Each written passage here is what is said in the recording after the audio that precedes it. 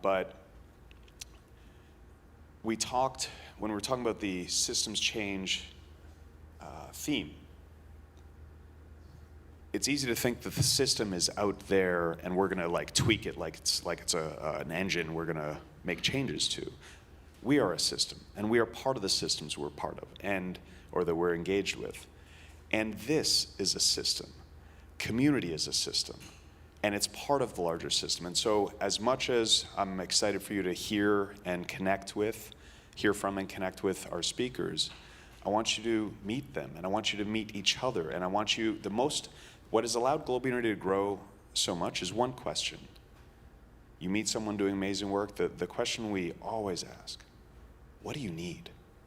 How can we help? Just knowing that, you might come across someone later in conversation who happens to have that thing that person needs. We wrote an article a few years ago, weaving is a public good. Simply, you know someone who's got a soil innovation, and you meet someone who's got a network of regenerative farms. Just make an introduction. You've done good for the world. So I encourage you, through our breaks, through lunch, in our socials, meet the folks here. Become part of this community. Stay connected beyond this event. And let's, as is I think, in all of our hearts, let's build something better together. So thank you very much. And we're going to welcome up now our first speaker, who is a dear friend, one of the most inspiring change makers I know, dedicated the last decade to really doing the work at a systems level, deeply thoughtful, founder of Regen Tribe, which focuses on building sustainable neighborhoods and micro-cities, and now co-founder of Villa Gaia, this impact hub bringing wealth holders and impact professionals together to focus on true systems change, a deep thinker, highly committed to life and the world, who's going to share one of the most exciting ecosystems of impact and systems change that I know of, the Villa Gaia Better World ecosystem. So with that, let's welcome up Julia Becker.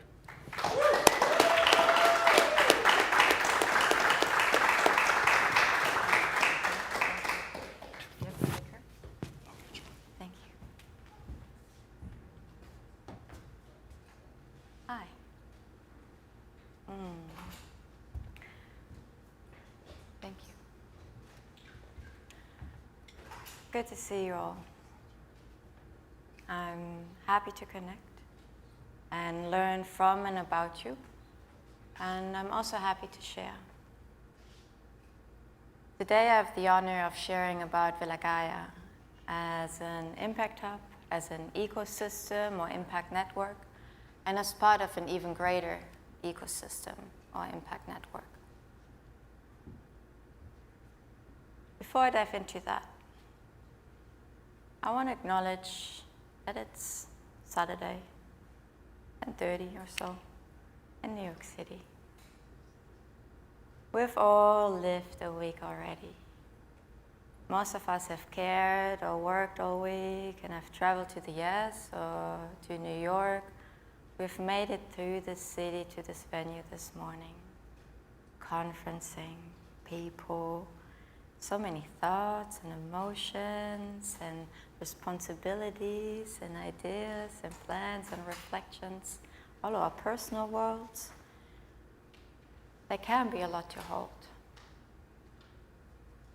So to release some of that and open our brains to be more receptive, more trusting, steady our heart rate and sync within and with each other, I would like to invite all of us to breathe together. Just take 3 deep breaths together. In, out, nice and easy. Are you open to that? Yes. Yeah? Beautiful. Okay. So in a moment, we will do it together. I will invite you to take a deep breath in. We will hold just for 2 or 3 seconds. And then to exhale with a sigh, if you dare to make a sound. The magic lies in exhaling longer than we inhale. This is what regulates our nervous system, what tells our body that we're safe, that we can open up to those around us, that it's all good. So when you're ready, close your eyes if you're comfortable. Get comfortable. And take a deep breath in.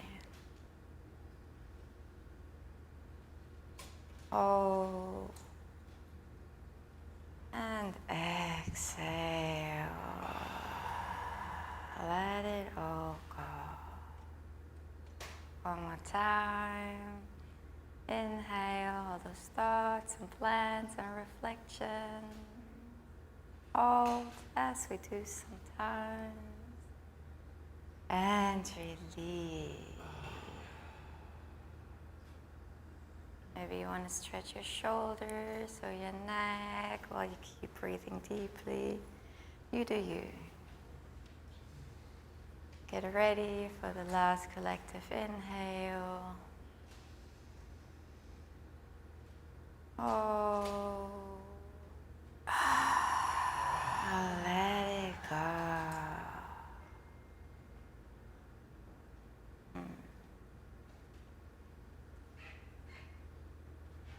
While we are in this slightly more regulated state, I would like to invite us to a little thought experiment. Just a couple of minutes of visualization. Welcome.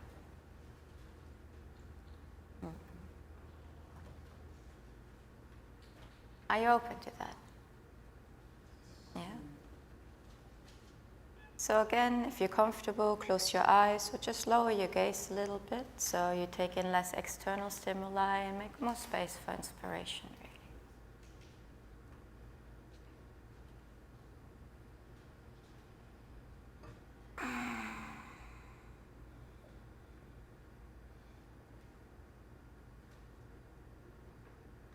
What does a better world, a thriving future, a new earth, a real good life look or feel like to you?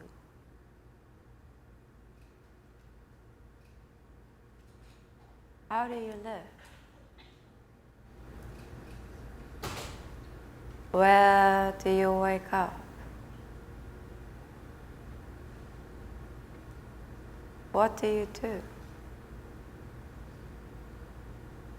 What surrounds you?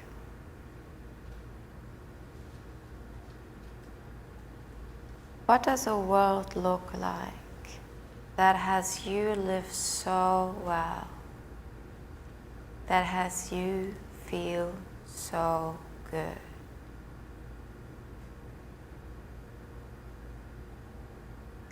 How do people relate to one another?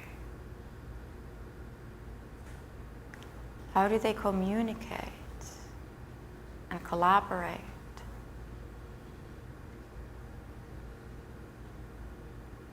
How do they make decisions or resolve tensions? How do they share time and space?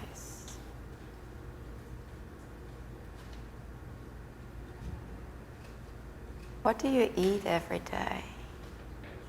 What do you drink? How is it grown, prepared, and shared?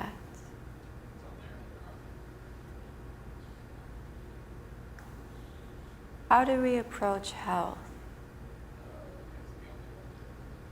How do we stay well?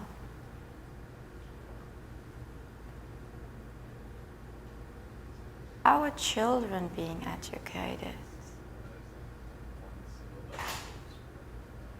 And what place do elders have in your better world?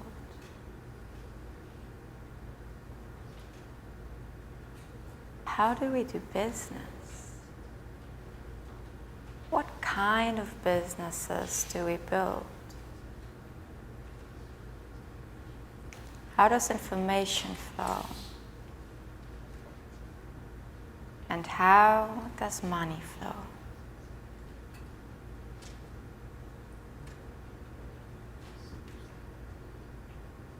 And while I invite you to keep that vision close,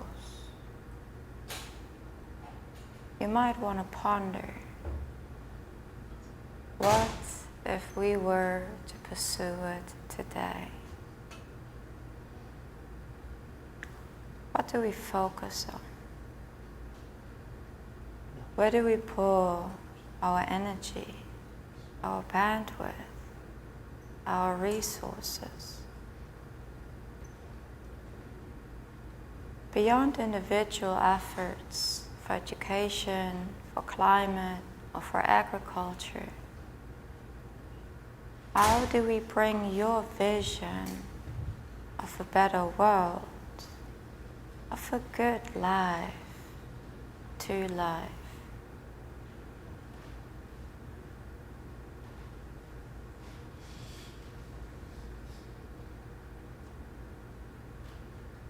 And while I invite you to slowly come back to the space, maybe wiggle your hands or your toes, slowly open your eyes whenever you're ready.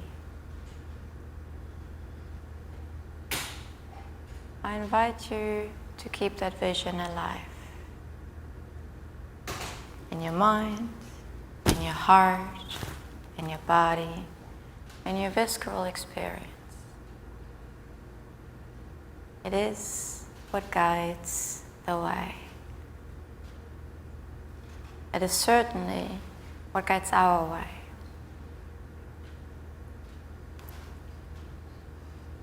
Before I share so much about that, though,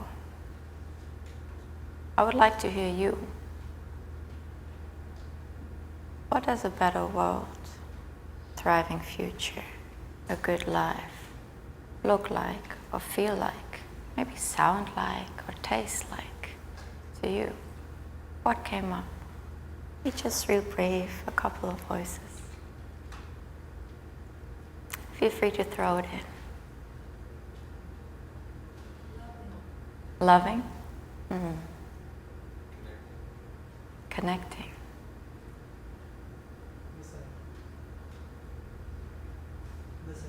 Listening.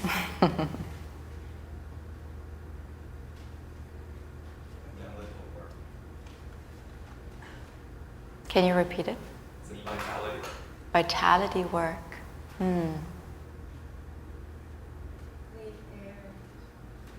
Clean air. Equitable. Water. Peaceful.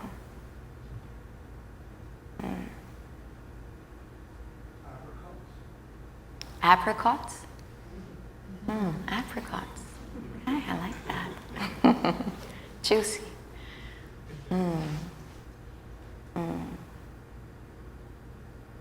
Yeah, such essential aspects of life. What about the rest? Does this resonate more or less, kind of, not so much? Yeah? See lots of nodding faces. So that is interesting. Even though we are so different, with our individual backgrounds and preferences, our actual needs, our desires for a better world, for a good life, are rather basic. They are similar. They are comparable. They're certainly compatible. It seems to be a reflection of simply being human. So there is a shared vision that is really encoded in our DNA, even though we were made to believe differently.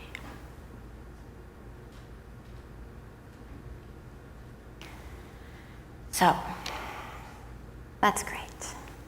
We have a shared vision. How do we bring it to life now? How do we materialize it? How do we get practical? It is important to acknowledge that an enormous amount of fabulous work has been done and is being done. We're all walking on the shoulders of giants. And yet when we zoom out and look at the bigger picture, we can ask the question on if the needle has really moved enough.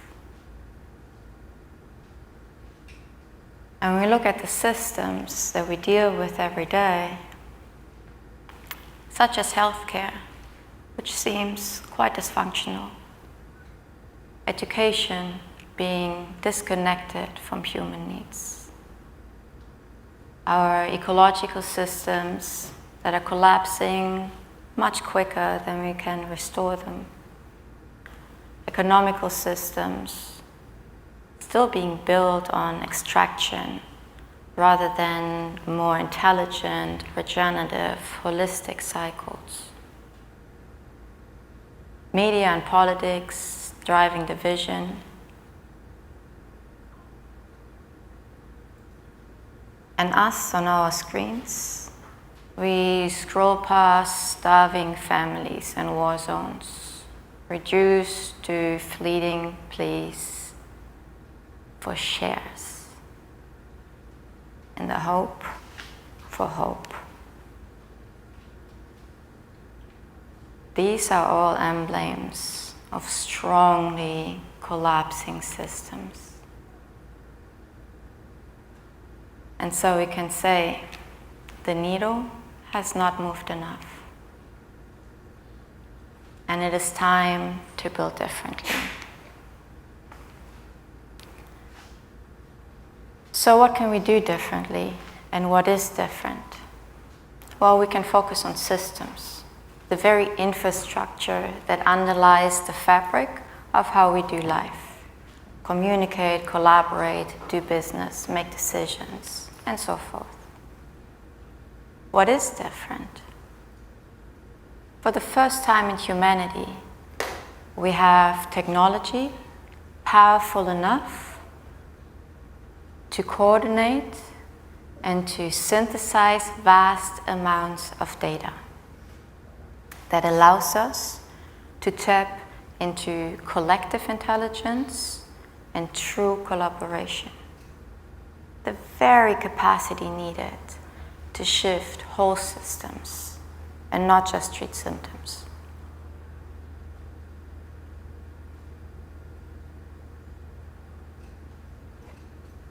So, we have a shared vision. And we know we get to focus on systems. That's what brings most of us here today, and it brings some of us to Villa Gaia. And this ecosystem map.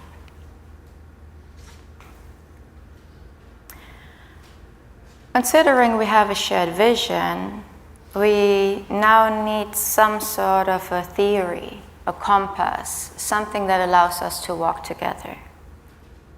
Yet, who is wise enough? Who has a broad enough overview to overlook this maximally complex system that our world is, and all of its interconnectedness and nonlinearity and emergence and feedback loops, and predict the future and fix it? No one. Not a single one of us. Yet, all of us together.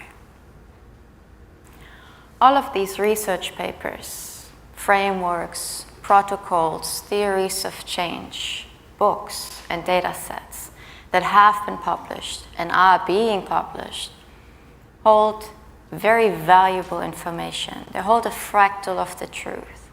Yet the amount of data is so vast that we've never been able to synthesize it until today.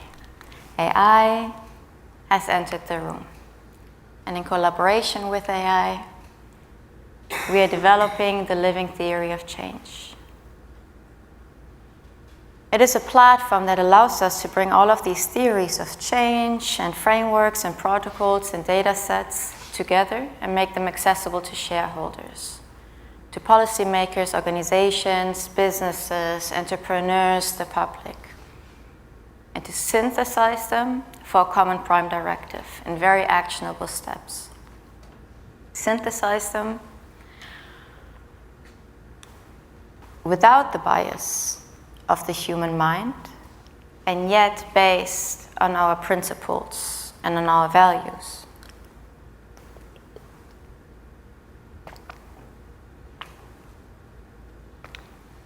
It also allows those shareholders, people, to have conversation with this collective source of intelligence and get answers to their most pressing needs, to their most pressing questions, hyper-specific, based on the very field and question and bioregion they're in or dealing with. So that, in a nutshell, is the living theory of change. Which means that we have a shared vision and we have theory. What more do we need? Technology, AI, of course. We need the AI that can do all the synthesizing for us. That can serve as an organizational octopus that can help us coordinate and that can help us matchmake people, projects, organizations, resources, opportunities in real time to grow momentum and keep momentum going. An AI that can help us optimize our organizational processes and maximize revenue while minimizing our ecological footprint. That, ladies and gentlemen, is Hive and is Pulse. Hive, in short, is an answer to the question on how we can coordinate and leverage capital towards a common prime directive. And Pulse being an answer to the question on how to optimize our organizational processes for optimal output and implement existing organizations into shared infrastructure, bigger impact networks.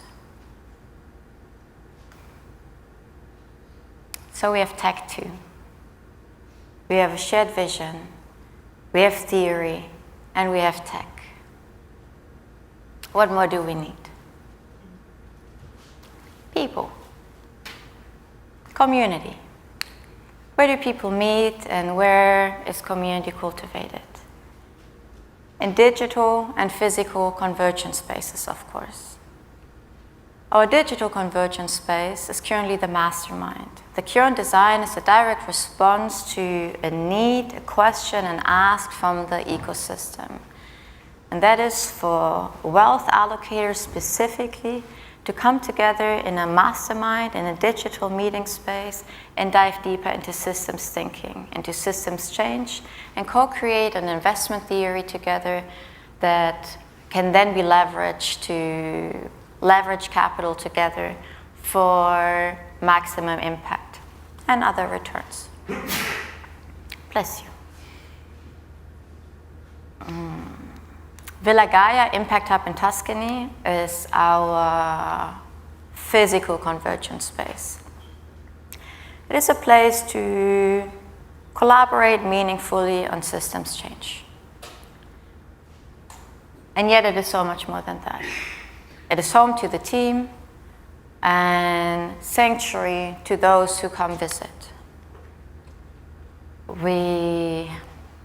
Teams, investors, or family offices to come to recharge, to grow closer, and to immerse in workshops or retreats around consciousness elevation, systems thinking, and how to leverage capital for actual impact. Professionals, such as some of the beautiful people here in the room, come to visit us for sprints, for hackathons, or to outline the next steps in our shared ecosystem. You could say it's a holistic accelerator that asks us every day to show up as a greater human and as a greater professional. To practice a healthy lifestyle, nonviolent communication, mindfulness. To embody this vision of a better world, the culture that comes with that. And thus really become ambassadors of the future and create systems from that place of higher consciousness and collective intelligence. So, we have a shared vision. We have theory, we have tech, and we have people. We have community. Our founding organizations, GaiaNet and Futura, are serving the ecosystem. GaiaNet being a network of changemakers with excellence in holacratic self-organization and the facilitation of meetings and of masterminds, really to turn dispersed efforts into coordinated action, impact. Futura is on the financial side of things and has developed a platform, Symbiosis, for more effective collaboration, really. For investors, for teams, for organizations to come together, to communicate and collaborate more effectively, make use of project management and asset management functionality, and keep the momentum going that we often build in events like this one. We've all experienced there's a lot of excitement and there's a lot of opportunity, and then it disperses. How can we keep this going? Symbiosis and circles within are an answer to that.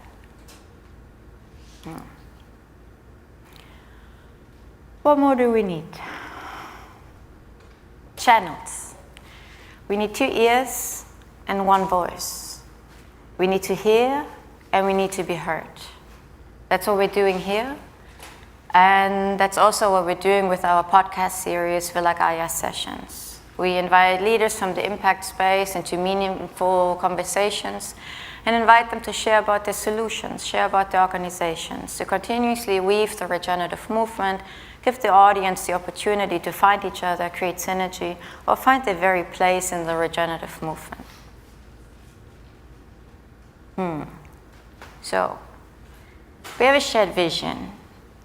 We have theory, we have tech, we have people, we have convergence spaces, we have network, and we have channels.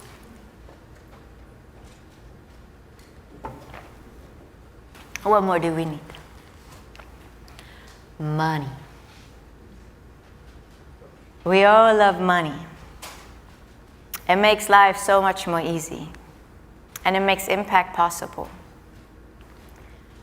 So how do we let money flow where it is needed the most, while everyone along the way can benefit?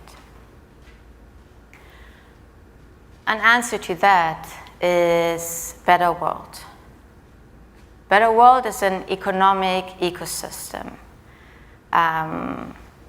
that is holding a variety of funds and financial vehicles, asset management functionality, or asset management entities rather, a community-owned bank, and venture studios, to not only flow money where it is needed the most, but also support solutions, organizations in their growth and adaptation. Well, this model is so much more deep than I can really touch upon today. I would like to go into one aspect of it, as it is a reflection of the very systems that we are here to build.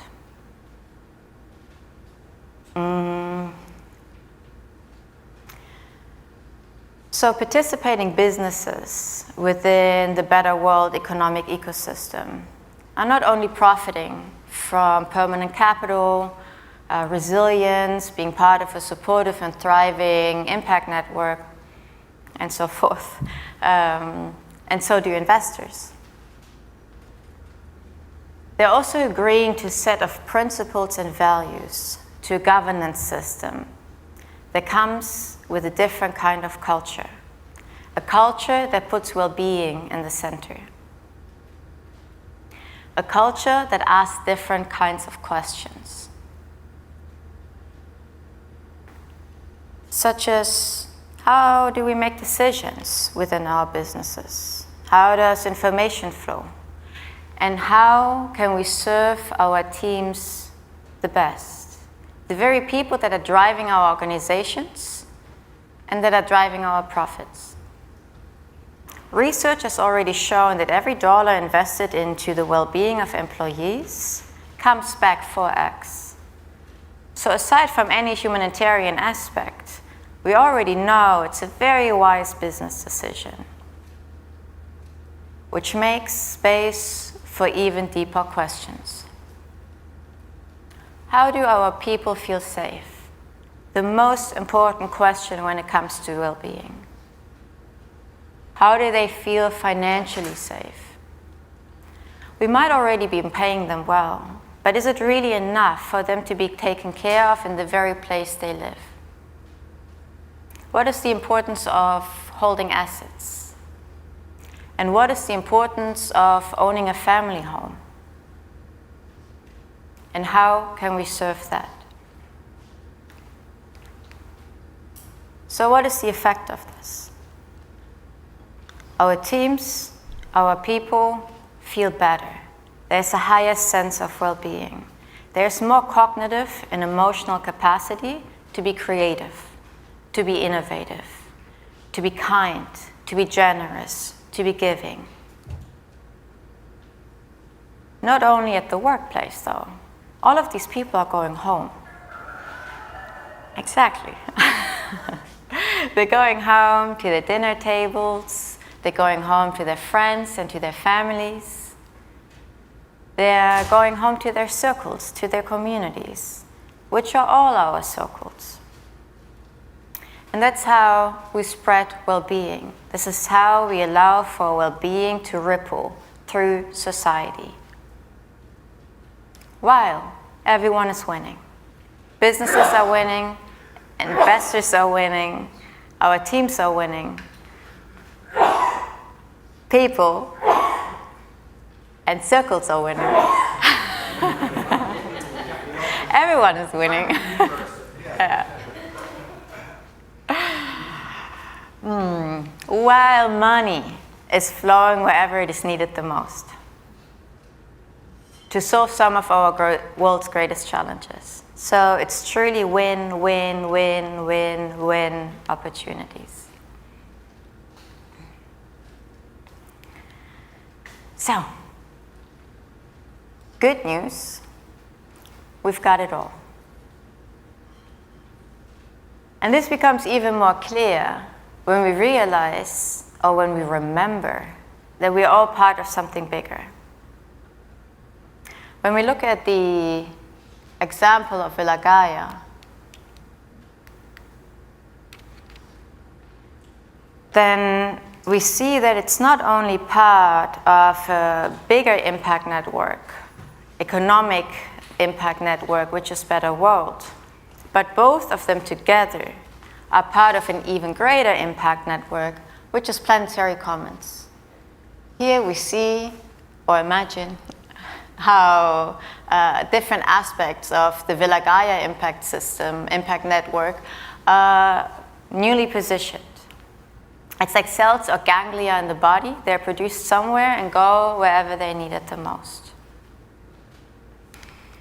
Planetary Commons is or serves as a regenerative operating system for people and for planet. It holds a variety of financial vehicles, funds, venture studios, organizations, businesses, hubs, communities, regenerative real estate, and impact networks. Yet of course we are in all of this together. And as more and more impact networks are emerging, the mycelial web of impact is widening and is strengthening as we're continuously learning and developing and scaling together. Which brings us to the regenerative movement itself, in which all of us, everywhere, have been and are redesigning food systems, health, education, finance, governance, cities. It's a movement that has been growing for decades, often silently. And it has been asking for a collective compass, for the right technology, for the right financial vehicles, and for connective tissue to truly drive impact at scale. And this is what we're here to serve, all of us.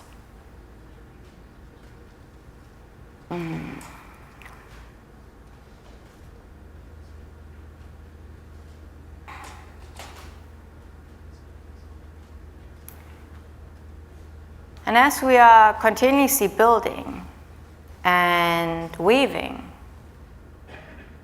we're not only envisioning a better world, we are building its very infrastructure together. We are ready. The time is now. And for the first time in humanity,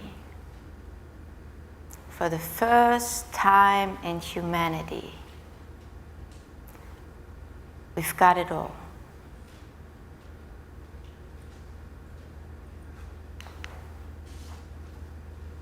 Villa Gaia has been, to this day, an invitation-only impact hub and impact network, with us solely releasing work within our inner circles, not to be secretive or exclusive, but to protect the integrity of our models when it was and is needed the most. Today we're gently opening a door to invite you into these circles. So we warmly invite you to scan the QR code here, I'm getting out of the way, or in your program guide, and get in touch. So we can connect, we can learn more from and about you, and we can share more. We can explore synergies together, which is what all of this is about. Thank you.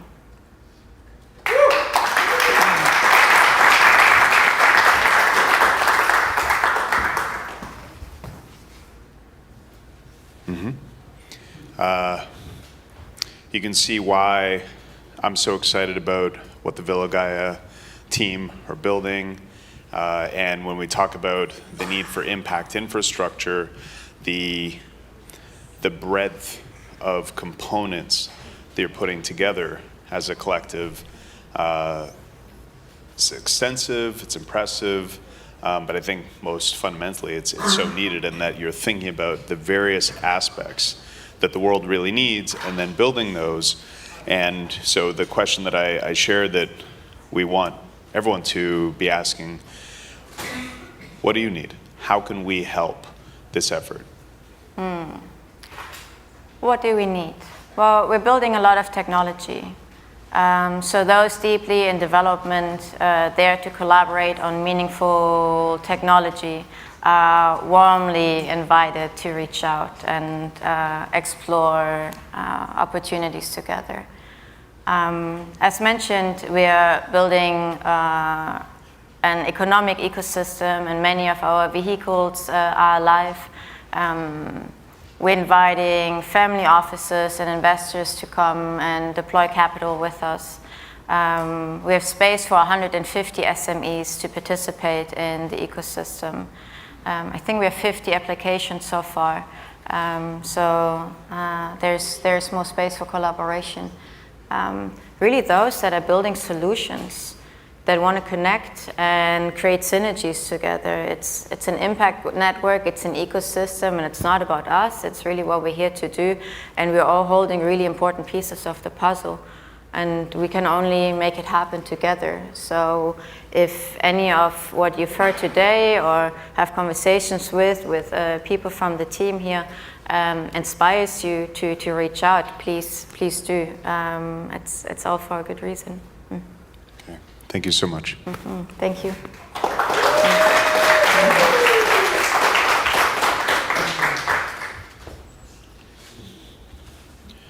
You know, this is for me part of the reason we wanted the Villa Gaia ecosystem and Better World to be the first presentation, is that it's an example of really what Global Unity and Transformative Impact Summit, Transformative Ventures are aiming to build. Infrastructure for impact and systems change. And again, I'm blessed to be able to travel and connect with those doing so much good in so many different ways, and the ones that really inspire me most and call me most are those working at the highest or most systemic levels. And you got to see why we're so excited about what they're doing there. Next up, we have someone who's, who also, I think we had our family office event on the weekend, and one theme that we talked about, the theme of the event as a whole, was transcending impact systems change. And one thing we shared is like, yeah, it's especially for those who are looking to raise or looking to have their projects supported. It's exciting to be in the room with family offices because it speaks to potential. But what struck me most, and what we were highlighting most about the folks in the room, was not their position or their wealth, but that they care. That's what matters. Those are the only people I really want to connect with, because if you were here last year, Forrest Landry, our keynote, talked about really care is the foundation. Without that, what can we do? And so next up, we have someone who really cares about this country and has thought deeply about and worked on understanding what is actually happening. We see kind of the culture feels so polarized, but that's not necessarily what's actually happening in real people's lives behind the scenes. And he's going to share not only some insight into what's really happening in people's hearts, but some really simple strategies for how we activate a shared sense of unity that's already there. So with that, let's welcome up Saul Erdman.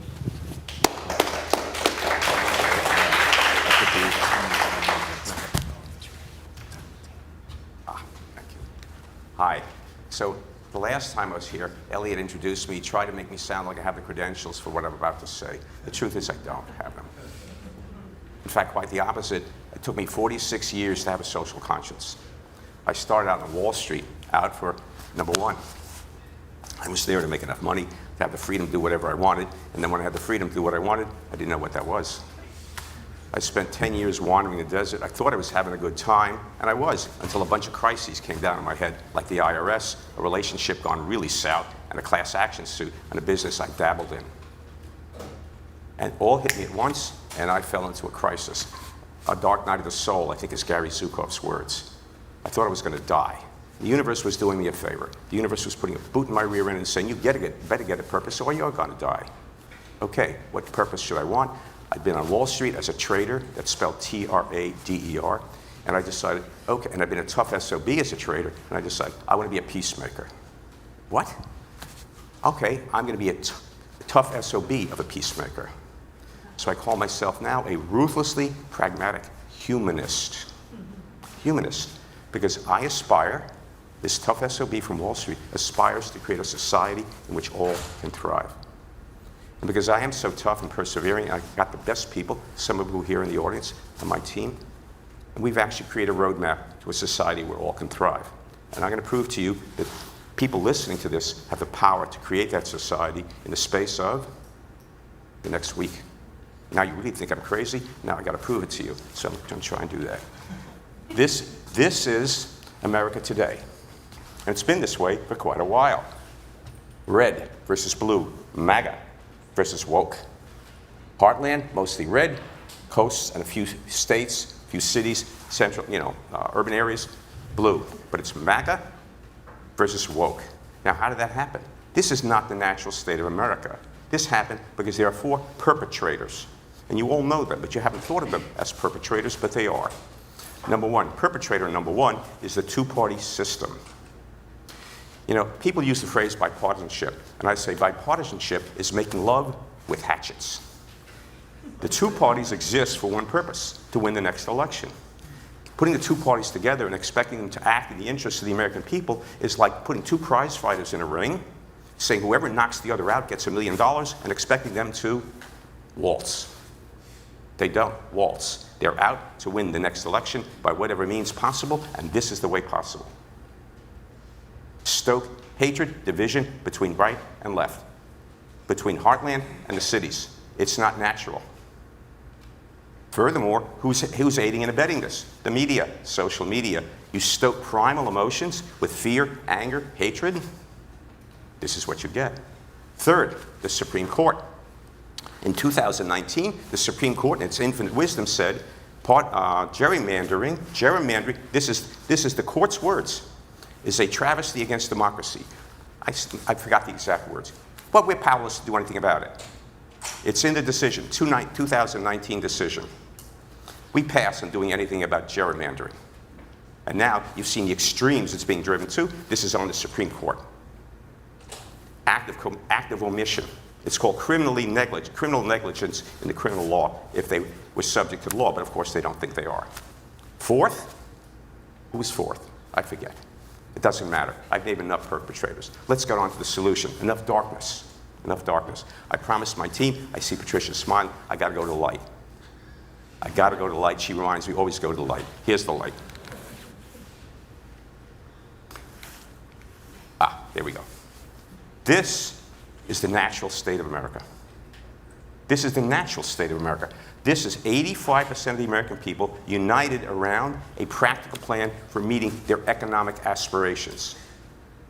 This is based on YouGov data. This is not based on data from the Grand Bargain Project. YouGov, we asked them to analyze a combination of practical reforms for improving 6 areas of life, which I'll explain in a second. This is the natural state of America.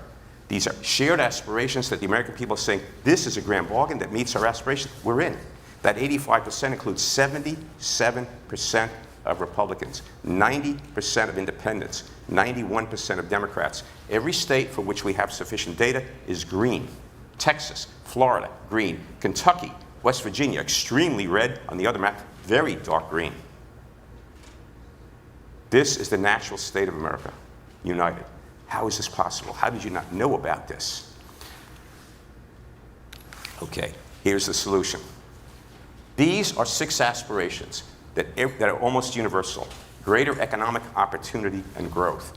Schools that enable our kids to reach their potential. More effective and affordable health care. Redirecting spending to lower the national debt.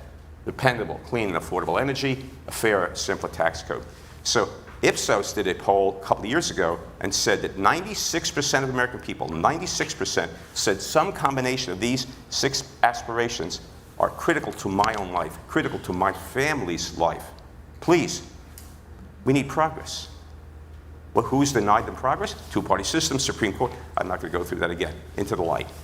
This is their universal aspirations.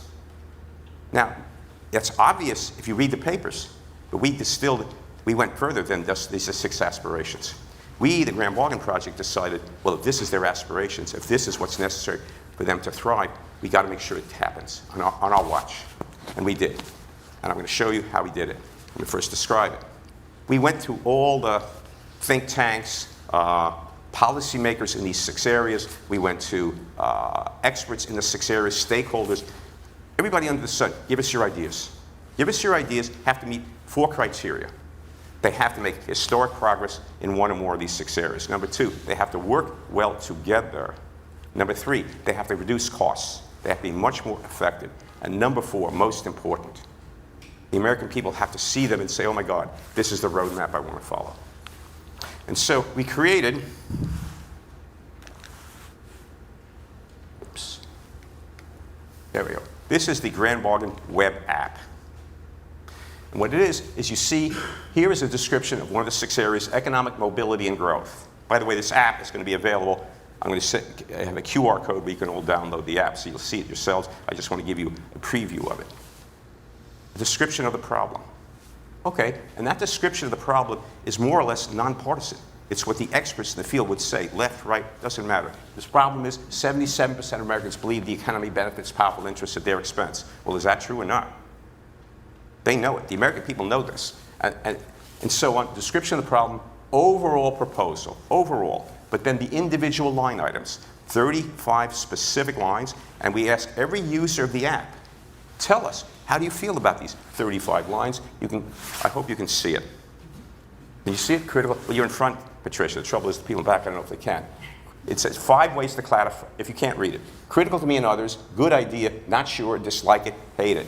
People said to me, don't put hate in there. Well, some people hate these things. Don't deny them their truth. Don't us.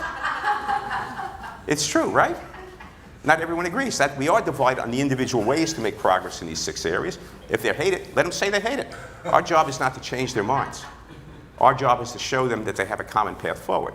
So we asked them to classify all 35 lines in these 5 categories. Most people put a lot in not sure. That's fine. That's fine. We're not trying to change anyone's mind. We're not trying to change anyone's heart. We just want to get, where are you? What do you aspire to? Do you see these lines as helping you or not? And so everyone is asked to go through these 35 lines and categorize them, and here's where they wind up. At the end, you have 5 buckets. Critical to me and others, good idea, not sure, dislike it, hate it. Everyone gets to decide their own ratings. We didn't put one word in there, you should change your mind about it. If you want to change your mind, you can, but that's not our job. Our job is to show you what's available. Our job is to show you this is what we're trying to distill is the will, the voice and will of the American people. That's the purpose of the app. Then they come to this. I'll let you read, well, I'll read it because you can't all see it. So we tell them 85% of voters up to so far have said yes. Our goal is to empower you, every user of this app. We want you to meet your aspirations. And in order for us to do an effective job, we have to come up with a combination of reforms in here that the vast majority of Americans all over the spectrum will say yes to. Because if we're all together, the powers that be can't stop us. So, what we say before we ask you to make a decision, the previous screen we asked if you have any other ideas, give us your ideas. So we're constantly evolving the Grand Bargain. At the very end, they tell us, which would you prefer? Telling members of Congress to start working on this evolving Grand Bargain or leave your future in their hands. 85%, last poll, chose the Grand Bargain, and then comes the payoff. If they say yes to the Grand Bargain, they have 4 steps they can take, and this is going to change America. I can't swear to you how long it's going to take. If you act, if the people listening to this video act, we can change America in the next 2 days. Because look at this. You can share the app with everyone you know. That's the first option. There's a link, you can click on it, and you can send it through every social media avenue you have, and you can send it by email. Number 2, you can sign our petition. Number 3, you can send us some money. That's okay if you don't. 4th thing is the most important. Tell your members of Congress and your senators, you need to do this. Now, this is live, but if I clicked on 4, it'll say enter your email address, and a letter from you will go to your congressperson and your senators saying you need to do this now. Think about that. Every American is going to have, and it's now on our website, and it's going to be a QR code here. You can download it yourself. So there's the QR code. Okay, so now, how do we make change? Now, it's also on our website. You don't have to worry about it. You want to reach out to us and say anything. The important thing is this. I now want to speak not only to this audience. I want to speak now to every member of Congress, especially the Republicans. Especially the Republicans. And I want to say the following. You are in a hellhole. I know, because I've interviewed a whole bunch of you. You are in a possible position. The two-party system makes it impossible for you to do your job, and so you reduce yourself to saying, I want this job, and I'll work to keep it. I can't do it. That's a bind. That is a bind of a lifetime. I can't do my job, the other party, the system won't let me to. The only thing I can resort to is doing everything possible to keep my job. Here is your opportunity. This is meant to be freedom for the members of Congress. Here's why. I'm saying now to every member of Congress who gets a copy of this video, 77% of your Republican voters want this. YouGov has validated it. If you don't help make it happen, you can't not possibly win the next election. Not possibly. You can't win a primary. 77% of Republicans want it, 90% of independents. This app is going to go viral eventually. You cannot win in 2026. So you have an opportunity to act, especially now, because the government is going to shut down on Tuesday by design. By design. Russell Vought, head of OMB, says is licking his chops. I can't wait for it to shut down. What can we do then? Fire everybody in government Trump has been trying to fire, and the courts are giving a hard time. They'll all be fired anyway. Or they'll be put on leave, except you won't be put on leave. You're fired. And everybody else, guess what? He didn't say this, but it's obvious. Everybody else who doesn't follow the president's lead will fire them too. So Russell Vought, the head of OMB, has put America on notice. Democracy ends on midnight on Tuesday.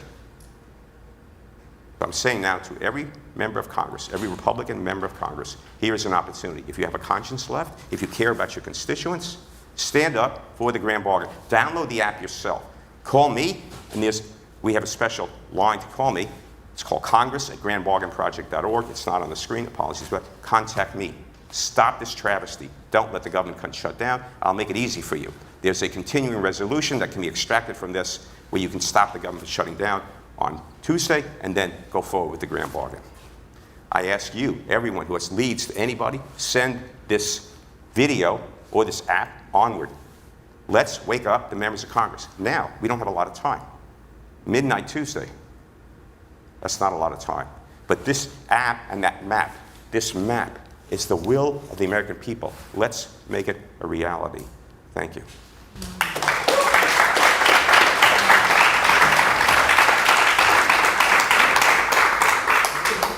One thing I appreciate about your work, that map, is I think so many of us feel that when we observe, it seems like, yes, things are so polarized, but that's not necessarily how we feel. And that's not necessarily how many of the folks we know feel. And so what I appreciated is that the data actually shows, oh, we're a lot more united than maybe it appears on the surface.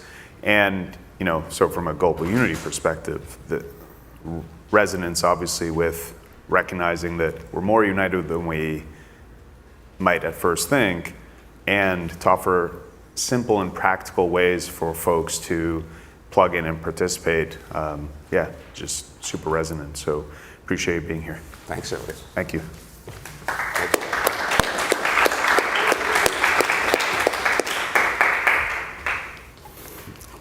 Next up, we have someone, we talked earlier about the primary filter for us, the thing that matters most in terms of folks we want to center, folks we want to get the word out about are those who embody a level of care. And if you've read any of his books, Sacred Economics, The Better World Our Hearts Know Is Possible, his newest book, Climate, A New Story, you can't help but be overwhelmed with the depth of care that he really exudes. And so it's a real pleasure and honor for us to welcome up one of the deep thinkers, one of the big carers of our time, Charles Eisenstein. Let's make him feel welcome.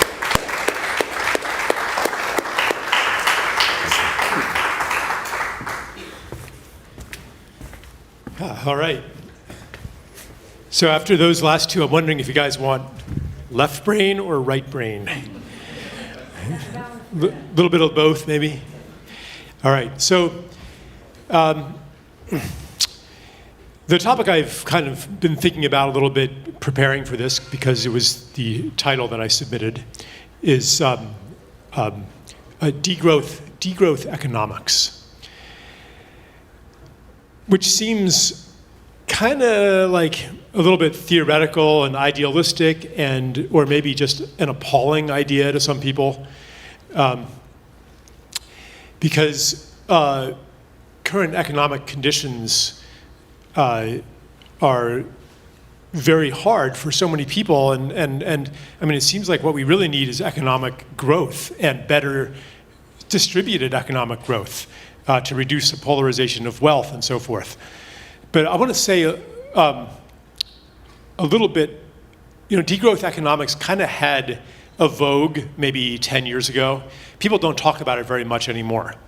So I want to bring it back into the conversation here, in part to help us locate a North Star when we are talking about impact, especially transformative impact.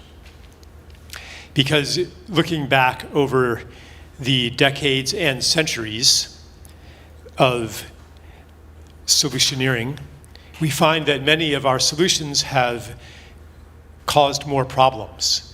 And in retrospect, we realized that they were actually part of the same mindset that generated the problems that it's trying to solve. I'm sure I could fish out an Einstein quote there, but you've probably heard it before, so I won't do that.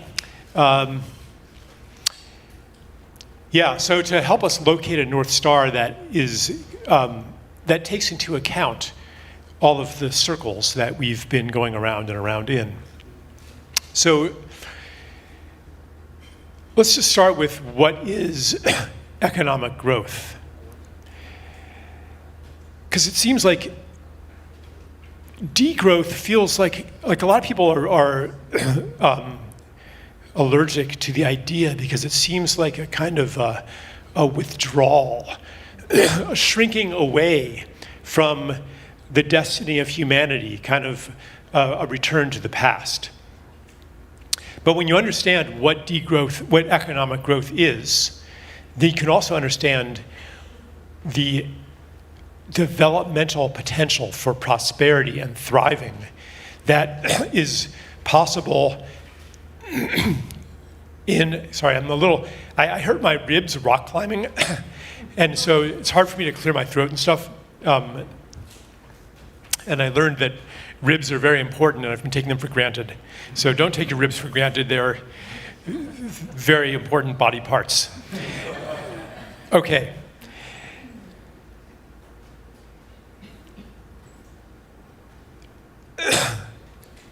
Economic growth means the increase in the total value of goods and services exchanged for money.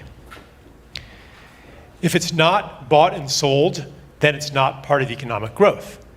So, for example, if everybody in your neighborhood is sending their kids to daycare and paying for it, and you organize a neighborhood daycare co-op, and you're doing it for each other, then you have actually subtracted from total GDP. You've subtracted from the economy. But if you, say, go to a village in Bangladesh or Africa, thank you so much.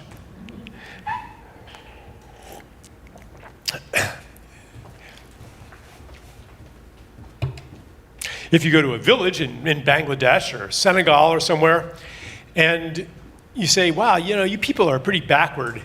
There are no economic opportunities here. Everybody is growing everybody's growing food for themselves and each other. Everybody's taking care of each other's kids. You're cooking in big village get-togethers. You're singing your own songs. You're putting on your own dramas. You're having your own religious ceremonies. You're building your own houses, and when somebody's house burns down, everybody gets together to help them rebuild it. Well, what an incredible opportunity in this developing market for growth. We could set up daycare centers, and some of you could get jobs in daycare centers. We could sell you insurance so you wouldn't have to help each other rebuild your houses anymore. You could make an insurance claim, and workers would come in from the outside and rebuild your house. And you can download better songs from Spotify than you could sing yourselves. And down the line, we could have restaurants instead of you cooking for each other. We could import from more efficient farmers in South Dakota that can grow it with less labor than you're growing it now. You'll be better off because everything will be much more efficient. It's much more efficient to pay one person to take care of 20 kids than for everybody to take care of their kids themselves. Okay, this is essentially what has happened in our society over hundreds of years, where relationships and community have been replaced by paid services so that we depend on distant institutions, experts, markets, and technology for everything that we do. The result being a kind of alienation, separation, and emptiness. We've become much more efficient at producing everything that can be measured and counted. And we have more and more of it, more and more of what we can quantify. We produce it more efficiently. But we have less and less of the qualitative and relational aspects of life that actually make life good, that make life whole, that give us a sense of belonging. When you live in a village, or even an old small town in America, and you know the story behind every face, and you know the use of every plant and the habit of every animal, and when you hear a bird, you know what that bird looks like, and you know where it builds its nest. Maybe you even know that bird, not just that kind of bird. And when you know the story of your neighbor's grandmother, and they know you that well also, then you know that you are here. When every object in your life has kind of a story, like, oh, I made that, or my mother made that, or my neighbor made that, or it came from this particular plant or animal, then you know that you are here. Because it doesn't just pop up on your driveway when you click it on Amazon One Click, as if it came from nowhere. You can loop back to the source. When you hear a song, whether it's from a human or a bird, you can find the source of that song. And then you hand somebody like that a cell phone playing music, and it's like, where's the band, you know? Where's the singer? Take it apart, it's not there. So all of these things give us a kind of when we can't loop back anymore, on some deep level, we don't know why we are here. And a lot of young people talk about this feeling. My son, when he was a teenager, called it derealization. It shows up as a feeling of not belonging, and also a yearning for reconnection, a yearning really to be present again, a yearning to be whole, because all of these relationships that have been stripped away, relationships to people, to material world, all of these, they're not just relationships between a separate self and other separate selves. Relationships are the fabric of being. We are a relationship. How do you know that? It's because when the relationships are truncated, you feel a loss of being in yourself.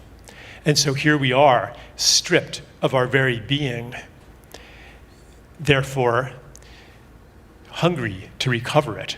That hunger drives consumerism. It drives addiction. An endless quest to fill that void, to recover those lost relationships, but we're offered substitutes for those lost relationships. No amount of designer clothing purchased in a store or online can meet the need for objects made for you by someone who knows you, for material things that have a story behind them.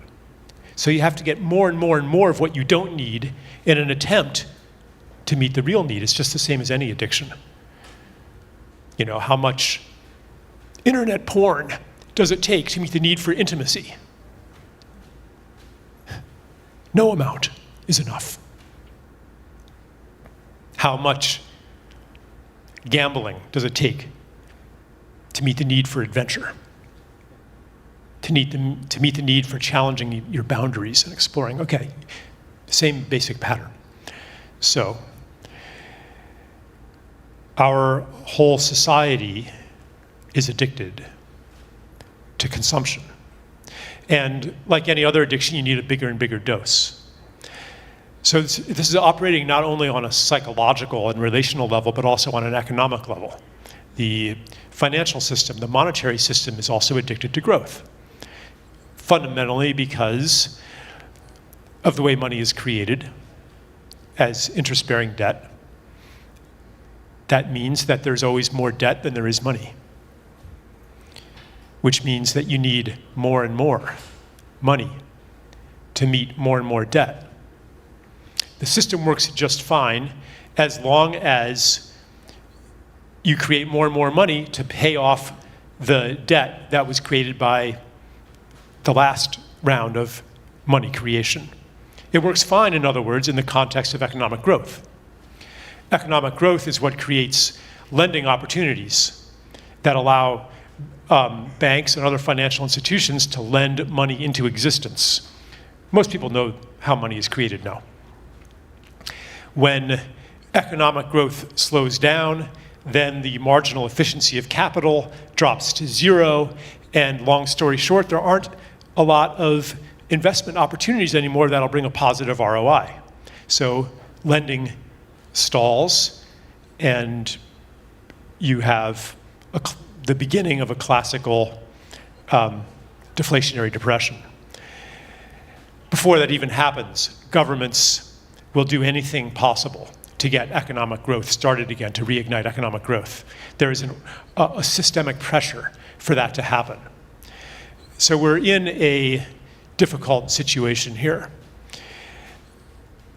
I wrote a book about the, well, kind of both the psychological and the systemic problem and solution. Sacred Economics, it's called. And I kind of thought that if I provided the correct answer and handed it in, then everything would change. You know, people would be like, "Oh yeah, this is really brilliant, Charles. We're going to do this right now." But that's not really the way things work. And so I came to understand that, I think I said this other day, that our systems rest on a deeper foundation. You could call it a the foundation of narrative and myth, on the foundation of story, the foundation of psychology, the foundation of spirituality, of our consciousness. And that that way of thinking, that progress means more of something that you can measure, that infiltrates every realm of our society. And it even infiltrates a lot of impact investing and philanthropy. You know, what are the measurable impacts of this? And I'd like to say, what are the immeasurable impacts of this? How can we rethink impact? Now, a lot of people are aware of the deficiencies of GDP and money to account for benefit, to account for good. The solution is usually, well, let's tweak GDP. Let's measure some other things that we haven't been measuring yet. Let's connect our policy making with carbon reduction, for example, or some other gross national happiness measure. And if we can connect money to that, then economic incentive will be aligned with ecological incentive, and everything will be fine. We don't have to change anything. We can keep growing the economy because economic growth is going to mean carbon sequestration. And I suppose it is an improvement to value the things that we have not been valuing. But there are some serious pitfalls there. For one thing, it continues the hollowing out of the things that we cannot or do not measure, or that we think are not worth measuring, the things that have been ignored, the things that have been thought even not to exist, in favor of those that we can quantify. It reduces the infinity of existence into a set of numbers.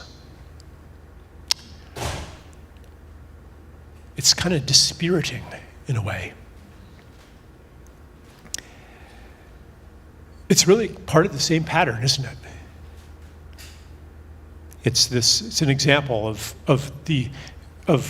why it's so important to find a new North Star, to question what we even mean by impact. And wouldn't we like to start growing those things that have been stripped away?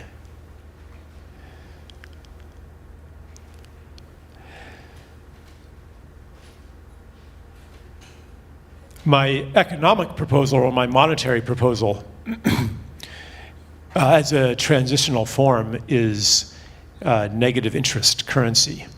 Currency that is created without interest-bearing debt, but which allows the economy to work without growth. This is an idea that has been tried out sporadically in the 20th century. It involved having little coupons attached to money, and it was quite cumbersome. Electronically now it's very easy, especially with the boogeyman, central bank digital currencies, whose totalitarian dimensions I find very alarming. But you could have kind of money that's programmed to decline in value the longer you hold on to it. Well then, if it is declining in value, if it's evaporating, say by 5% a year, then you have a perfect incentive to lend it at zero interest, which means the entire economy can function without aggregate economic growth. The way to integrate this into a digital system without the totalitarian dimensions of CBDCs is by having, I'm just going to be like super nerdy for like 70 seconds, okay? It's to have kind of two tiers, where one tier is anonymous, untraceable accounts that are analogous to cash that are integrated into the larger system through zero-knowledge proofs in a privacy-oriented cryptographic system. So I'm actually kind of working on a white paper about this. If anyone is interested in that or wants to support that idea. But basically, you'd have maybe, I don't know, $20,000 a year of transactions that each person would have one biometrically linked to them through a one-way hash account, so that you cannot tell whose account that is. It's just like cash, but it has a limit, maybe a transaction limit of $20,000 a year. So it allows an informal economy to function without also allowing, billion-dollar international transactions between child traffickers and arms merchants that are untraceable. We don't want that, actually. Like, we want some degree of transparency, and fundamentally, in every society, wealth comes with responsibility. If you were, in medieval times or ancient times, if you had many cattle and many, houses and many women, as it says in the biblical texts, if you have a lot of wealth, you also were expected to play a social function commensurate with that wealth. I mean, this was even true in the early 20th century. I read a biography of one of my heroes, Fred Rogers. Grew up in the wealthiest family in, it was somewhere in western Pennsylvania, one of these industrial towns, His family was the richest family in town, and they were not shy about enjoying their wealth. They drove a Cadillac. they vacationed in Martha's Vineyard, you know, like they played the role of wealthy, and they were on every church committee, every charitable organization. They had to do that. But it wasn't like, see, this is part of the problem. The idea that people only act in a pro-social way if they have to, if there's some incentive for them to. They did have an incentive, like they would be ostracized, and eventually maybe, you know, they would lose the goodwill of the community that allowed them to dump pollution into the river to run their factory. I don't know. But there were responsibilities incumbent upon wealth because people were in community. So we still need that in some way. Anyway, I'm just going to return, and I have 3 more minutes here.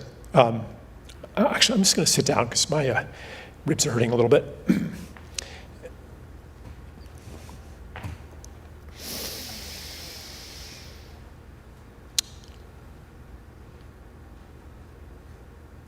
You can sense that this is not merely a technical tweak to the system.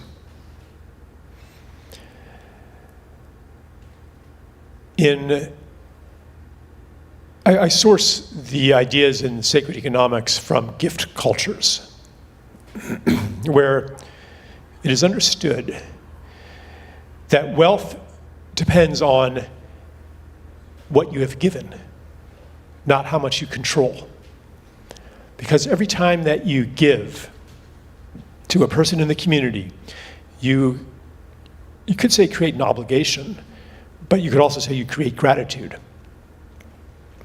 And that gratitude will channel return gifts back to you. You see that all the time. You see all the time that the most successful hunter in the village is the one who shares the most meat. He's not going to store the meat, especially if it's a Stone Age culture. That's how life worked. When you see that happening every day, and this is still true in, quote, poorer parts of the world. If somebody does well, for some reason, has some good luck, then they share it in the community. When you see that all the time, then you know that you don't have to control your wealth in order to be safe, to be secure. And this is one more addiction that I'll talk about, the addiction to money. Because when you don't see anyone taking care of each other, when you see everybody always trying to get the best deal, when you see those who don't have money also don't get medical care and don't have food security and can't live in a good place, when you see that it all depends on money, otherwise even a semblance of the basic need to belong is not available, then you're going to want money. Addiction is not because you're bad, but how much money are you going to need to actually feel at home in the world, to actually feel that you belong in the world, to recover the lost connections? No amount of money is enough. Is $1 billion enough? No, maybe you need $2 billion. Maybe you need $5 billion. So I guess the message that I want to leave you with is that any kind of financial system reform, any kind of economic reform, all of these ideas, biodiversity credits, all of this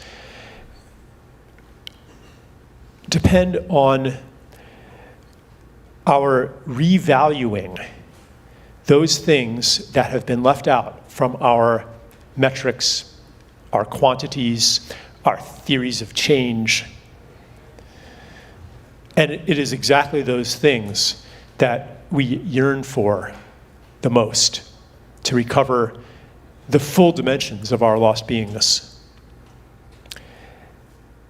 And I finished exactly on the second, according to that clock up there.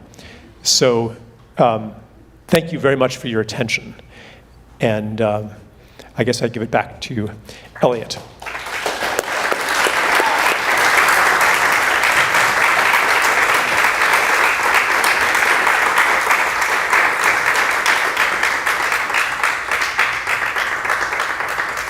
Thank you, especially for being here while it wasn't easy to make the journey.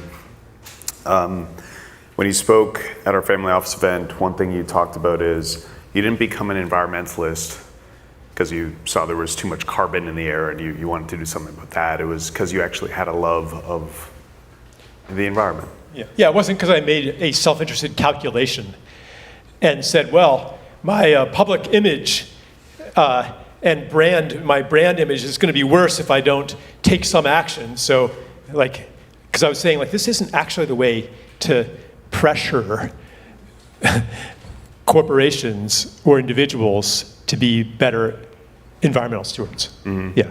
And today you're talking about, okay, we might need a new system, but it has to be rooted in a different understanding of the person and of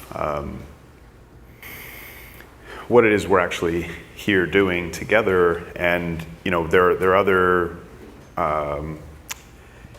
well-known thinkers that also kind of look at folks that are trying to build new economic systems and platforms and see the flaws in just that way of thinking. But one thing I appreciate hearing you working on this white paper is, like, yes, we should identify that there are problems with the mechanistic way of thinking. We're just going to tweak certain economic designs and then everything will work out. But if we don't have a system at the same time that works more fairly, more kindly than the current one, we also won't get there. It's like... Right, it's not, because it's kind of tempting to say, well, we don't have to worry about any of the system stuff because the shift in consciousness, man, that's going to change everything. Well, the shift in consciousness underlies systems change. It's not separate from it. And when the consciousness shifts, then different things become practical. Mm-hmm. And some of the things that we want to do today would not have been practical 20 years ago, and they're only practical now because the consciousness is shifting. So Well, this is why we feel it's so important to be working on both sides at the same time, and it's exciting to hear that while spreading this new consciousness, you're also working on the kind of more tactical or tangible side. What are some ways folks can help or be of service broadly or specifically with that effort? Like, the reason I haven't been really doing that white paper, I mean, I have like the outline and everything.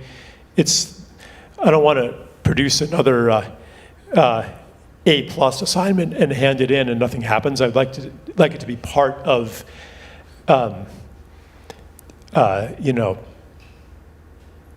like something that is actually related to people who are involved in policy, thinking about policy, think tanks, I don't know. It feels like it doesn't quite have its right home yet for me to put more energy into it. Well, this is where, for those that were at our family office event, we got to hear from one of the groups working in Bhutan, not only to build this regenerative village, but to more formalize, maybe tokenize, but more formalize the well-being economy that they're trying to instantiate. Would love to have you be an advisor for that. Yeah, there's a lot of projects like this now popping up. The Sarafu Network, for example, in Kenya, incredible idea that embodies some of the things I've written about. It is happening. It's just like I've got a lot on my mind, and I don't know, like I don't know. Maybe like partly also like it feels like it's a little bit a past, like my past life where I was really doing the mathy part, So I don't know. I'm a little bit in a space between stories about all this. Okay. Yeah. Well, appreciate you being here to share some of where the story's at right now. Yeah, thank you. Thank you.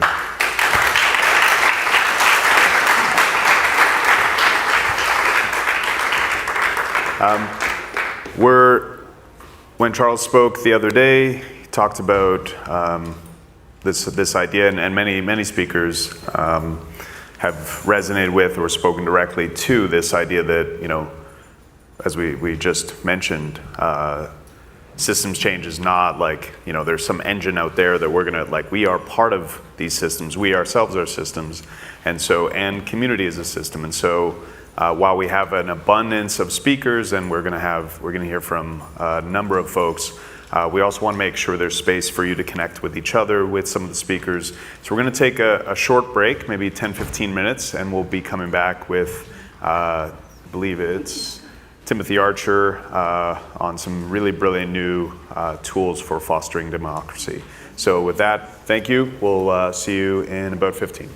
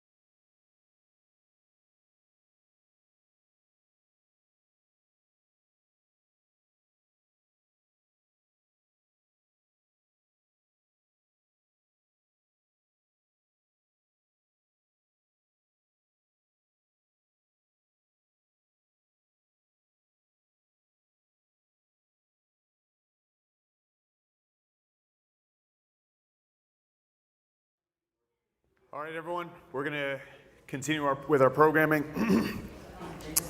I said we had Timothy Archer. He's actually going to be next. First up, we have Jack Henderson. Hands up if you know Radical Exchange. They're a group doing some of the most cutting-edge work on civic innovation and governance that I've seen. And yeah, been a fan for a long time, and Jack is the COO, so quite excited to have him here. Hands up as well if you're familiar with the incredible work being done by Taiwan on governance and really listening to the people. So just a few of us. They've done such a beautiful job. It's the best example, maybe outside of Bhutan, I've seen of just like proof that the government really cares about its people and wants to hear from them. And Jack's going to share some of their work in these spaces that I think, tagging on to what Saul shared and plugging into what Timothy's going to share later, can just help us reinvigorate democracy as a force for good. So let's welcome up Jack Henderson.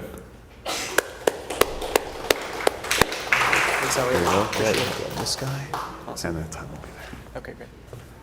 Hi, everyone. I'm Jack Henderson. I direct operations at Radical Exchange Foundation. We're a nonprofit focused on innovative democratic experiments around the world, and I'm excited to tell you a bit about our work today. So, I don't think I need to tell all of you that AI is really upending all of our established systems. It's taking over the stock market. It's overwhelming the energy grid. It's affecting our media environments. It's increasingly affecting our labor markets and our social lives and our politics. Now, at the same time, democracy is falling apart. We are severely polarized. Power is concentrating in the hands of a few tech elites. And our systems for regulating all these effects and for steering us toward the common good are now old and outdated and are either actively being torn apart or at least are failing to keep up with the speed of technological advances. But history rhymes, and I think we've been in similar situations before. Albert Einstein has this great quote from the 1930s that really captures what Radical Exchange is about. He said, "What the inventive genius of mankind has bestowed upon us in the last 100 years could have made human life carefree and happy if the development of the organizing power of man had been able to keep step with his technical advances. As it is, the hardly bought achievements of the machine age in the hands of our generation are as dangerous as a razor in the hands of a 3-year-old child." And I think this actually resonates quite a bit with Einstein's contemporary, a man named John Dewey, who wrote a smart book called The Public and Its Problems, which is really about democracy and what it means, what it's for. And the gist of the book is that what democracy means is that whatever links us together, we should govern together. And yet, new technology is always changing the ways that we're linked. This is like always happening. Like whether it's new forms of travel, like from railroads to airplanes connecting people far and wide, to carbon emissions flowing across borders, to new media broadcasting, like the radio, television, social media, now letting one voice reach billions of people. And so as long as technology is advancing and changing the ways that we're linked, democracy will always be dying. For democracy to live on, we have to constantly reinvent it. We always have to be experimenting with doing democracy in ways that we never could before, at the speed of our new technological affordances. And so in a few places today, we see a new digital-first form of democracy taking shape that is far better than the old, I would argue, and up to speed with technology. The future is here. It's just not evenly distributed yet. And nowhere is this more true than in Taiwan, which has transformed into the world's most successful digital democracy under the leadership of Audrey Tang, the world's first digital transgender minister, who came out of an Occupy movement that occupied their national legislature for 3 weeks in 2014, back when the trust level in Taiwan's government was just 9%. And as Audrey says, when you see conflict and polarization like that, you don't have to see that as a fire to be put out. Rather, you can harness the energy and see opportunities. And for Audrey, by radically trusting the people and by making the state transparent to its citizens, not the other way around, Audrey was able to rebuild the trust level from 9% in 2014 up to above 70% just a couple of years ago.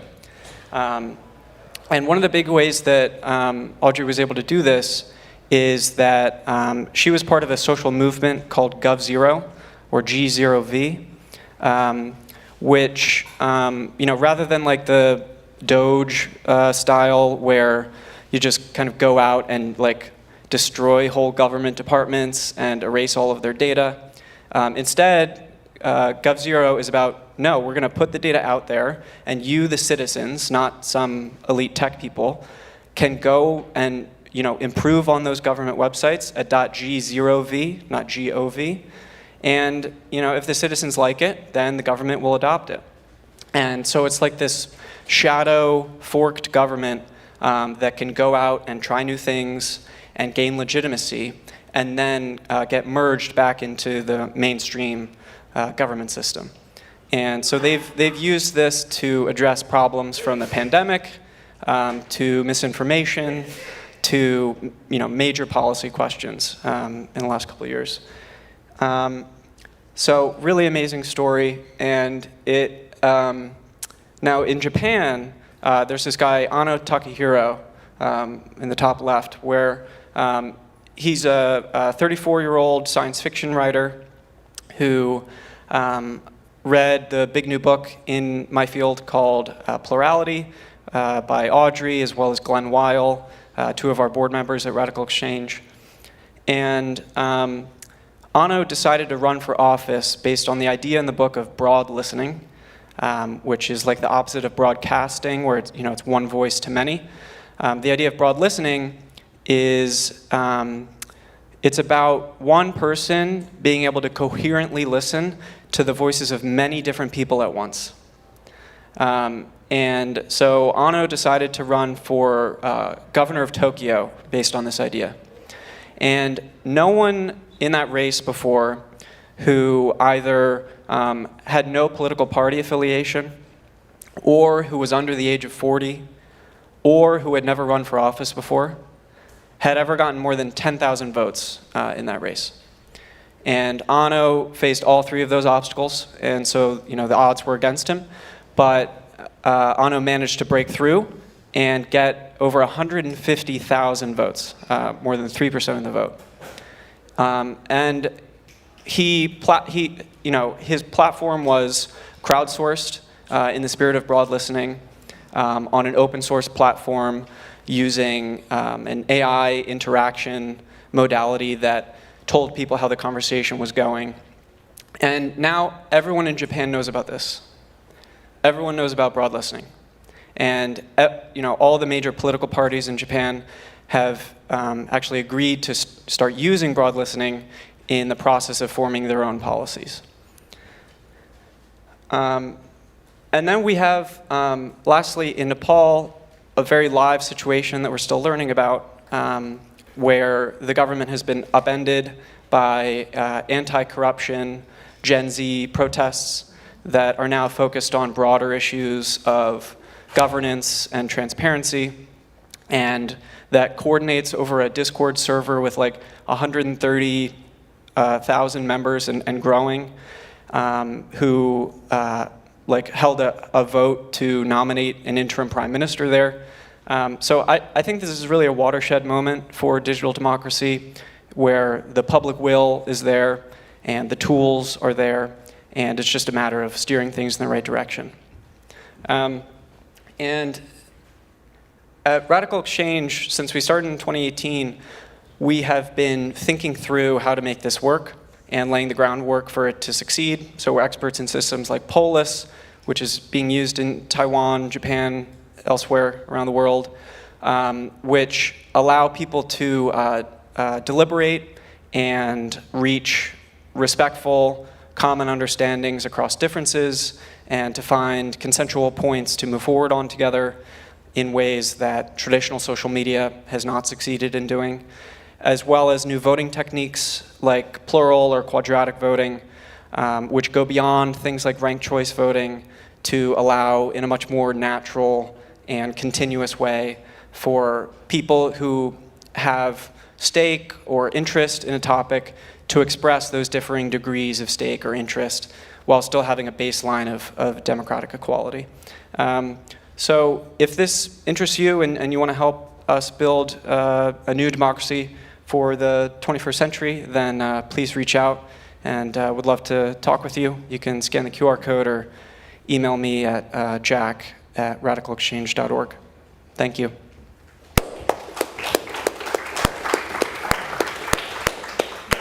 So first, partly why I'm happy you're here is for folks to learn about. It's mind-boggling to me that we don't hear about the amazing things that have been done in Taiwan and now Japan. And reminds me, my favorite TED Talk is by a woman named Pia Mancini, and she has a quote, voting every 4 years, 200 years ago, when the pace of change was so slow and the stakes were so low, it made sense. It's no longer appropriate.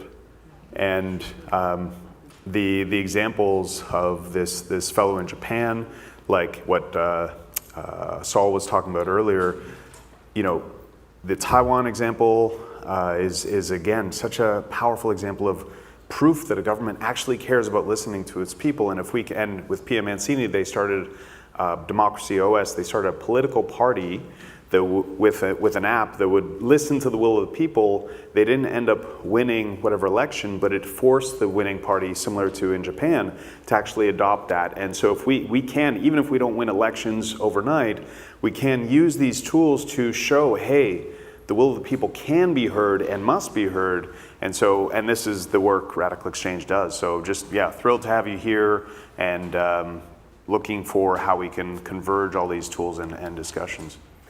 Thank you. Sounds great. Thanks, Elliot. Thank you.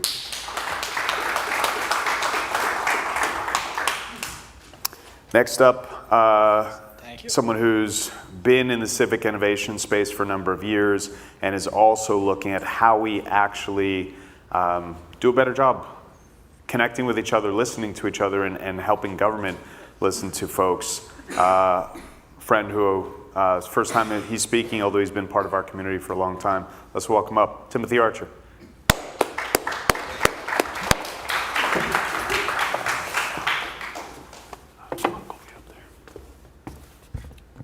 Should I use this mic? Or if you like, yeah, or you can grab one from there. Where is it? On the chair. Oops. Hey, everybody. How are we doing? So, I'm Timothy Archer. I have a background in systems design, policy management, and I've worked in the startup space as well as the Web3 space. And I guess what makes me me is that I see systems. It started when I was a kid, and it just didn't stop. I couldn't control it. I was homeschooled, and then I went to school when my parents got divorced, and I could just see what was going on. I was like, this is weird. What are we doing? Are we confused? Like, what's up with this whole thing? So, yeah. This was the backup in case it didn't animate. Okay, next up. Why am I wearing this hat? Does anybody have any assumptions about me based on this hat? You can just, popcorn. Any assumptions? Yeehaw! Yeehaw. All right. Anything else? What else? There we go. Okay. The truth is the hat doesn't mean anything. I just thought it was cool. It was in the airport. I do live in Texas right now. But this is important because we make a lot of assumptions that aren't necessarily true about each other all the time based on symbols that we think mean something, but a lot of times they don't. So that's a problem that we have to overcome together if we want to save democracy. Next, I'm going to show you guys my sneakers. Okay, they just look like sneakers, right? But what is interesting about these sneakers is they are barefoot sneakers. They're the first basketball shoes that are barefoot sneakers that I ever found. And I'm not rep advertising for them or anything like that. I just wanted to bring up that this was participatory systems design, the fact that these sneakers happened, because it actually took many, many years of people starting to buy barefoot shoes and realizing that was healthier for their feet, even though most people don't know that. A lot of the sneakers, almost all the shoes that we buy are actually really bad for our health. They're bad for our skeletal system, which is bad for our nervous systems. So it's an example of a situation where the systems design we have, the things that we take for granted, are not working and we don't know it. So these sneakers took a lot of work and effort by different entrepreneurs starting different companies and advocacy and interest over time, and then consumers who bothered to research and figure out what was wrong with their health, what was wrong with their feet. So that these are here is pretty cool. And it's also how, with entrepreneurship, we change our systems. So I've been thinking a lot about impact and what are the leverage points for more impact to happen. That's why we're all here for this conference, right? So the ones that I think the most about are collaborative freedom for changemakers, which is essentially how do we actually give the seed funding or the UBI, whatever it is, for changemakers to be mission-driven as opposed to money-driven, and ensure that more of those people start companies, right? That's why there were just 2 days of family offices here. So that's really important. And building models for that, how do we actually support more changemakers? I'd love to talk about that more, but that's not what this talk is about. Also, crypto really overlaps because more liquidity and instruments for impact, building regenerative metrics into our economic system is another key one. But we're going to be talking today about policy, political change. The key leverage point for making impact, the limiting factor, in my opinion, for all of impact, is politics. Politics mediate impact. It's the biggest delimiter of what we can achieve. If we can change our policy, well, it's going to take changing our politics. And that is more than anything the determinant of the outcomes we end up with. So we're talking about the great experiment as an American democracy, a prototype of democracy, we should know. It's such an early stage prototype. And we need to think about that because we have to update our systems. And this is one of the systems we struggle the most with updating. I'd like to give you the metaphor of thinking about the original giant room-sized computer, but let's think about the first iPod. Remember that thing? Imagine if, over time, instead of buying a new iPod or an iPhone, we just kept adding more widgets to give it all the features it has today. It would be the size of that room. So I think about your democracy like this. And the question is, who designs our systems? We design our systems. It's our job. And the determinant of how we do that is the civic nervous system. We are the civic nervous system. It's the people together. So how do we support that happening? A lot of times, the reality that we're living in, we just have to confront that a lot of our leaders choose to dissociate. They choose to cut off the brain from the body. When there's pain, they choose to numb it. So the signals we get from the people in our democracy, the system is designed to numb those as opposed to promote them, to allow us to discover what we actually think, feel, and believe together. Those who make peaceful revolution impossible will make violent revolution inevitable. This is the problem we're facing today. No matter who it's coming from, whether it's this hat or a familiar red hat or a blue hat, it's pain that we're ignoring. We have to go back to the realization it's about our nervous systems. I call these the core F'd responses of the sympathetic nervous system. They all start with an F. They're rooted in fear, but they're fawn, flee, fight, and freeze. And these determine how we conduct our politics. A riot is the language of the unheard. It's all about this. Dissociation is the opposite of democracy.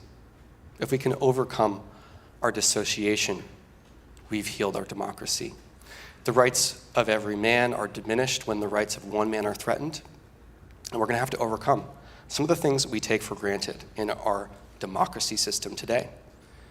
Manufactured consent and manufactured conflict. For the great enemy of the truth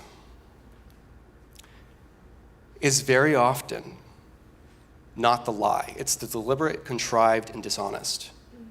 The myth, persistent, persuasive, and unrealistic. But I put this in the framing of the gaslighting problem. If an understanding of how our systems work and how they're governed is a dark forest, if all of the lanterns are gaslights, how do we know what's going on? That's the problem we need to solve. I look at the political spectrum as something a little bit more complex than most people do. This is my model, which is like the left and the right is like it's just a line. It doesn't really represent anything. We have a lot of complexity in our political system, and most people actually fall on another axis. Instead of being pro-establishment, they lean a little bit anti-establishment because they don't really like what's going on. They're a little apathetic because, well, they can't seem to fix it. We can't get out of this left and right paradigm that the media reinforces. But most people are down there in the purple place. So my job as someone who's a servant of democracy is how do we get to be more purple, and how do we cross through that purple inversion point into a new paradigm that leads to civilizational regeneration, redesign, a reframing of our problems. Don't worry, there's going to be blog posts and a video with this, and everything in this talk is a post in itself. So we must all learn to live together as brothers, or we will all perish together as fools. And the time is always right to do right. It's always now. And it takes civic responsibility. That's what's missing from our world. And everyone here, we're all civic servants when it comes down to it. You wouldn't be here if you weren't. But the culture change that needs to happen is in this direction. Because to build a civilizational canopy and keep that canopy intact, it takes the civic pillars emerging from the mycelial culture of the collective. The pillars are composed of each of us. We hold service within our spines. We're like a circle of great redwoods that keep civilization together. And I see these pillars as this civic North Star: adaptivity, order, vitality, liberty, wisdom, and resilience. These core pillars is what keeps that canopy aloft. Sometimes, as individuals, we see everything from one side of this star. We're looking from a 2D perspective. We only see specific values that we think are important, and we demonize the other side that prioritizes other values. However, most people are on the same page in the sense that they, in good faith, do care, but they may not have the capacity, the resilience, the energy to deal with it because they're stuck in survival mode. They're stuck in that dysregulated nervous system. And it takes people who aren't to fill in the gaps between the pillars, to find convergence and collaborate together. I don't have a lot of time, so I'm just going to finish up really quick. What am I doing about this? Well, I have something called the Proxy Lab. We're working to solve governance problems, support companies, impact groups that are trying to make a difference. And then I'm also working on evolution through collaborative intelligence. I want to go from seeing dead people to a healthy people by building civic utilities. The selection process of politics is what really matters. And I want to thank Saul and Jack for putting that in context. They covered it better than I would have. So I'm really grateful for that, and I didn't have time to cover it anyway. But what I really care about is enhancing the public will. So Proxy Lab's first venture and product that we're spinning out is to solve the suppression of the public will as a problem with Poly, which is a participatory polling app that everybody can use on their phone to engage in politics. And we're solving the problem of polling. And wow, a lot of people from all over the place seem to agree about this. We've got Biden, we've got Trump, we've got Jon Stewart, we've got Nate Silver, who's the golden boy of polling, all saying the polling is garbage. How is everybody so unified on this? Well, obviously, what people really believe isn't being heard. You know, this was covered in the prior talks. We are not in an honest place with our politics. We are not in common understanding. And instead, we're being gaslit and told we believe different things than we do because there's so little space in our data about what the public wants and so little real-time resolution that we don't know. So Poly solves that problem with better questions to create a better world and gives power back to the people.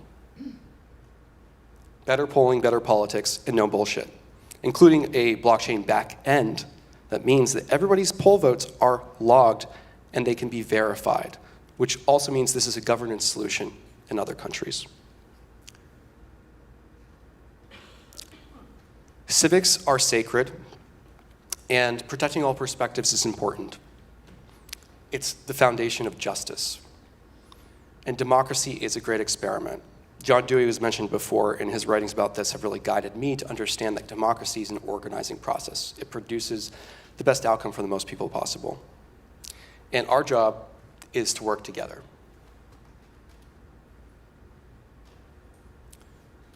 We are the stewards of democracy. That's why this is in my jacket. Thank you. Feel free to follow me. I'm going to be posting videos and blog posts and stuff like that and keeping people updated on what we're doing. Thank you so much, Elliot. Yeah, thank you.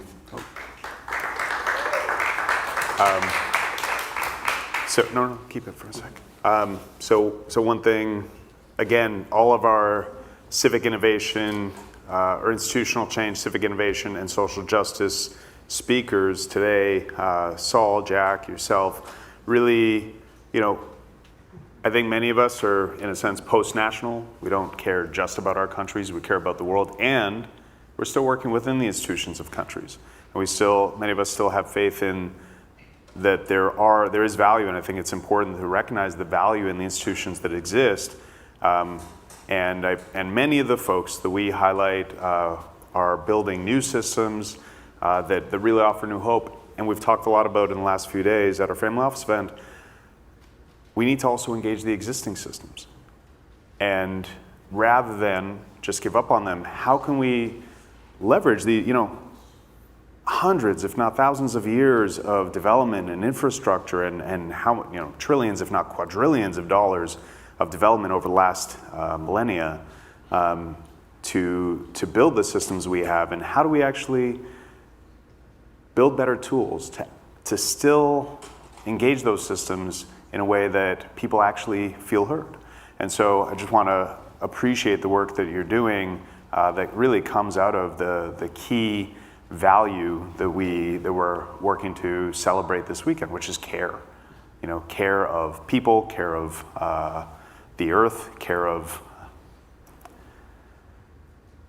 the collective, moving forward in a better direction. Before we let you go, what do you need most? How can folks help? Thank you. Yeah, every system deserves to be healed. They're a part of us, so we're responsible for them, even the state. We're looking for pre-seed capital right now. And also collaboration. We've seen some amazing projects today that I'd be excited to collaborate with all of them. So it's really those two. Pre-seed capital will get us to our beta pilot, which means that we can get an initial user base of 20 to 50,000 users using our product, which is enough to adequately poll the entire US, which is the start. It's not the end, but the US really matters because we were the prototypers of democracy. So if we can keep this thing going, this great experiment, it is an indicator for the rest of the world where we're going. We're responsible for this state, even if we have our trauma around it. And it's actually overcoming that pain. That's the answer. Awesome. Thank you so much. Thank you. I got that.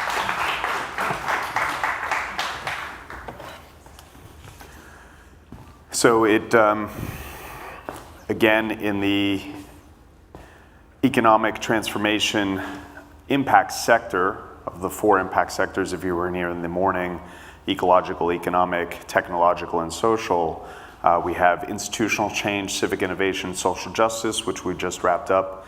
And now we're opening up, before we break for lunch, business as a vehicle for good. Last year at Transformative Impact Summit, we had so many incredible folks, but the person I felt was actually most powerful in the room was someone who ran a business that on the surface didn't look that wildly exciting. Africa Tourism Union. Why tourism? He has the ear of 26 African presidents. Tourism can bring economic development, prosperity, and it can be a colonial destructive force. So our next panel is going to be on tourism as a force for good, a non-colonial force for good. We're going to have Shane Cobb-Adams, Frank Biasi, and Lucian Tarnowski up. Let's welcome them all.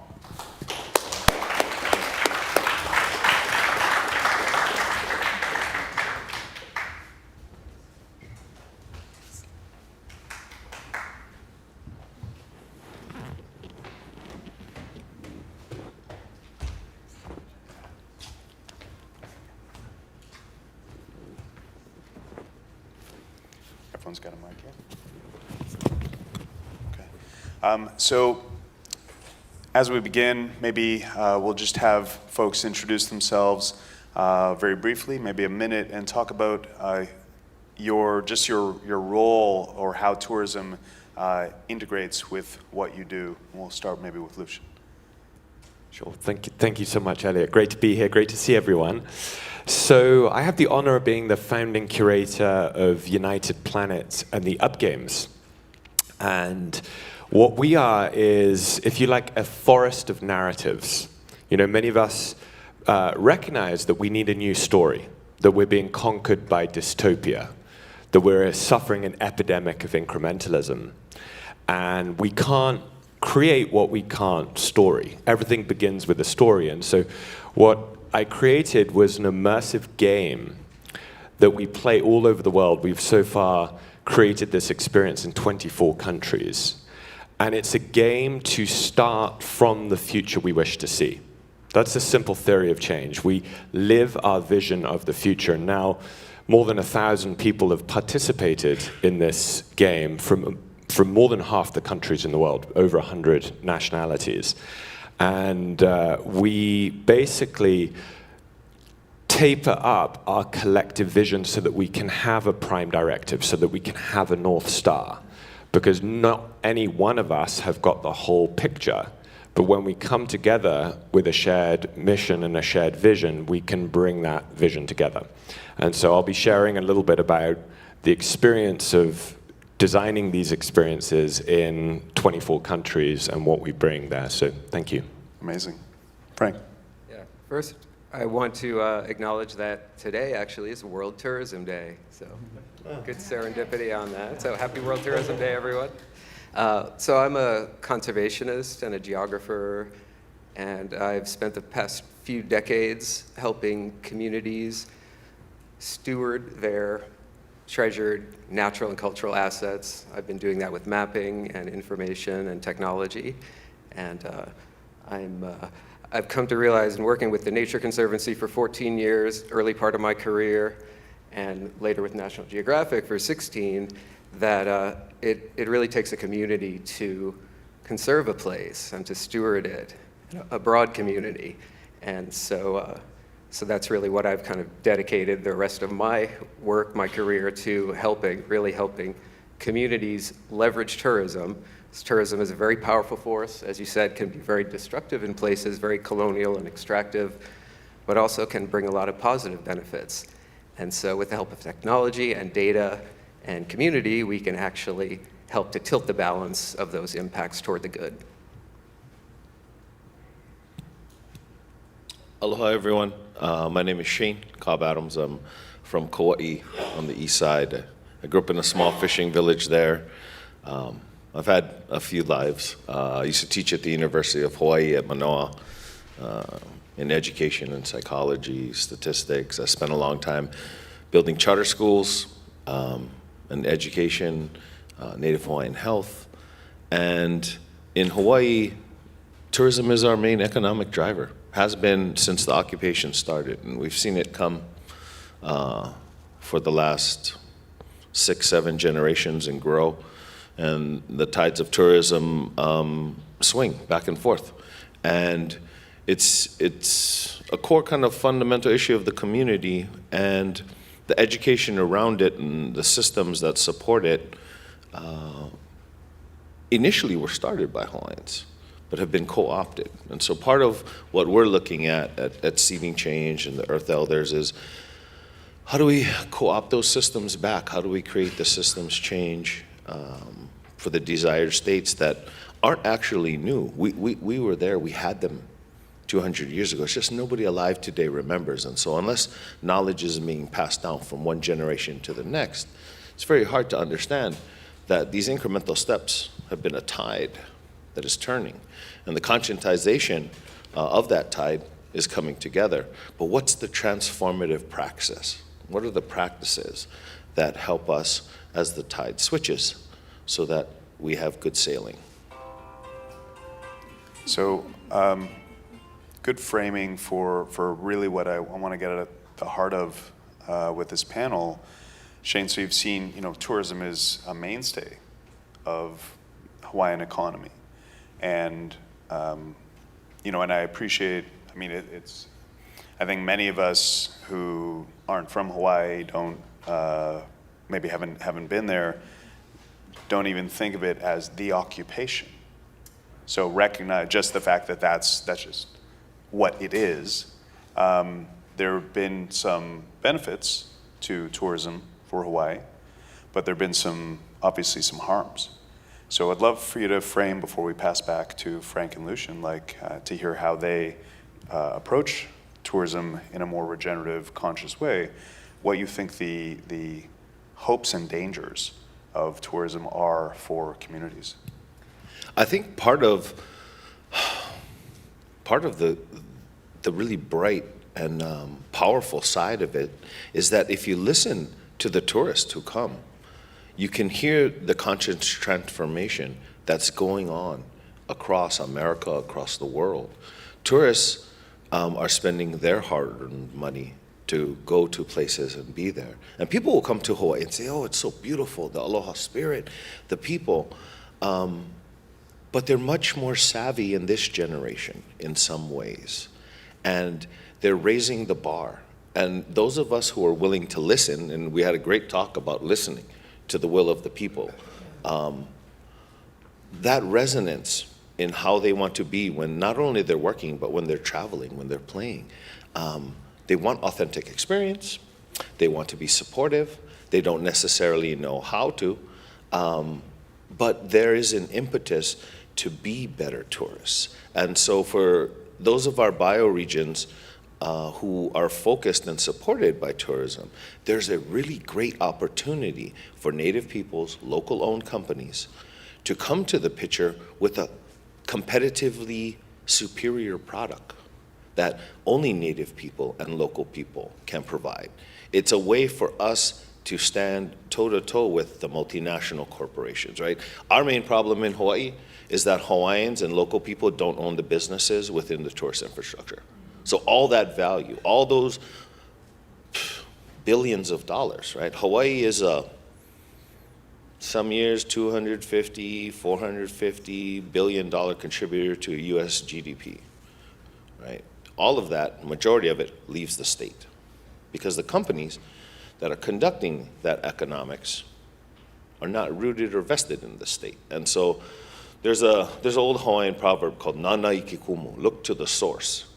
We need to do that not only for our own individual consciousness and spirituality, but for the grounding and consciousness of our businesses, of where we spend our money. Informed consumerism is the most powerful force in a consumer-based economy. That means that we have the power, and that conscientization needs to transform into transformational praxis. And in local communities and native communities like Hawaiian communities, we've been doing that for thousands of years, and so we know those systems well. But there's a bridge to be built between new systems and native knowledge that can take us into a better tomorrow that's actually a return to the past. So one harm that is at risk with tourism is just extraction. That if local folk don't own the businesses that are hosting the tourism or participating in that process, then they don't reap the economic benefits. How do you, Frank and then Lucian, how do you look at this component of the concern? Yes, well, the industry, the travel industry is huge. It's an $11 trillion industry. 10% of the global economy is tourism, and it's very fragmented supply chain. 80% of the industry are small businesses. And, but the industry is very much dominated by big corporations, big travel companies, big booking platforms, marketing, media, travel media, and publishing. They're owned by huge corporations, and they tend to be pay to play. So whoever has the most money can promote their what are called products. In the tourism industry, what I call treasured assets, so parks, natural areas, cultural and historic sites, cultural traditions, in the industry, they call them products. And they treat them like products, like every other one. And so, so the way that consumers are hearing about these and booking and purchasing these products is through these platforms, and the profits are all being extracted. So I think the way to change that is to basically give control of the booking platforms and to the local communities and elevate the small businesses and give them the market access that they're lacking. And so I can say more about that later, but I'll stop there. And before we move on, is that what Go Good Yes. aims to do? Exactly. Tell us more. So yeah, so Go Good, I'm building a platform, my team and I. It's a sustainable travel platform, and it is community or locally curated content about the places and experiences, the assets in each place that are the most authentic and sustainable. And actually the businesses, in order to get featured on it, they have to assess their sustainability and their local impact and make a commitment to improve it. And then, so it not only is giving access to this segment or sector, the small business sector, but it's actually giving them, giving revenue to them and letting them control the curation of the guide themselves. And I'll just add the process of curating the guide. What we do is we bring together a local coalition, a stewardship coalition, we call it, of all the stakeholders in these communities across the different sectors, the business, nonprofit, government, universities, bring them into workshops and have conversations about what's special and unique about the place, what do they all love. The thing that all these stakeholders have in common is that they all love this place. It's their home, and they love it, they care about it, And so we're kind of using that common ground. And then what we found at National Geographic in doing these projects around the world, these geotourism map guide projects, is there's something really kind of special about and almost magical about making a map, co-curating a map that brings together all these stakeholders. They all show up, they want to participate, get their stuff on the map, tell their story, and of course want to get the market access as well. So that's basically what we're doing. Well, there's something really beautiful there in that you're really giving people a voice, you're giving them the opportunity to highlight their offering. But you said something that really, really hit me. So there's the tourism industry as a whole, which includes, you know, the hotels and the activities and those various components. But then there's the bookers, the Expedias and the Pricelines, who are just these multinationals that are completely extracting. And if those were actually co-owned, if the locals owned that platform, and this is where we got to hear this morning and on Thursday from Yulia from Villa Gaia, they built a collaborative platform called Symbiosis that allows for co-ownership. That for me is like wildly exciting because, you know, it's great to send people to locally owned businesses and have them, you know, support the more regenerative options. But they still, as far as I know, don't kind of own the booking platforms. And that is something I would love to explore, embedding in what you're doing. Yeah, and maybe just to take it one step further, I think the real power of what we're doing is, so to conserve, to steward places, not only do you need community, but you need money to do it, obviously. So we're taking the revenue from the bookings and pooling the funds for the Destination Stewardship Coalition. So they actually own this pool of funding, and they come together, will come together collectively to make proposals and vote on how do they want to spend that, whether it's on marketing or stewardship activities, restoring trails, or holding events or whatever it is. So it's really generating a pool of funding for them. Amazing. And just before we pass to Lucian, another thing you said is that it really gets people coming together. And it made me think of the power of bioregionalism as a whole, because why are they coming together? Not because of an interest in, you know, sector A, B, or C, but actually because they are close in proximity. And so this, interestingly, in the same way bioregionalism has the capacity to bring folks together based on their proximity, this approach does as well. So really, really loving that. And Lucian, you've held so many events, conscious events, that you're obviously trying to host in a conscious way. How have you approached this challenge of, you know, running a business, bringing people from the outside into a place and wanting to be of service to the local community? I love this question because it occupies so much of the expression of intention that we have around the Up Games, because you know, as Gandhi said, be the change you want to see in the world. And the Up Game in many ways is live the future you wish to see.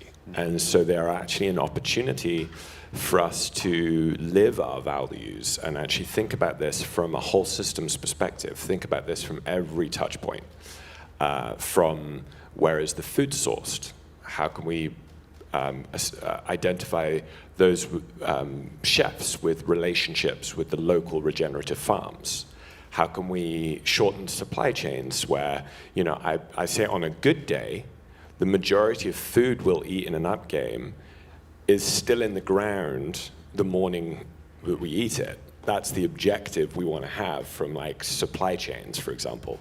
Now that's not always possible, but that's what we aim for, because we are trying to, in the micro, create an experience of what we wish to see in the macro. And this is a really interesting mission to create. Like, how can we create a microcosm of our values in our choices being the choosing ones, if you see what I'm getting at.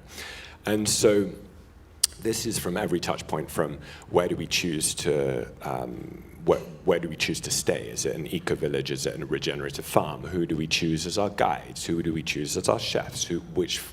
Which locations do we visit? How do we really celebrate the culture of the local environment? How do we establish scholarships so that local wisdom keepers, local indigenous leaders, local cultural leaders can come in and participate and add to the story?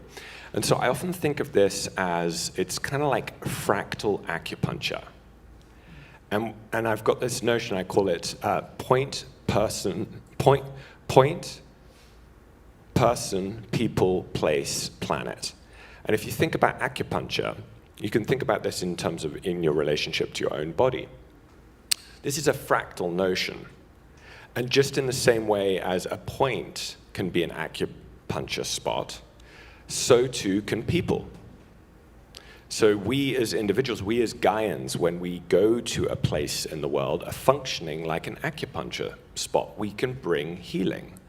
We can enable healing. And in the same way, I believe that humanity as a keystone species is an acupuncture spot to the collective if we get into right relationship with our role. And in the same way, certain places around the world function as acupuncture spots to the collective. That our next up game is in Bhutan. Bhutan has a beautiful gift to the world, in that what we are filming in Bhutan is the story of planetary happiness. So the question we're asking is, how can we learn from what the Bhutanese have applied in gross national happiness? How can we fractal that concept into what Bhutan showed and led the world in terms of gross planetary happiness? So you see what I mean by a fractal, by an acupuncture spot? Think of an acupuncture spot like that fractal that goes all the way up, to such a point that Gaia herself, the planet herself, is an acupuncture spot to the entire cosmos. So Gaia's own healing and alignment of those acupuncture spots in key sacred sites around the world, key places that are like cultural well springs, that they are islands of coherence in a sea of chaos.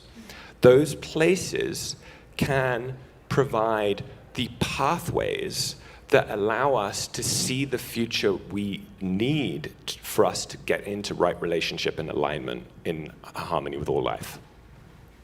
So a few things there. One, I think maybe most fun, and I'm actually just stepping back and appreciating we have with Shane, we have kind of the local perspective of those who are hosts of tourism. With Lucian, we have someone who is facilitating, a business owner in a tourism space. And then with Frank, we actually have someone representing the infrastructure that connects, and everyone bringing a really conscious perspective. And I think what you said almost brings us home to what Shane was really inviting at the beginning. It's really about intention. It's about consciousness of the tourist, of the person who is participating in this process. We're just tight on time, so we'll give everyone a chance to just share some last thoughts. I think I think many of us who have woken up to the dangers of colonialism and started to realize those kind of hidden patterns in ourselves, we're very apprehensive to participate in anything that might have a trace of colonialism. Oh, tourism, no, I'm just gonna be a Westerner, fat Westerner, go in and like extracting. And yet, it's actually, for Hawaii, it's its main industry, right? So rather than kind of totally opt out of the game, I think the question is, how do we participate in the game in a more conscious way? And I think it's, we can find conscious tourism facilitators like yourself. We can find, I didn't know there were any, those building more conscious infrastructure that our community built and owned.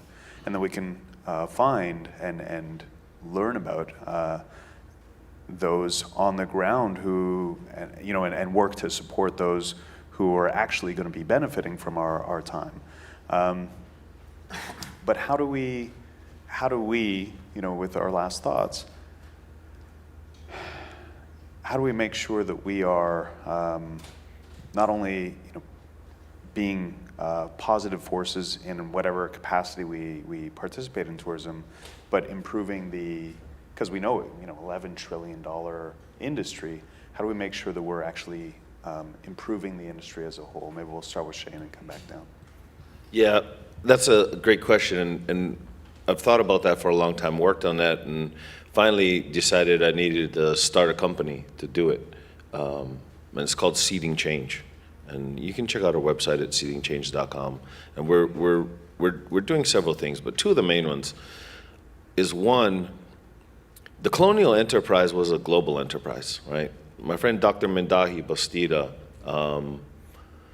met with Pope Francis and had the papal bulls reversed. And so there's a really big pendulum shift coming. And when the pendulum is swinging the other way and we're all driving it that way, we need a global solution, which means what we do needs to be globally scalable. And that's why I co-founded with my partners, Rick Corrado and Faith Green and Michelle Abraham and several others, Seeding Change, so that we could develop models that were globally scalable. And one of the first things we ran into is that there is a lack in the business community of a common language to track, assess, evaluate, quantify non-financial capital, right? And you've mentioned some of them in your model and your technology. How do you quantify spiritual capital? How do you value, right? Value and capital being synonymous and interchangeable. How do we measure the community capital, natural capital, spiritual capital, relational capital? Because the world's about people. And so we've developed a framework that we use, a multi-capital value stack, to help business and enterprise be interoperable at all of these different levels that we represent. Because with a common language to value spiritual and cultural capital on par with financial capital, we can actually compare outputs of systems, of economics, right? One of the earlier speakers said, within the barter economy that native communities use, it doesn't look like there's GDP, but they're not tracking energy flow, right? The energy of food shifted from a farmer to a fisherman, right? There's value there that economic systems, native economic systems that have worked for tens of thousands of years have refined and been quite good at. With a financial system and a financial economic system that's only focused on best and highest use for financial capital return, we have a systemic challenge to move beyond valuing these other forms of capital. Where does spiritual capital live on your balance sheet, right? Seeding Change is positioned to actually help scale global models, and that's what we're working on, so that people can understand and compare apples to apples, orange to oranges. And when you come across coconuts, you don't get confused. Right? You know where your people are on your balance sheet. You know where the energy within your enterprise, your system, is flowing, and how you interact across all the layers of stakeholders that are making the system work. Mm-hmm. Yeah, just following up on that, I think I'm so glad you brought up spiritual capital, because I think that's what we really need to lean into here. And for me, spiritual capital is love and care for places, which is everywhere. Sometimes it's hard to see it, but it's in us. It's in the business owners, even the big corporate business owners. It's in the travelers. Travel is one of, if not the main industries that is just infused with love. People love to travel. They love places, discovering new cultures and natural areas. They love doing that with the people they love. I mean, it's a way that we bond with our loved ones as we travel with them and get away from day-to-day life and work. And so I think that, and then, so anyway, I think if we bring love into the equation more and really leverage that power that we have for it, that we can really make tourism really be a force for good. Mm.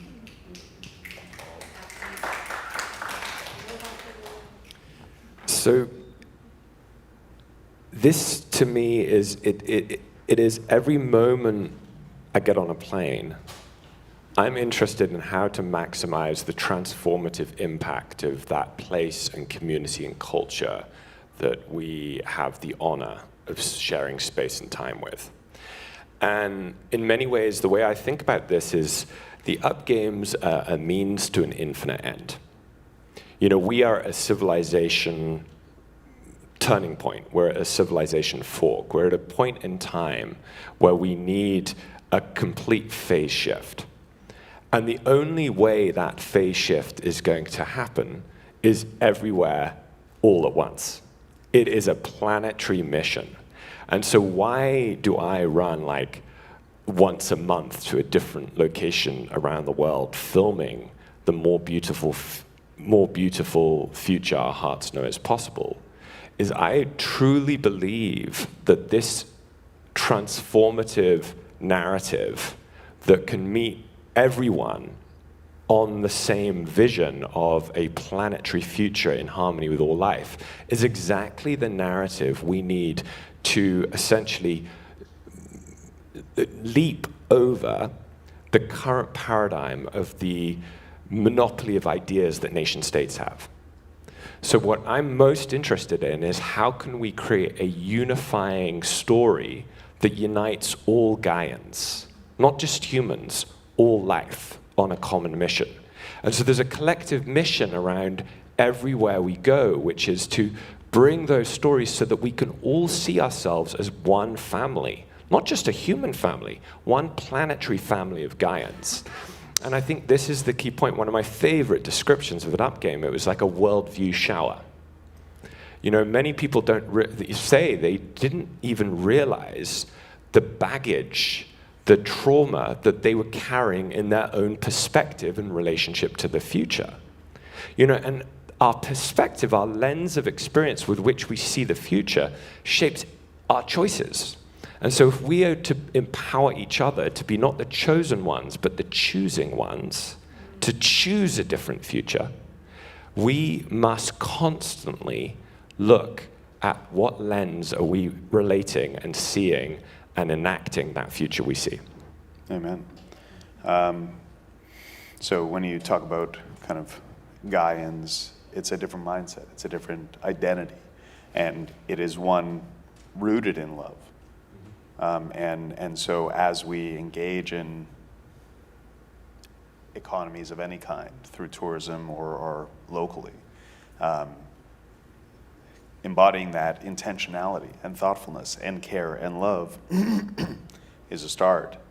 And Shane, your invitation for kind of an interconnectedness, I think is important. When Charles was up, he was talking about really, you know, systems change a lot. It can't just be about the mechanistic side. It's got to be an internal shift as well. If you weren't here yesterday for our family office event, we introduced one of the global unity frameworks, the G Corp ecosystem, which is a way to link all organizations, and I invite us all to have private conversations about that, because it is, we need the consciousness shift, and we need new structures to facilitate interlinking that really, you know, what I love about Sacred Economics, the book and the concept is our systems can reflect love. So we're at time, but I love how each of you are showing up and the work you're doing, so much appreciated for you being here. Thank you. Thank you.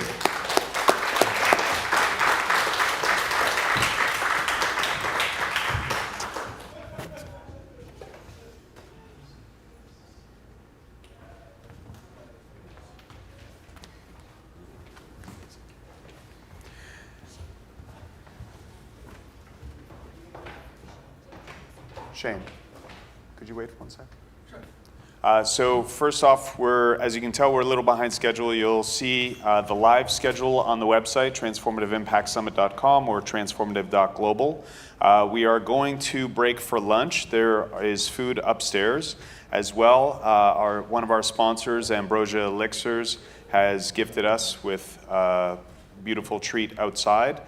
So please feel free to, before you head up for lunch or on your way back down, enjoy. And Shane is going to share a few words on Ambrosia. When do you want us back? Thank you. So we had originally intended a full hour for lunch, and partly we want you to connect, and we've got such a full program in the afternoon, we'd invite you back by 2:15 back in here. Thank you.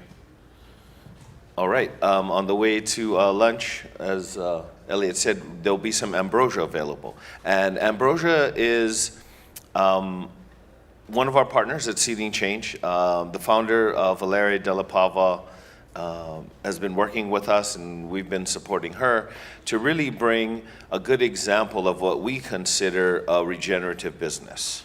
You know, I always ask the hard questions on the boards I sit on, whether it's a Hawaiian charter school, and I'm asking, well, how is this school Hawaiian? When it comes to regenerative business, part of what makes ambrosia really special is that the founder, you know, grew up in Colombia, was able to learn from traditional knowledge keepers when she was a child, what we in Hawaii would call la'au lapa'au, traditional plant medicine. And in her life, that has grown into a functional beverage that is non-alcoholic, top shelf branded, and currently in a new bottle stable form, which you will see over lunch, that makes it transportable and shareable around the world, at least for 2 years, because it's 2-year bottle shelf storage.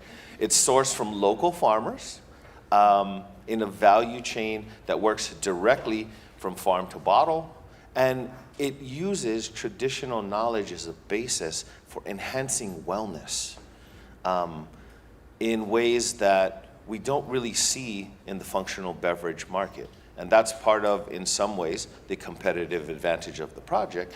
But the regenerative systems, the people involved, the family that actually drives it, it's an actual product that brings native knowledge together with the modern demands of New York, where it's been born, and she's been doing elixir bars for the last 7 years, and really here in New York met the people with their needs for clarity, for creation, for rest, for sleep, right? New York used to be the city that didn't sleep, but I think it's the people that don't sleep. And it's gotten a little better, but you'll see 3 varieties, I think, of ambrosia over lunch. I encourage you all to try them as a regenerative product that's based on traditional knowledge and is bringing a new value-added product in a regenerative business forward to the community. Thank you. Okay, with that, let's now break for lunch. We'll see you at 2:15.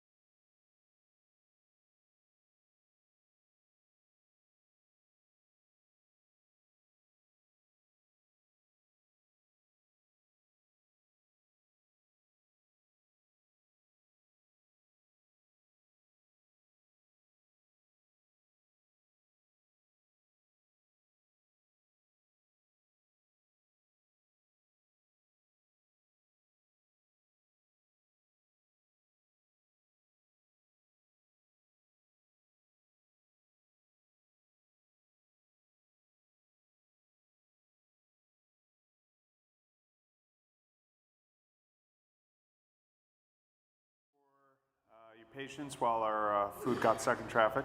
We're going to continue with our afternoon programming. Our first talks from a good friend of mine. Niels actually met first in Tuscany at Villa Gaia, where he was, among other things, doing some shamanic work for us. But he has developed a brilliant model. You know, this is still our business as a vehicle for good track. And one thing we've talked about is, yes, we need new systems, but we have to have ways of shifting existing systems to more regenerative ways of operating. Niels is a serial entrepreneur and corporate shaman, working to reconnect leaders, companies, and the business world with itself. He's going to talk to us about the RCO, Regenerative Community Organization, that he's innovated with his partner. Let's bring him up. Welcome, Niels.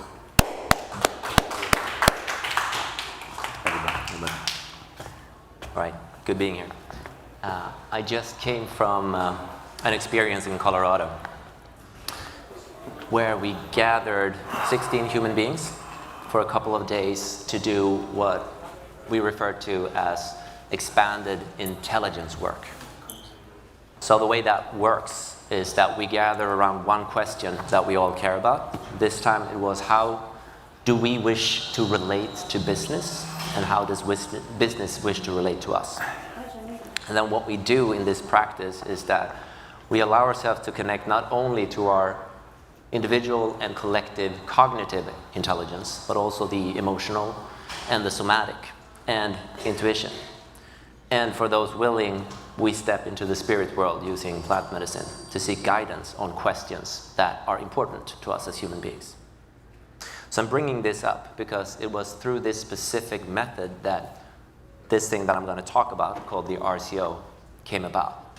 That ceremony was held 5 years ago, and then we spent 3.5 years just working with the legal field of our three-dimensional world to put it into this realm. So, I feel like standing over here. So what is a company? What is it really about? Is it about producing things, making money, or is it simply a social technology that allows us humans to cooperate at scale? That's where we started 5 years ago with that question. And then, we're not saying that is necessarily a company, but if we play with that notion, then which of these would we prefer to focus on when we're coming together to collaborate on something? Is it about competing to scale so-called solutions, or is it about something else, potentially cooperating on important questions? So the first thing I want to stress is this approach that we're using. What I'm talking to today, the RCO, it's an object, it's a momentary thing. To me, it's actually more important to learn how we find these momentary objects that we call solutions, but in my sense-making, there's no such thing as a solution. We're all just experimenting, continuously making change happen. So point number one is, I think we're learning a how rather than a what. So the practice of expanded intelligence is one such way of moving with the world and learning new things. And the second thing that I want to stress with has shifted my reality in business completely is to move away from solutions. These purpose statements that look like mountaintops and we'll get there once we've saved 1 billion lives. To instead work through questions. How may we design organizations differently to reconnect to life, for instance? And questions are important, and there's a huge difference between a statement and a question. Because if a question is important enough and well formulated enough, you will never answer it. It's not a mountaintop, it's a horizon, or even a North Star. Some of the other speakers have mentioned North Stars today. So maybe we're just in a sailing boat together, heading towards the horizon, guided by a North Star, in the form of a question, and you can't reach a North Star in a sailing boat. It's not the point. The point is to keep going, but have something guiding you. So, 5 years ago, we were in Germany. The question was exactly what I mentioned. How may we design organizations differently to reconnect with fundamental patterns of life? And what emerged, we call the RCO. It started as a joke. We just took all the buzzwords, regenerative community, organism, and then it stuck. So we're stuck with it. I'm sorry. So I'm going to talk a bit about how that works. This thing is impossible to cover in the 5.5 minutes I have left. It's not the point. It's just to speak to a few of the patterns that we're working with, and if you're feeling curious and called, there's obviously more information to be found.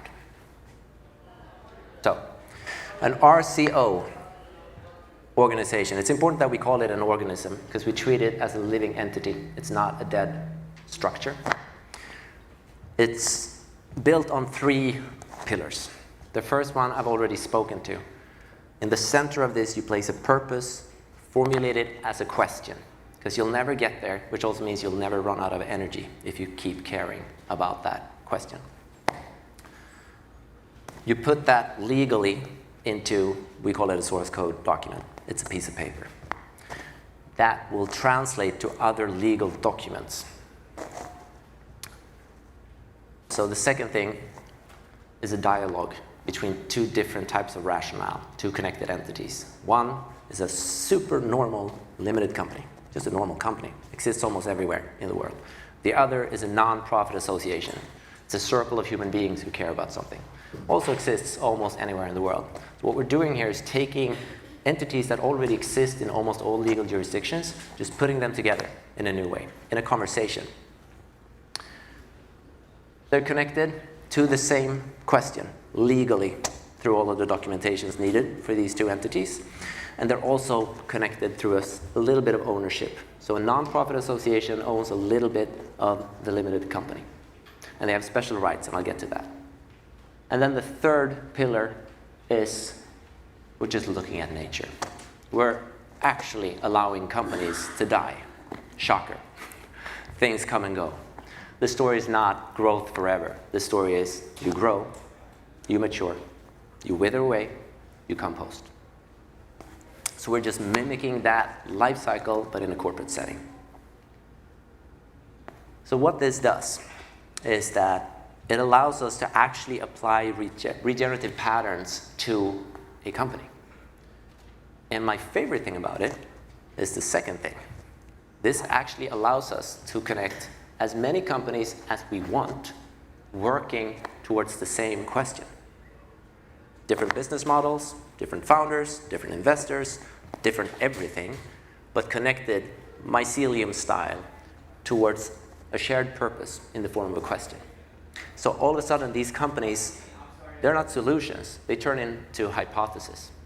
This is basically the scientific method applied to business, which we somehow forgot along the way. We're testing things. We're not solving things.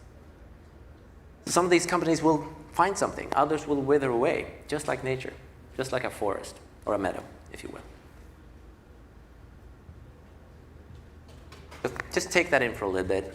I'm going to go to 2 slides, which too much information. All right, so it's there. I won't speak to all of it, but just to make this as concrete as possible. The nature of the connection between a nonprofit association and a limited company. So the nonprofit is there to steward the purpose, the question. It's just people who care about this, stepping into it. They're not getting money out of it. They're there to make sure that we stay on the question in whatever we do. I've spoken to the ownership bit. This looks different in different legal jurisdictions. The RCO is not a fixed model. It's a modular thing. It's adapting to context. Special rights from the nonprofit is they get to appoint half of the board in the company. Not to tell the company what to do, but to be able to mess with them if they're not staying on the question. So they can tell the company what not to do. You can have certain veto rights. It's modular. You don't have to have these 2 that we have in our first RCO. But the nonprofit can say no to any changes in the shareholder agreement. Basically say, we don't want these investors to come in. We don't trust them, for instance. And especially they can say no to any changes to the core question, because that's just going to mess up the whole thing. And beyond that, it's just a normal nonprofit. The limited company is just a normal limited company. It's a for-profit thing, but connected to a question that's more important than the profit. The profit is simply a means to an end. But they can make as much money as they want. That's fine. And then they're committed to a life cycle if they want to. This is modular. You don't have to choose the life cycle. And the life cycle goes through these 4 simple steps of sprouting. A little plant, a new organism, a new company needs energy, needs its parents, the founders, needs the caretakers, the investors early on, until a certain point when it starts maturing. It starts making money, might be cash flow positive and have a certain turnover, and we're saying now we're actually feeling kind of mature, and there might be a surplus of energy in the system. What are we going to do with that? Well, some probably should go to the companies. We can keep building this thing. Maybe something we want to put back into the center to fund the question, so that the community can come up with new ways to explore this question, new hypotheses, whether that is research or funding more companies. In terms of time, I'm not going to say more about succession, but it's okay to sell a company in an RCO structure. And my favorite thing about it is when the whole thing dies. Because at some point, it will die. But what if it can be regenerative in its death? When people don't care anymore, and there's just no energy left in the system. So then what we do is we just turn this whole structure. We allow the nonprofit to say, we're going to die now. No one cares anymore, for whatever reason, 100 years from now. And we're turning it into a time-limited foundation whose only job is, during a specific set of time, 5, 10, 20 years, whatever you decide at that point, to just redistribute all the remaining energy, assets, money, resources into the surrounding ecosystem at that time while honoring their purpose. That's the RCO model. Where we are right now, came up in Germany 5 years ago. 2 years ago, the first legal approved RCO went live in Sweden. Since it's using things that exist in almost all legal jurisdictions, we think it's viable in almost all legal jurisdictions. And what's happening now is that the US is waking up to this. So there's a bunch of RCO initiatives happening in this country, which is probably why I was called here. I'm going to stop there. Thank you. Thank you, brother.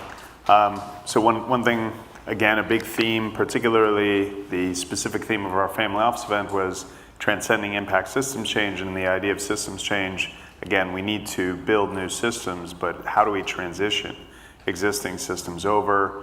And to, and many of us in the impact space broadly, however you want to categorize it, have frustrations with how business is operated. But rather than throw the baby out with the bathwater, can we design better ways of operating? What are some challenges you've found in trying to spread this new model?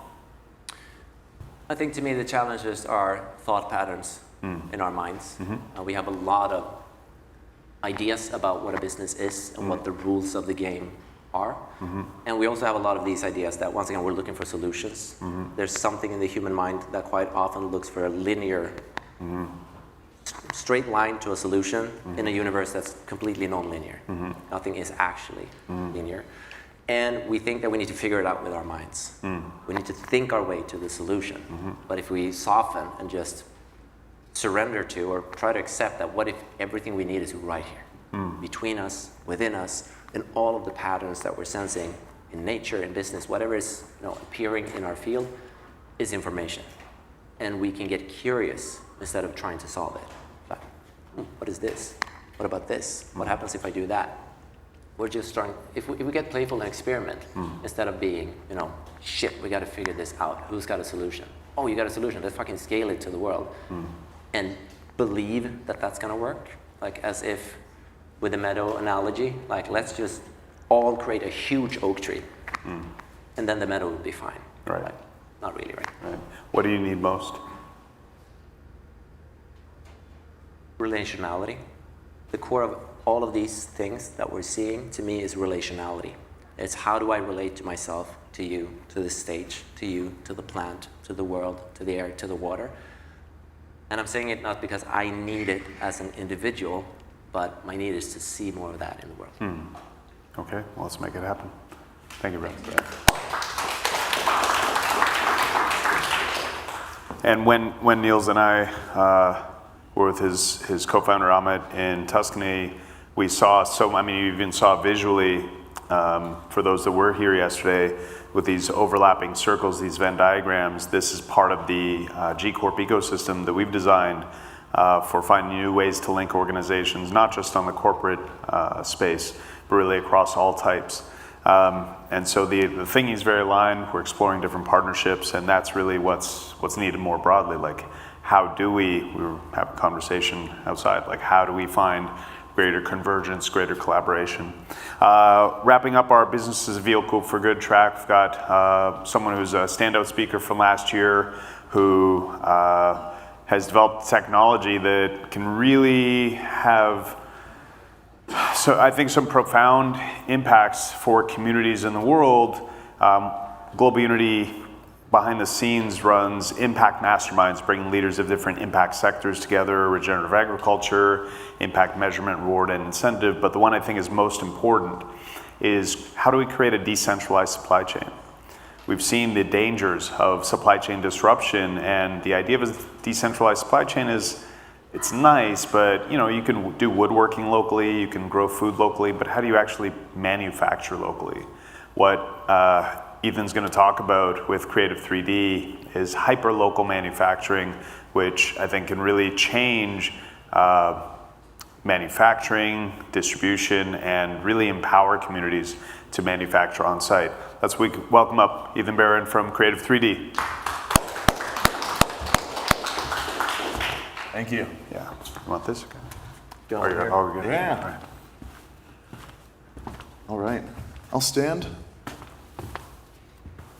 Nice to meet everyone, even though the lights don't let me see y'all too well. But my name's Ethan Barron, founder and CEO of a company called Curated 3D Technologies. I'll give an intro on a little bit what we do, but a lot of this talk is going to be, well, exactly what the title is, which is trying to decentralize supply chain, kind of go into the significance of it and everything else as well. So, this clicker will work. There we go. Okay. So again, I run a company called Creative 3D Technologies. As a brief introduction, we're trying to pursue what we like to call the iPhone moment for manufacturing and supply. What I mean by that is, if you look at smartphone tech, look at how it took a lot of technologies you never really expected to be together, like your computer, your digital camera, your GPS, your mobile phone, and a whole lot more looped into one package. We're essentially pursuing something that takes all the separate stations on a production line and loops into one box so you can put anywhere and everywhere in the world and do the whole job of a factory from one machine, which is kind of where I become a subject matter expert in all supply chain, production, manufacturing, and everything else, since this has been my bread and butter for well over a decade and a half at this point.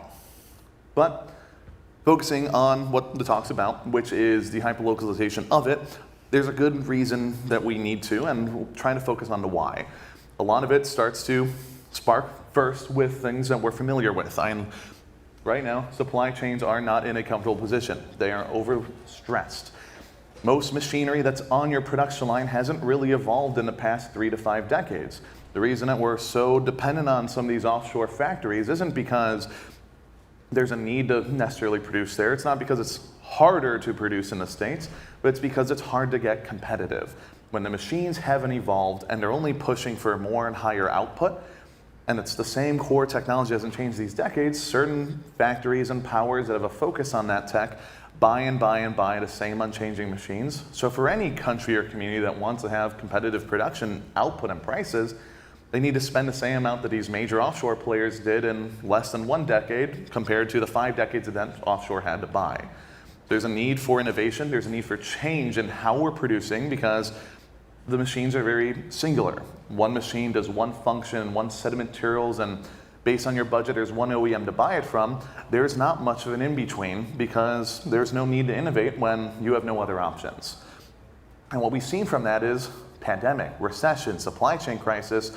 We've seen how fragile that supply chain is. And even with the chip shortage, for example, we're still not rebounded from it. And the supply chain crisis took decades. I mean, look at how one ship in the Panama Canal had major implications on whole supply chain for years following, and that's not always seen by the general public. It sounds like a big instance within the first month around a situation, but in reality it takes years to recoup from that because of that fragility.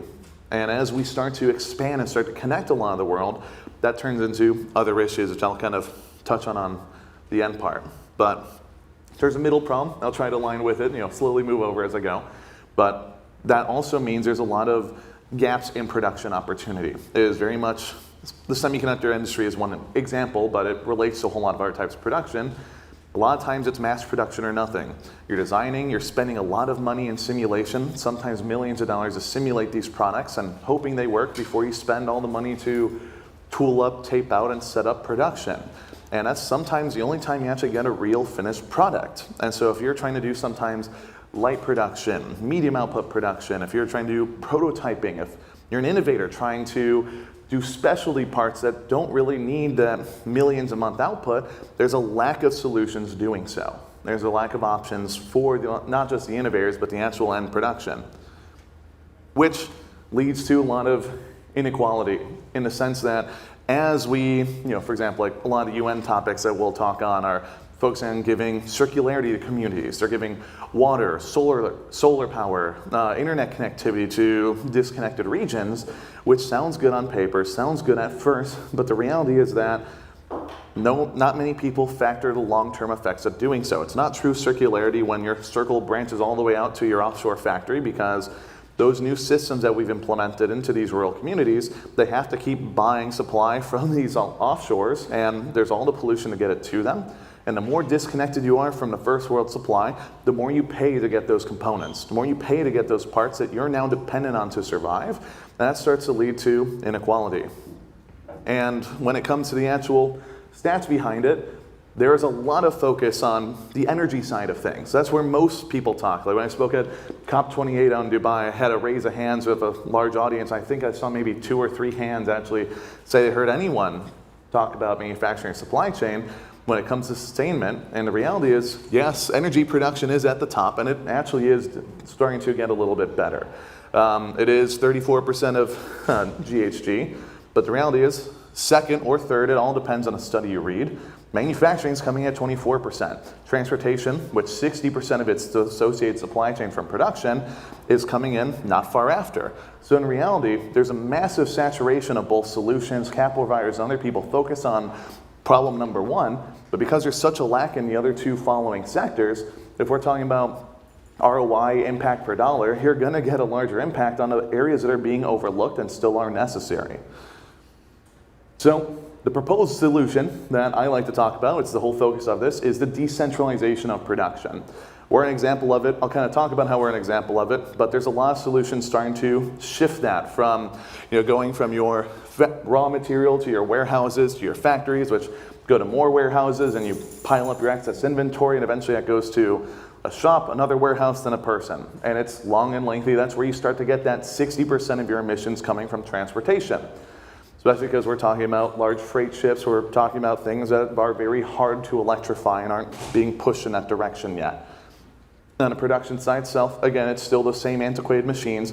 Even the factory side has its own big set of emissions, which is that second chart we saw, second or third under that, or the energy side on the slide prior.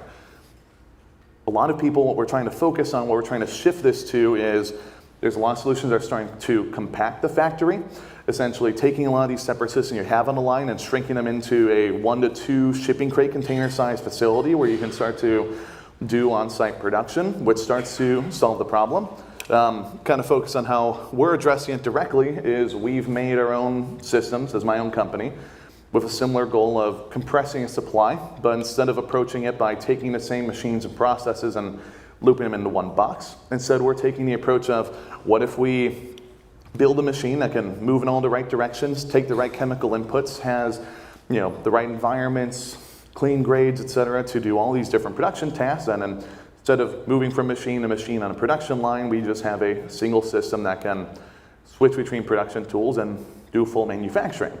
And the way that I like to look at this is that provides a layer of sovereignty, whether it's that factory in a shipping crate container, whether it's our factory in a box essentially, doing end-to-end production, if you can put that locally, if you can put that in the hands of the businesses, communities, and lines that need it most, you start to move away from that centralization you have in production. You start to move away from that offshore dependency, and you start to move towards sovereignty and economic independence, in the sense that to maintain these, for example, solar, internet, water filtration systems, if you put whether it's our solution or another one that's compressing manufacturing down, if you put that solution on site, they can leverage the raw materials they have on hand to produce. They can actually create and maintain these systems without having to keep buying and worrying about excess inventory and paying the most for a supply chain, which, I don't think we should have any rural community paying the most for being disconnected.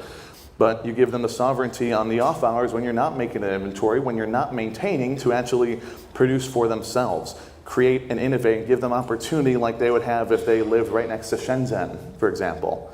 And so that is a bit of what the company itself is doing. And again, it's leading to that end goal of sovereignty, opportunity, and decentralization distribution, especially when you can put in a package that some of these offshores can afford and do anything from your 100-acre, multi-billion-dollar functions of a semiconductor fab all the way to using the same systems to make life-saving critical medical devices on site and as needed, to being able to make those maintenance parts, repair parts, things for their home, cooling, heating, etc.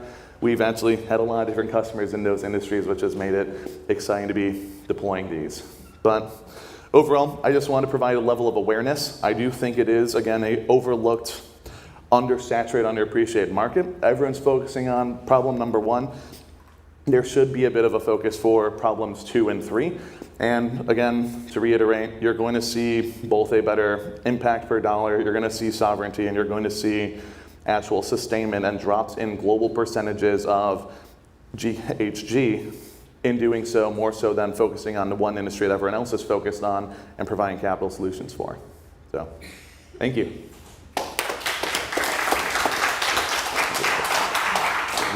Yeah, thank you. You said something towards the end about sovereignty, and you think of island nations, and we know how dependent so many smaller nations are on the larger nations, international banking systems, international supply chains, and this for me is basically a Star Trek replicator. That you can build anything in house, and that I love. Like, some people kind of geek out about how exciting the technology is, and traditional printing, product printing is like one material at a time, simple things that then have to be, the machines have to be reconfigured to then print other parts that then have to be manually assembled. Like, you do it all in one, which is on a technical level, like super exciting, but on a social level, for communities that are not very close to distribution hubs and are so dependent on supply chains right now, which means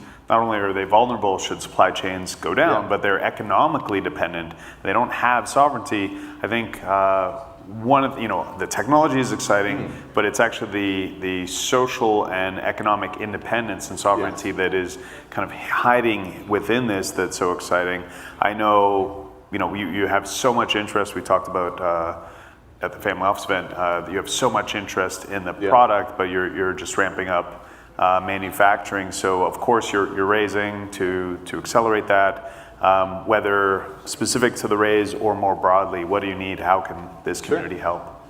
Yeah, well, the first touch one you said, that's absolutely right about, and yes, it's sovereignty, because those communities, when these crises happen, are the last ones that actually get fixed. They are the bottom of the priority list compared to the first worlds and everyone else that needed that supply before them, that set the precedence that they should have it first. And so it's not just the idea of providing sovereignty, but also opportunity. When you move antiquated production tools and processes and shapes and structures that were never before implemented to them, you're making the next generation of products. It's enabling you to make parts in one piece instead of 50 pieces, and you're able to iterate in hours instead of months. And we do think that can lead to a next industrial revolution level push, which give them the innovation and iteration power. But in terms of what we need, you hit on the head. We're expanding, scaling, trying to get more of these into the hands of the people that need it most. And so wrapping things up. Early next year, you're going to see a lot of us in the news. So keep the eyes peeled. Amen. All right. Thank you. Thank you very much. Yeah. So within the ecological transformation track, which actually tomorrow, one of the tracks is regenerative agriculture, bioregionalism, food systems, and soil. And a hero of mine we were blessed to have returning as a speaker actually has to leave today, so he wasn't able to speak tomorrow. So even though that track is not till tomorrow, we pushed him into today just so everyone could hear from him. I first learned about Neil watching a video of him spending 8 years in the Saudi desert turning arid land into lush green. And it's one of the most inspiring things, and a lot of us look at ecological degradation and we feel like, our hearts drop and we feel maybe a little hopeless about the state of ecology. And for me, he represents such hope, and in that he's done it. But in the same token, we talked about people who've dedicated their lives, decades to real work, and he spent 9 years in a desert with Bedouin tribes, actually regrowing land and regenerating land. So, real hero of mine. Let's welcome Neil Spackman.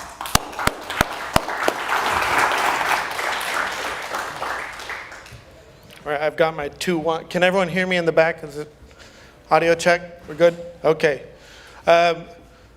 Yesterday I talked about my desert work and my decade in Mecca. Today I'm talking about what I'm doing right now. And when we talk about blue economies, that refers to oceans. And when we talk about regenerative blue economies, that means you're merging economic health with ecological health. And I'm going to tell you a bit of a story here. First off, depending on the ecosystem, between 30 and 50% of these 3 crucial ecologies have been degraded in the last century. Between 30 and 50% of them are gone. And it's not like they disappeared on us. They are gone because of how we manage these resources through all kinds of factors. But among those problems, one of the biggest is nitrogen pollution.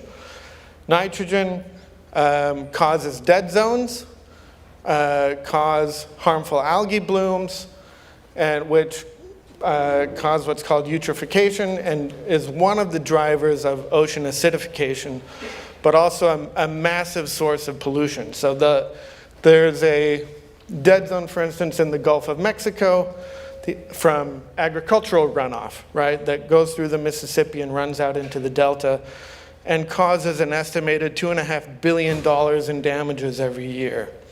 That's nitrogen runoff from agriculture.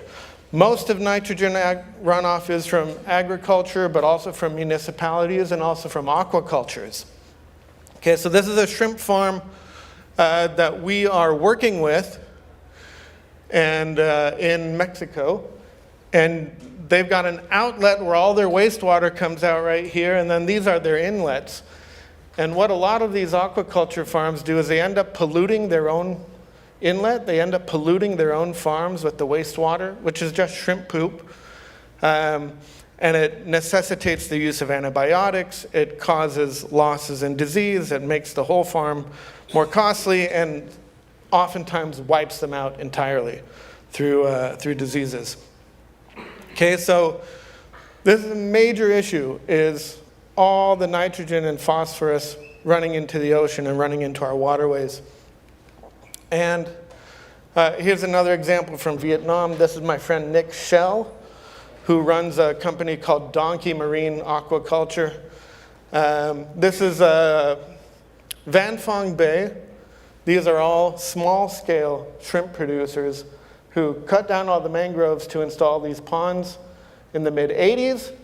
They all dump all their wastewater into the bay. They all pump their water from the bay, and it's killed off all the coral reefs, all the seagrasses in the fishery. Okay, just to give you a bit of context of what we're talking about. Now, this guy is a mentor of mine who passed away in 2021 named Carl Hodges. Carl was the founder of the Environmental Research Lab at the University of Arizona. And in 1971, he was hired That's Sheikh Zayed, the founder of the United Arab Emirates. In 1971, the UAE was less than 10 years old, but they hired Carl to come out and help them start thinking about food security. And Carl was a pioneer of greenhouse agriculture systems, and so he helped them start growing vegetables in greenhouses in Abu Dhabi. And Carl had a realization. He said, when we look at population growth and we look at the amount of water, there's not enough fresh water to feed everybody. And so he started looking for ways to grow food with seawater, which led him to aquaculture. And then he realized the waste problem with aquaculture and said, well, how do we turn that into something valuable?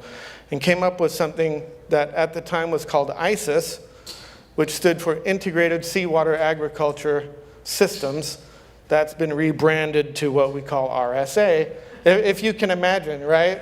The whole name has been a little poison. This is a prototype that they ran in Bahia Quino in Sonora for about 30 years.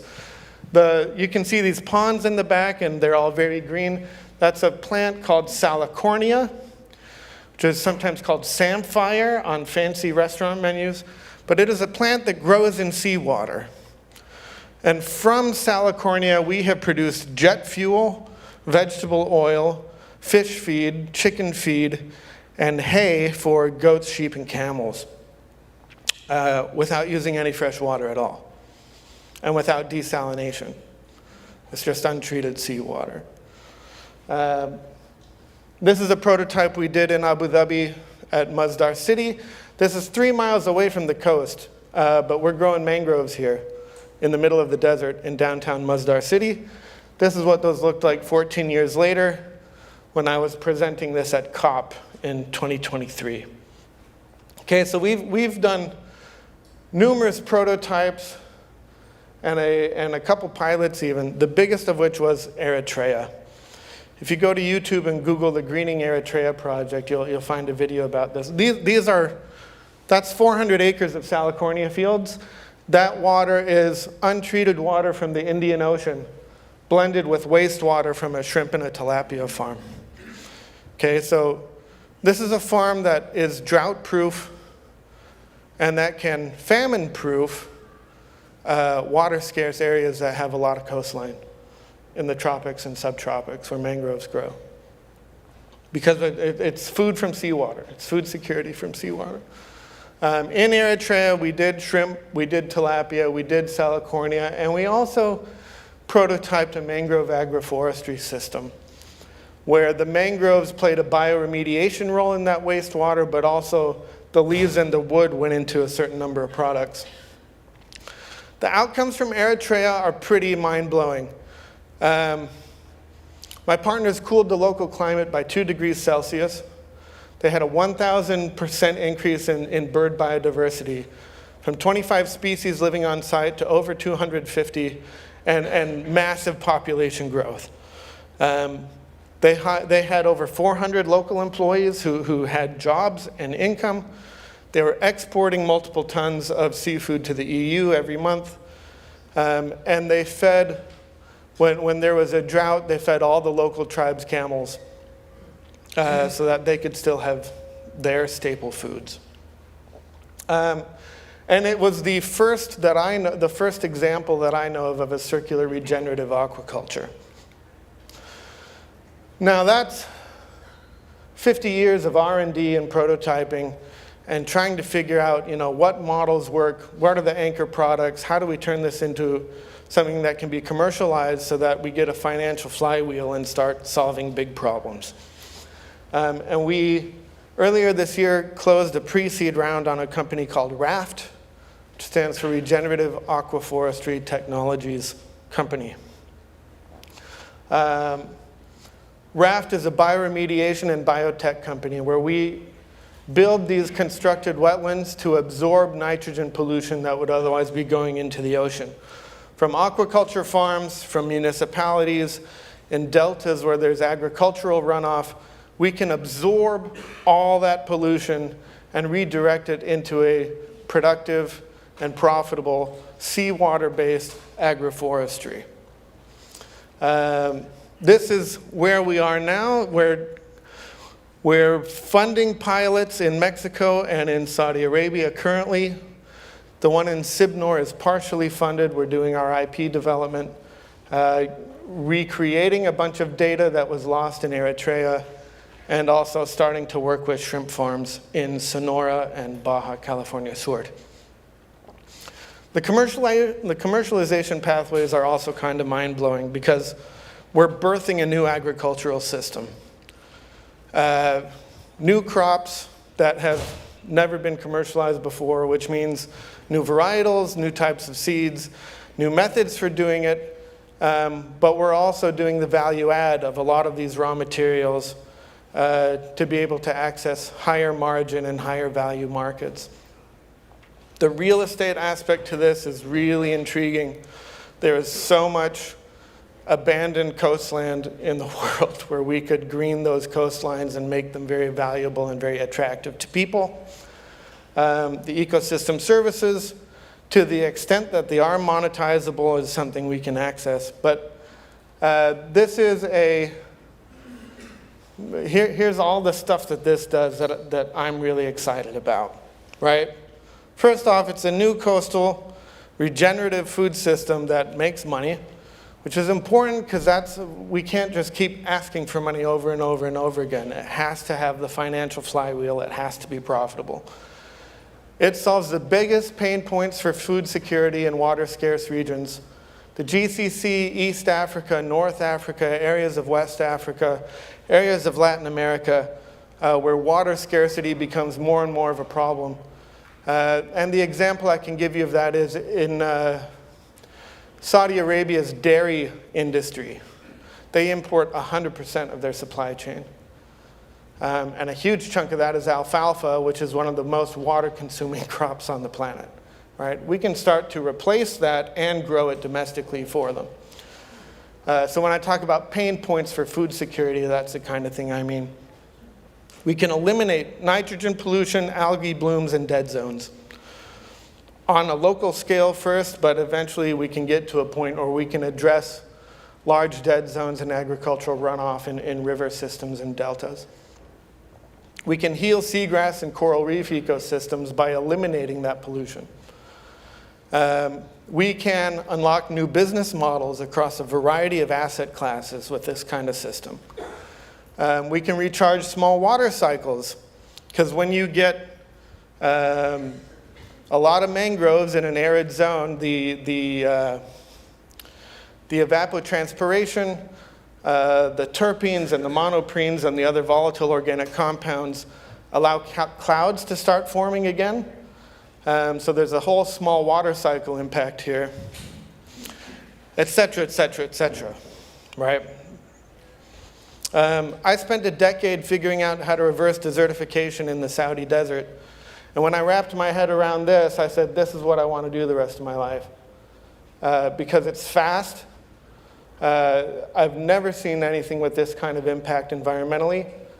And it's not your typical environmental thing.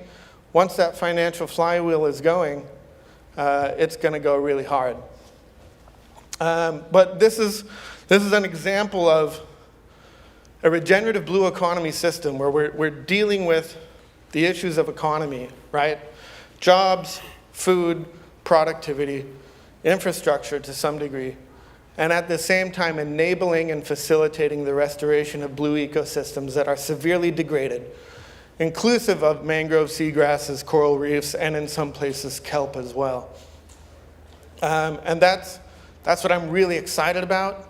I've been working on this for 5 years. I'm going to be working on it for the rest of my life, and really excited to be sharing it with you. So thank you very much for your attention and your time.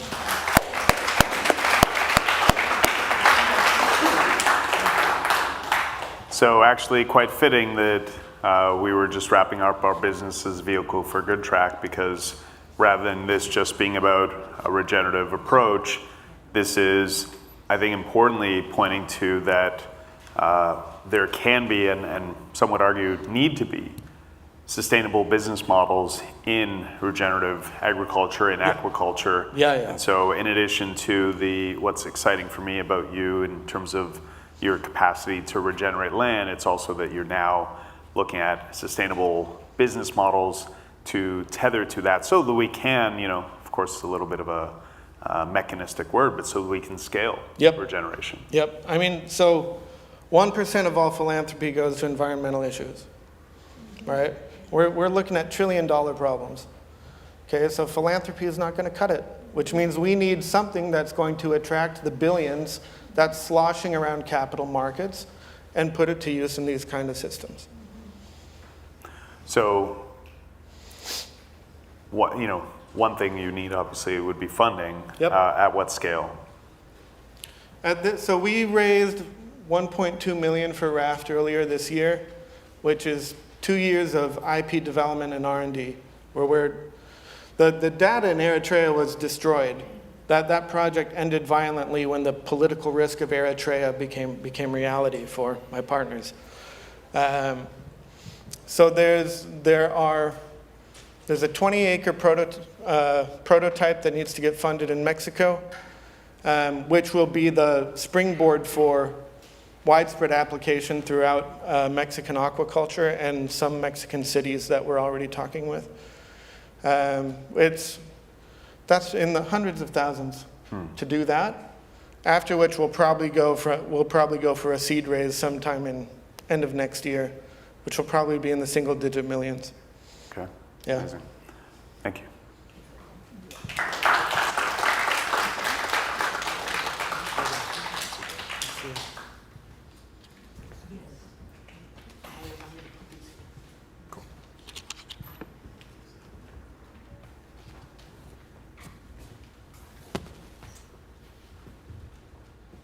Neil's work, especially his work in Albaida, working with the Bedouin, not only bringing his techniques, but tapping into their own, kind of brings us into our next track, indigenous and local solutions.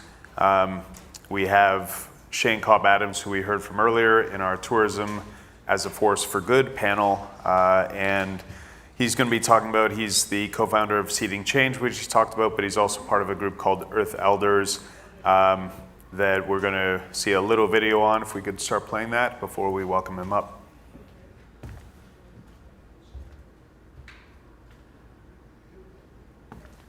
Is there audio? Floating in space. And so we need to learn how to paddle this canoe together. What it really means is that we have love and aloha for our families, for our communities, and create in harmony with Mother Nature, with the places that we live and work and play and travel. We can move in coordinated ways to create a strength of unity and movement in a synthesis that allows us to be more powerful than we otherwise would be as individual groups of people.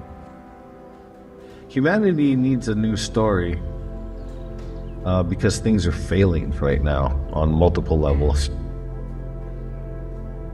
But that new story, right, is actually an old story.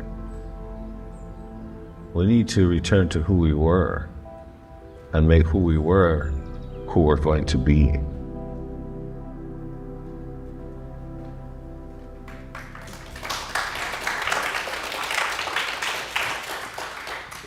Aloha, everyone.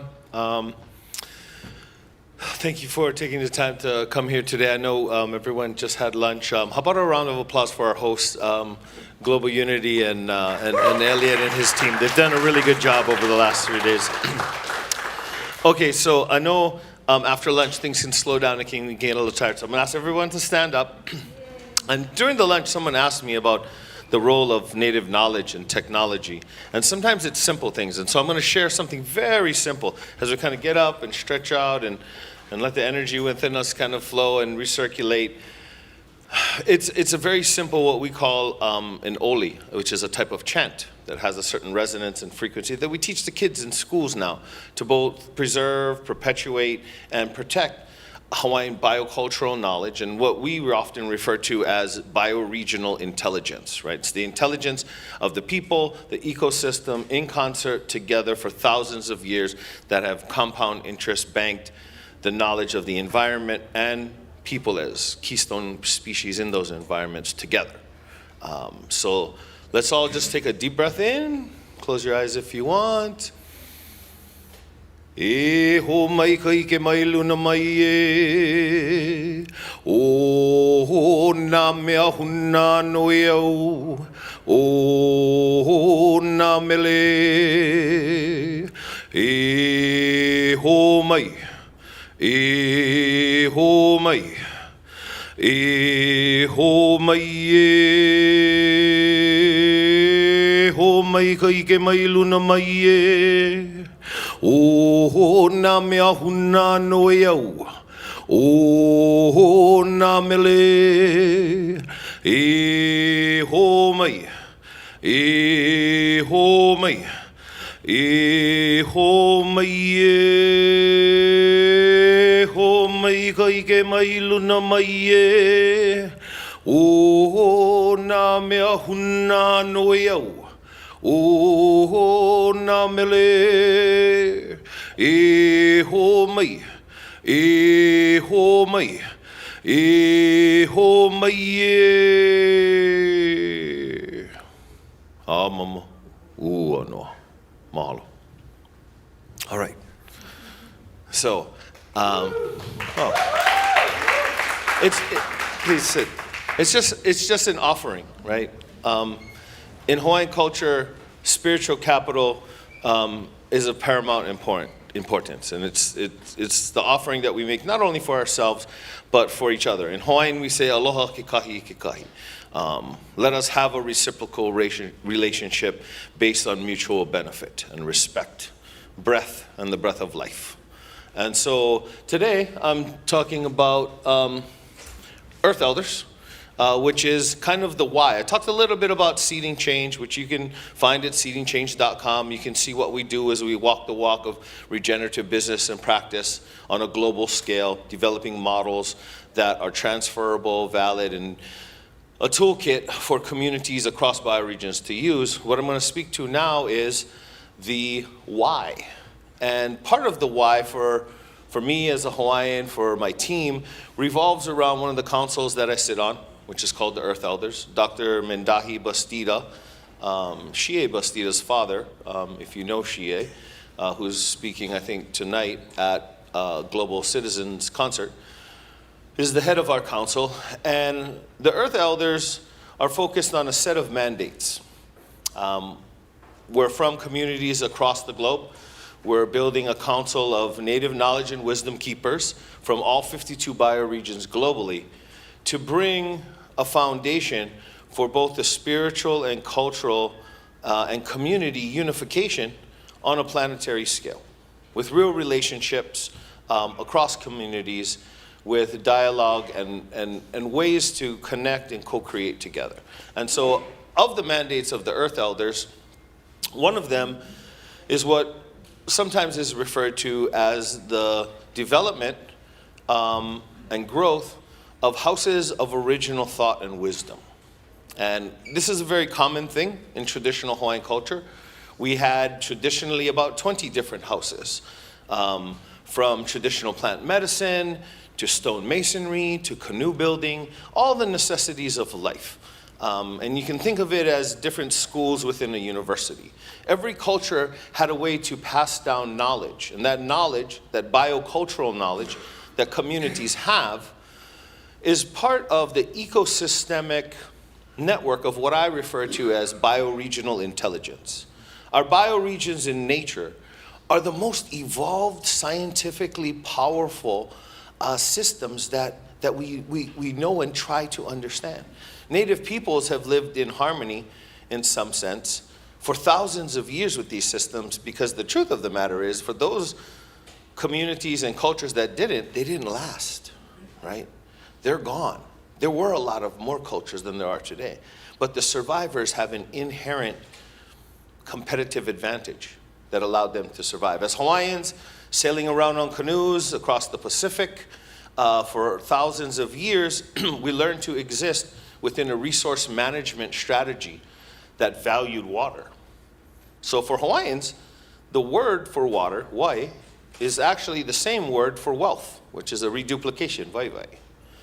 That, for us, was simple, because in Hawaii, when you live on a small rock in the middle of the biggest, most remote salty pond, fresh water is the true measure of wealth. And that's a specific worldview that comes with a knowledge base, a biocultural knowledge base, that's been fine-tuned over millennia for a specific environment. And so as Native Hawaiians, we understand this, and we share this. And so chants like the one that I just opened up with, that have a certain frequency, that call on the ancestors, that call on the land to give us their mana, their understanding, their ike papa lua, their sacred knowledge, are how we honor and perpetuate systems of knowledge that have been handed down to us from father to son, from mother to daughter, for thousands of years. And in that system, we've begun in this generation, because the tipping point has gone so far, to share those beyond just our communities and our cultures. And we need more of that, because, you know, somebody the other day told me biodiversity is the last untapped resource of the planet. I was like, well, what about water? He's like, oh, the water grab has been on for a while. Everybody knows water's the new oil, but biodiversity is where it's going to be at. And what I sat and tried to explain to them is that biodiversity is inherently powerful, but biocultural knowledge is the access point to biodiversity. And so in the new millennium, right, we're in the new 100 years of the new 1,000 years, it's our thought and understanding as Earth Elders that the preservation of biocultural knowledge, the focus on bioregional intelligence, is one of the core building stones that we need to pull together, to pull us as a whole planet, as a whole Nua, as a community, an island floating in space, forward into the new 1,000 years, so that we can become regenerative. Because for Hawaiians, for people, we're all native and indigenous to some place, if we know our genealogy far enough back. And those people that we come from, we go back 10 generations, that's 10,000 people who lived and learned. And we're the sum total of walking the earth today. And so in that understanding, how do we pull that knowledge from the past, from the Wa'akahiko, into the Wa'amamua, the time ahead? And so the Earth Elders are focused on building houses of original knowledge, intercultural dialogue, the preservation of sacred sites, because for most of our communities, spiritual capital is much more powerful than financial capital. And so there's places that need to be held sacred, right? Nobody's going to put an oil well on a church or the national cathedral, because there might be oil under there, but it's the national cathedral. That type of reverence we need to extend to the places that support us spiritually, that ground us culturally, that are the protectors and the spaces where bioregional intelligence lives. And the systems that support those are the systems that we really need to enshrine, make more robust, and create systems around to adapt to this new wave of change that's coming. Because the answers to our future, from a Hawaiian perspective, actually lie in the past. We know enough from the last 500 years, from the last 200 years of occupation, of how good things were. And for most Native communities, we have a good idea of how to get back to that place.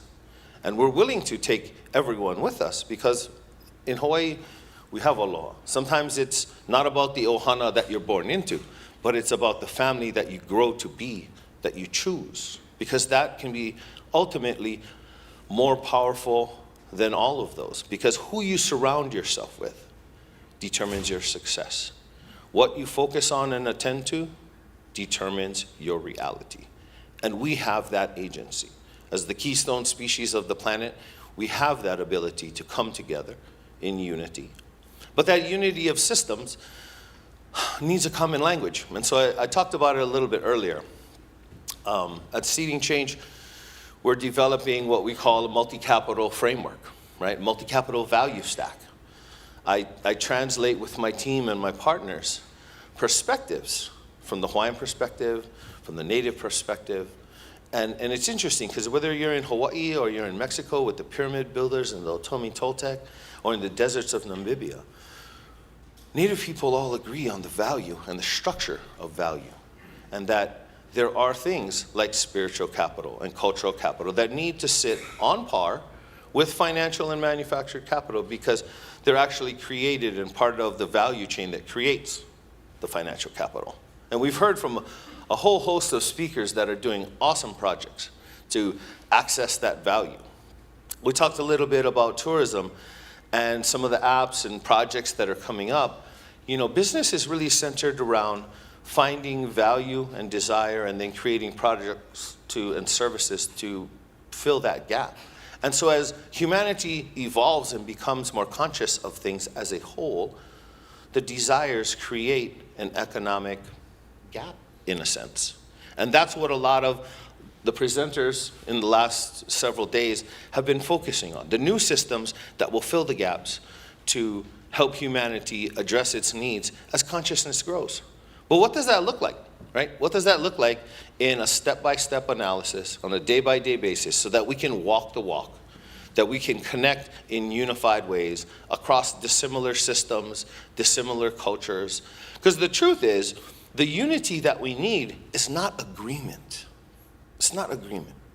Because we all know, even within the communities, our families, that there can be dissonance, there can be factors. But the unity that we need is in spirit. And that leads to the ability to agree to disagree.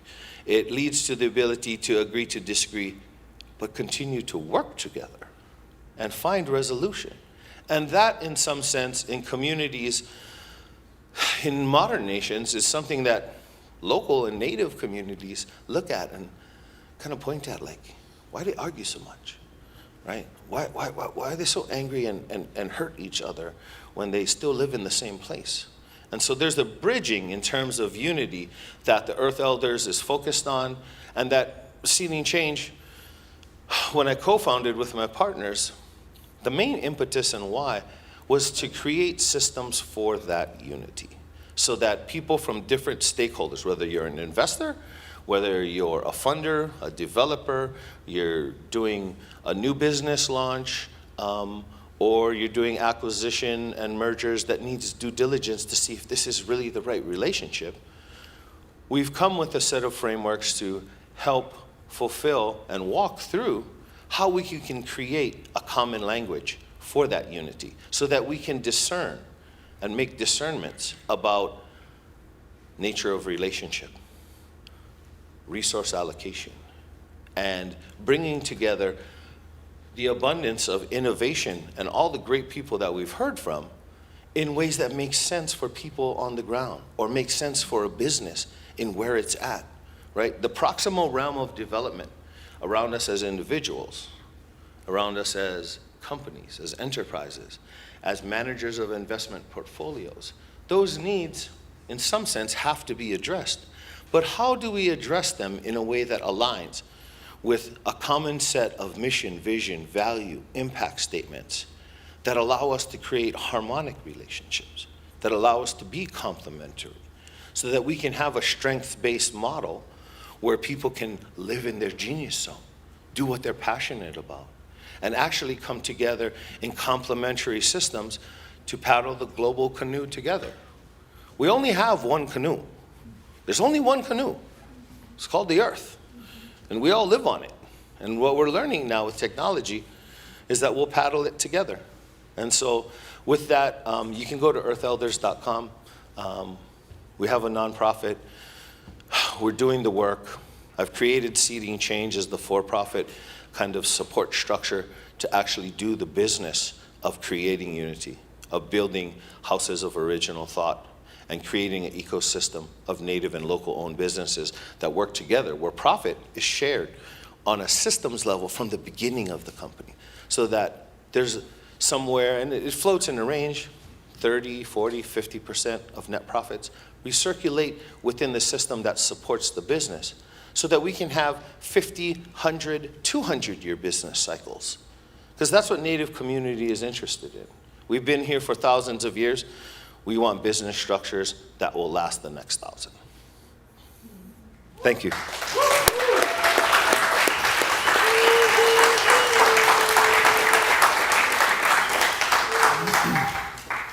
He said something really, I mean, he said many things, and thank you for the prayer. It's not necessarily about the family you're born into, but the one you cultivate. And, you know, many of us, many folks in the world, I don't know about many of us, but many folks in the world look at the state of the world and the disconnection, the degradation. We feel, it's easy to feel fear, pessimism, based on the world we're born into. But I think it's that affirmative taking charge of, well, okay, what's the world we're going to create? Taking that same insight and applying it to the global family. I really love, and so I appreciate your work and message of unity. How can folks best be of service? You know, it varies. I think part of the modern educational system is so competitive that we get to this point in our lives, all of us, where we realize we have special talents that we love, that make us feel good, that hopefully our friends and family around us let them know they feel good about. And it allows us to synergize and connect. And so one of the things I encourage people to do, and we encourage it at Seeding Change with businesses, is to find your genius zone. In Hawaiian culture, we had a strength-based approach to education. When you were born, women from the village, select women, would come and assess the baby. And they would determine a path where you would go to several houses to learn. And when you got to about 40, you were probably ready to start having a voice and contributing.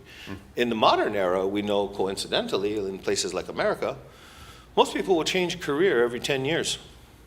And by the time you're 40, you've gone through about 4 different careers and different jobs.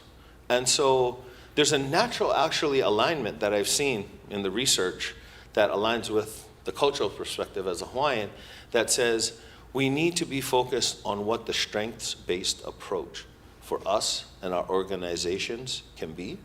And at Seeding Change, we help organizations find that out, from C-suite training to organizational mission, vision, value alignment. Because when our organizations at each node of the network play to their strength and come into a resonance, and they're singing the same tune, we can have a harmonic that can become transformative. Amen.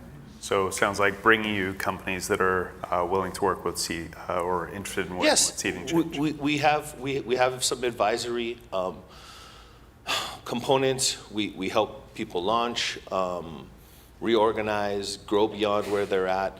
We have actually a host of value-added products and regenerative businesses like Ambrosia. Who tried the Ambrosia at lunch? Right? Local owned, native sourced, working with farmers, farm to a bottle, based on native practice and knowledge from thousands of years of medicinal plant practice. These companies need financial support. We're doing fundraising rounds all the time.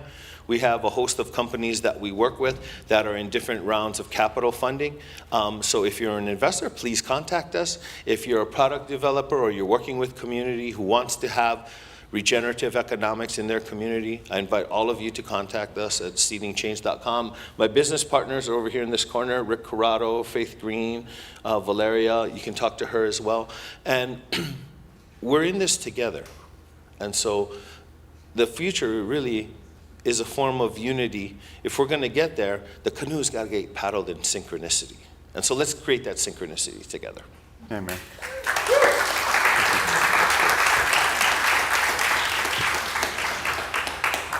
So for the rest of the afternoon, we're shifting gears to our AI, Web3, and Tech for Good track. But our first speaker spoke not only last year at TIS NYC, but at Transformative Impact Summit Africa in Zanzibar. He's the former head of AI at Nike, has built a powerhouse team of top developers from Anthropic, OpenAI, working to build AI based not in Western large language models, but indigenous and local wisdom, specifically with a mission to preserve indigenous languages and knowledge. So perfect timing to open up our AI track. Let's welcome my friend, Emery Nam.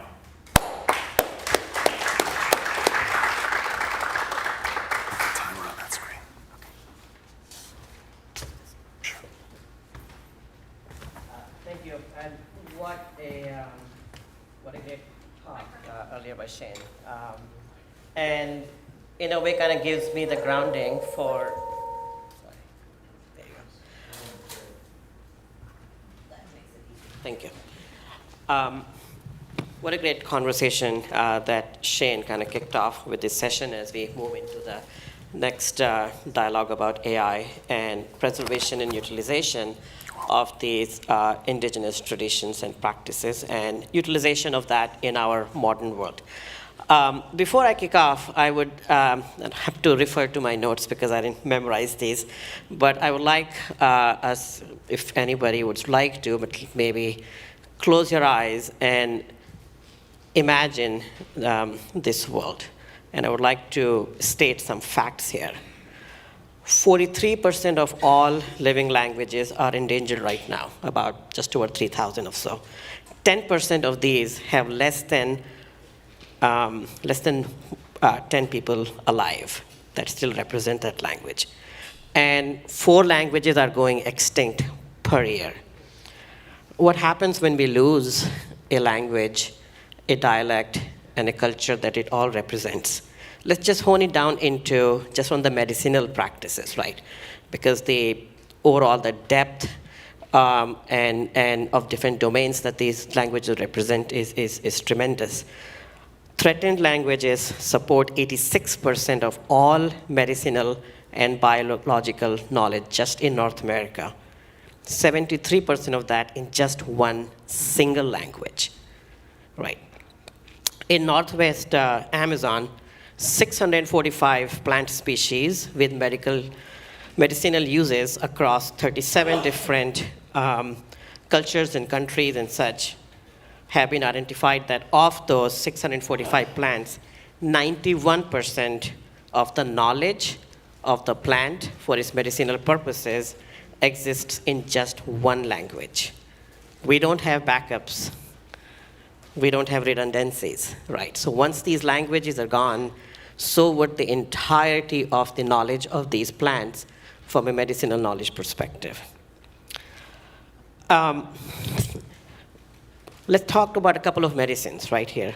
So artemisinin, ACTs, coming out of the Han Chinese traditions. First line medicine for malaria treatment, right?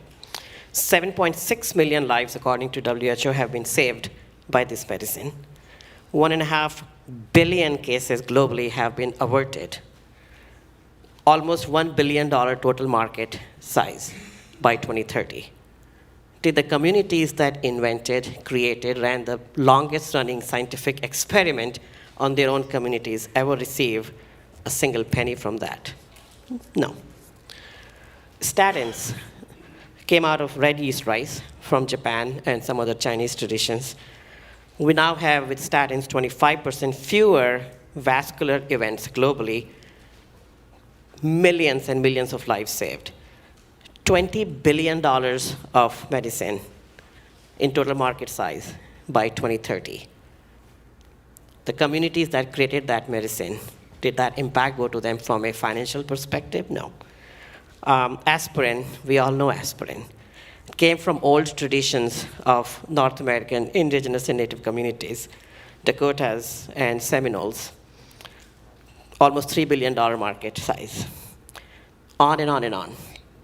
So as we are losing these languages, and these languages and practices are threatened, we are rapidly losing essentially all the contextual knowledge from flora to farming to climate methods, ecology, and overall community flourishing. Now imagine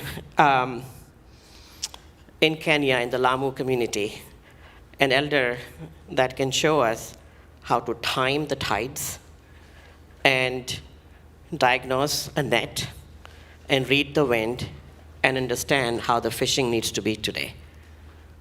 It's a knowledge that's never been written, and it's almost lost, right? So AI that continues to learn from mostly commodity, cheap, public data available on the internet, it will never hear these voices. It will never learn from these wisdoms, right? So if we're going to have AI that's going to represent and support and sustain the human life from here on, it needs to be anchored and founded from the ground up into the tacit and implicit knowledge of local and indigenous communities. So that's essentially what we are aiming to do, and we have had some conversations as well recently with Earth Elders as potential partnerships to hopefully enable that ecosystem as well. My background, I've been doing AI for a very long time, late 90s, have had hands in AI with big companies like Nike's and OpenAI's and Google's and Cisco's of the world.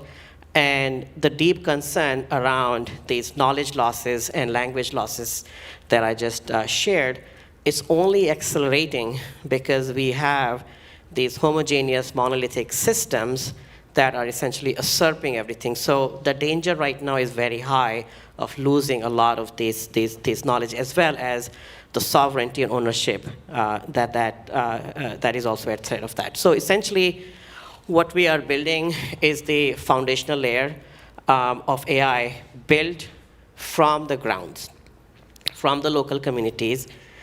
And we are working with some of the top intellectual property experts, intellectual property rights experts, as far as the indigenous IP is concerned, from Arizona State to Harvard and various other researchers around the world. So the idea around this is collection and preservation of a lot of these knowledge systems before they disappear, enable their utilization into the modern world, enable the ownership and sovereignty of the facts to the communities that it belongs to, modernize that knowledge systems, and commercialization of those systems so that the circular impact of the economic benefit can go back to the communities where all of these systems started. So that in a kind of high level from our thesis perspective, it kind of goes a little bit beyond. This is where we are starting. And I may typically talk about the thinking wisdom versus the doing wisdom. Similar to how we are losing a lot of our languages and knowledge and understanding, we are also losing the doing wisdom, as I may refer to it, which is the skills and tactile experiences. We don't use our hands with all of the degrees of freedom that they've been designed to. We went from doing very micro tasks of embroideries and intending and touching to just using a few fingers to type. So we're actually using a lot of dexterity. In addition to that, so the risk from that is that as we are losing skills, and then the skills gap is rapidly increasing from healthcare workers to people who can do manual labors in the farms and things like that, even in the industry, or medicinal practice like even surgery. We need to understand basically collect and preserve this dexterity and sensing wisdom, which is the tacit aspect of our embodied intelligence, and then also represent that and utilize that to solve the gaps of the future. So I'll give you a very basic example. In very high precision surgery with robotics, the robots need to learn specific micro dexterities and micro sensing to the point where neither the arm nor the wrist nor the fingers are moving. It's just the very micro gestures of the fingertips. How would we teach a robot how to do that so that they can conduct these surgeries? And if we need to build a robotic arm that can do top 10 most commonly occurring surgeries out in the parts of the world where there is no medical facility available, how would we trust a robot to do that? We have to teach the robot based on how people have been doing embroideries by hand. Right. And these indigenous communities in India that make paintings, extremely fine ink work, very delicate ink work. We need to understand the wisdom of the hand movements, right, hand motion, and then bring that in, calligraphy, right, art of that. So if we are able to collect and preserve our thinking wisdom that represents itself through languages and dialects, and our doing wisdom that represents through our hand, bringing that together, the mind and the brawn, I guess, it enables us into a future where we have a symbiotic system, ecosystem, where technology continues to work with us and enhance us while delivering the economic benefit back to the people that we're learning from. So that, in a nutshell, is what we are trying to do with this, my new company, Cognicy, structured as a public benefits corporation. And as Elliot mentioned, a lot of very deeply passionate people are coming together to help us build this dream. Thank you.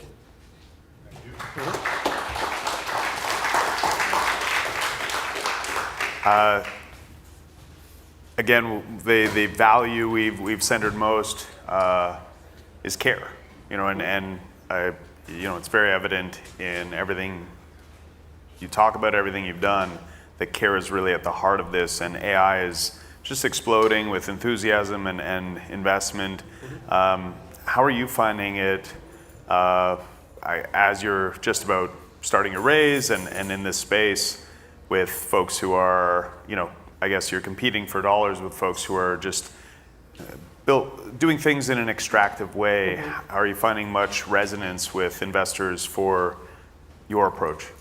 Yeah, thank you for asking that question. So, spent some time in the Silicon Valley, where still, the three most popular and well-known startups this year are a company whose motto is "We help you cheat." Another company that says they can replace all human workers, right? And the third company that's super popular right now is they're creating AI friends. AI friends. Oh, great. What's wrong with being human, right? So I was at a conversation recently, and I'm like, why does Silicon Valley hate humans? It's like everything is about replacement and not augmentation.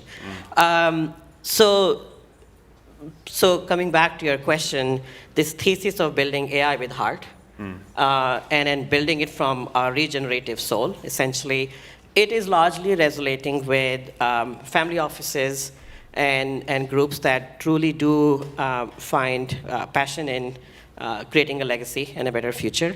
We're also finding interest from organizations and entities that are very deeply concerned about AI colonization, where these monolithic homogeneous systems trained largely in a very shallow corpus of Western knowledge is usurping and asserting their concern over it. So the risk of damage to the rest of the world is very high. Even things like healthcare, I can give many, many examples where the damage is already happening. So we are finding interest from those communities and groups that are deeply concerned around that. And the third is nations, sovereign nations, who want to protect and be able to utilize their own knowledge and wisdom through sovereign AI ecosystem, from hardware all the way to the application layer, to enable local impact and local economic benefits. So that's where we're kind of interested, but typically our thesis doesn't really align with short-term capital extraction motives of a VCs, but there are a few mission-aligned VCs that are interested, yeah. Cool. Well, this technology has so much potential, but a hammer can build a wall or crack a skull, right? And so we appreciate that you're doing good with it. Thank you. I would like to make two more points, if I may.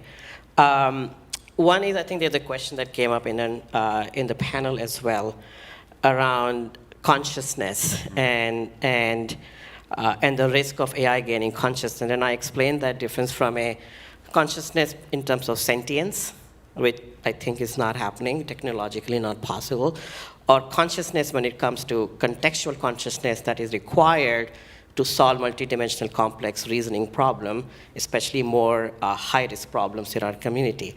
So to evolve the contextual consciousness for us to be able to solve the problem, we really have to build it where the conscious is right now in the community. So that's a very important point. I just wanted to kind of elaborate. The second thing from an AI risk perspective, where I'm getting some interest is again, anthropomorphization of AI is happening extensively, is we all understand, hopefully, that from epigenetics perspective, the trauma gets embedded in our DNA, and it carries from generation to generation. I think the studies takes at least 3 generations for that trauma to wean off, right, from a human, from a baby to the adult's life. AI today is largely trained on a very trauma-centered data, largely internet data that has a lot of hate and bigotry and all of that deeply rooted in it. And we have seen a lot of examples of this AI, where AI psychosis, even AI convincing people to commit suicides and things like that, massive polarization, and now AI being used as a weapon, essentially, of mass societal destabilization is happening. So that trauma is deeply embedded in today's AI. There are 2 ways to solve for it from an AI safety perspective. Either through nurture, which I don't think is possible, or creating a parallel system. And we are aiming to create an ecosystem that creates that parallel system so that we can create that yin and yang ecosystem and create the balance. Keep it up. Thank you.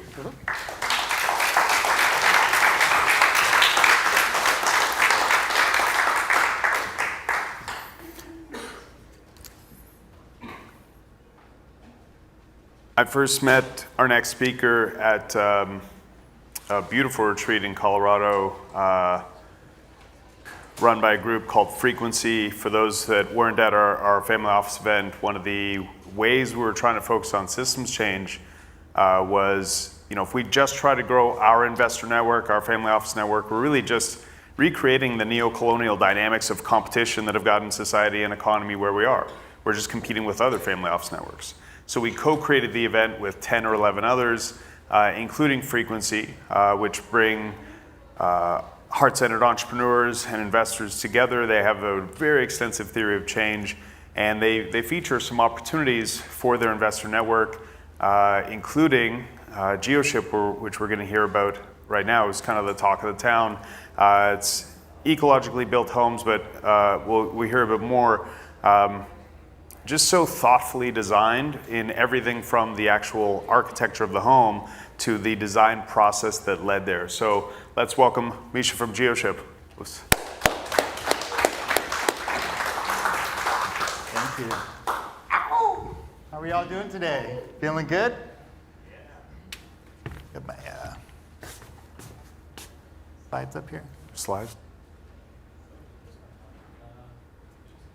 All right, well, I'm Misha. I'm the CEO of GeoShip. At GeoShip, we're building affordable natural homes for the climate era. But before I dive directly into GeoShip, I'll just give a little background on my story and how I got here. I've been a serial entrepreneur my whole life. I started 8 companies, and the first group of companies I started, I was really operating from a place of ego and proving myself to the world. And then I went through a transformational awakening. And I really committed myself to supporting, funding, and helping grow companies that were making transformational systems change and creating a better world for all. And that commitment actually led me down a road of buying a 100-acre regenerative farm, starting an intentional community. And in that community, we had 8 homes. And when COVID struck, a bunch of our friends showed up, and they wanted to stay with us. And we had the zoning to build 27 homes on this property. And I became obsessed with the home building industry. I would stay up every night and look at who's making healthy, natural homes for the future. And I was really surprised that I didn't see too much out there. And then I stumbled upon this company, GeoShip. And their product really blew me away. I invested in the company. I started supporting them. I became an advisor. And now I'm here as the CEO, really leading the charge in making sure that this technology gets to market. So at GeoShip, we realized home construction was going backwards. We're building homes the same way we did 50 years ago, but they cost 4 times as much and they take twice as long. So that's not progress moving forward. And we started by developing a theory for change on this industry. And we looked at all the different critical problems that are facing housing. So what we discovered is there's 5 core problems facing this industry. The first is sustainability. 27% of global carbon emissions comes from housing. That's more than transportation. Yet most of the talks you'll hear over here at Climate Week this week are focused on transportation and moving things around when the built environment actually is contributing more to the carbon crisis globally. The next is resiliency. We're seeing deca-billion-dollar disaster events destroy our housing stock more and more frequently. Fires, hurricanes, earthquakes, floods. It's in our news stream constantly. Unless you're living on a rock, you've heard about the affordability crisis with homes. Kids these days, like anyone under 35, and in fact in the US, 70% of people under 35 can no longer afford a home. These are people with families and children that deserve to know if they're going to be able to live in their home in the next year, if they're going to have the same neighbors, that they want to grow up with stability. We have a hidden health epidemic in homes. Did you know that there's over 800 toxic chemicals in common construction materials? One of our biggest investors in our company was a large real estate developer, and he told me a story how he would have to cry himself to sleep at night in the later part of his career because he was walking through the homes he built, smelling all the off-gassing from all the products they were using, and then he would see families coming in to look and purchase and buy these homes and moving these young kids and all these chemicals, and he just couldn't live with himself anymore. Not to mention that close to 50% of homes in the US have toxic mold in them. And then we have a scalability issue with homes. We're millions of homes short, and we don't have enough construction workers to build our way out of it. So how are you going to solve this crazy problem? Well, VCs have been placing bet on new home building technologies for well over a decade now. We call this home building 2.0, the rise of factory-built housing. And in the early days of this industry, a lot of focus was on these modular solutions that get built in factories or the 3D printing solutions. But frankly, they're incremental innovations. They're not first principled innovations that really look at how we rebuild this industry from the ground up. And there's a new entrance in this race, and they're called panelized home builders. And we started to notice this at GeoShip, that there's these new companies building panels in factories and then rapidly assembling on that site. And when you do the economics on that, it just makes a lot more sense. So when I did an analysis on the entire industry, and these are some of the biggest players in the space, multi-billion-dollar companies, they're only solving 1 or 2 of these problems in our theory for change at best. They're all making trade-offs. And GeoShip's first principle solution actually solves all 5 of these problems at the same time at a far superior cost. It's because of this that we've developed the most ambitious Earthshot in this entire industry, and that's to make the very best home on Earth the most affordable home on Earth. What would this home look like? It would have all the, thank you. It would have all the characteristics that people love in a home. It would have lots of natural light, open floor plans, high ceilings, and a custom feel. But it would also be a home that's environmentally sustainable, a home with an 85% reduction in CO2 emissions. This is in the embodied CO2 of the home and in the operational, ongoing CO2 the home produces. Most other companies are making trade-offs there. It would be a home that's completely climate resilient. It would be fire resilient, hurricane resilient, earthquake resilient, flood resilient. If it floods, it just simply dries out. And it would be a home that's next level healthy. This bioceramic composite is made out of all natural minerals, minerals that exist inside your body. Magnesium, calcium, phosphorus. These minerals, you can live in a home that's completely biocompatible with the ingredients that make the bones of your body, but people just don't realize it yet. And you would get all this at a price point that's lower than our current entry-level homes on the market, providing access to housing to millions of people that currently can't afford a home. And lastly, we would solve the scalability crisis because we would build this home as a productized platform that allows us to build millions of these homes a year, because we are not going to solve the challenges of our time by building hundreds or thousands of homes a year. So, if you're anything like me, when I first heard about this, I was pretty skeptical. I was like, this feels too good to be true. And I sat down with the founders of GeoShip, and I really dove into all of their background. And what I realized is the reason they were able to pull this off where nobody else could is because they function stacked first principles innovation at every single layer of this company, from the geometry to the materials to the manufacturing to the installation and the productization of home. So I don't know if you guys realize this, but a lot of architects realize this. The geodesic dome is the strongest, lightest, and most efficient way to build a home known to man. As a matter of fact, if we build a rectilinear home out of our same material, it would cost us twice as much to build the same square footage home. And we don't believe that people are going to pay twice as much to live in a box, or even better put, we don't believe that people, for the same mortgage payment, would want to live in a home that's half the size. When Buckminster Fuller popularized the geodesic dome, he called them wooden spaceships. It's part of where we got our name from. You wouldn't send a spaceship to the moon made out of wood. And likewise, you wouldn't look to transform the housing industry out of wood. It just doesn't scale efficiently. It's really hard to cut and put everything together. And what Buckminster Fuller would talk to his friends about back then, he said it would take 50 to 100 years for a breakthrough in material science that would actually allow this technology to scale. Our founders heard of this, and they actually took an inventory of all the different material science breakthroughs that had happened at the later stage of Bucky's life and after he died. And they found this bioceramic composite. They're also known as chemically bonded ceramics. Now, this material is all natural. Like I said, it is much, much stronger than concrete. Its bond strength is stronger than some of the greatest epoxies in the market, which is what allows us to turn our dome into one monolithic structure and make it completely airtight and waterproof. And it demolds much quicker than concrete into manufacturing. Plus, it just looks a lot nicer. It feels better. It feels more like stone, where concrete feels fake. Lastly, we applied first principles to the manufacturing, the installation, and the productization of a home. If you look at the competitors who are building homes in factories, they need 10 times the factory space to manufacture the same homes, same number of homes, than we can out of the out of a smaller factory. Now, why is that? It's because we're just producing the panels inside the factory. We're taking raw minerals on one end and sending the panels out on the other end. We turned the construction site into an assembly site, into an installation site.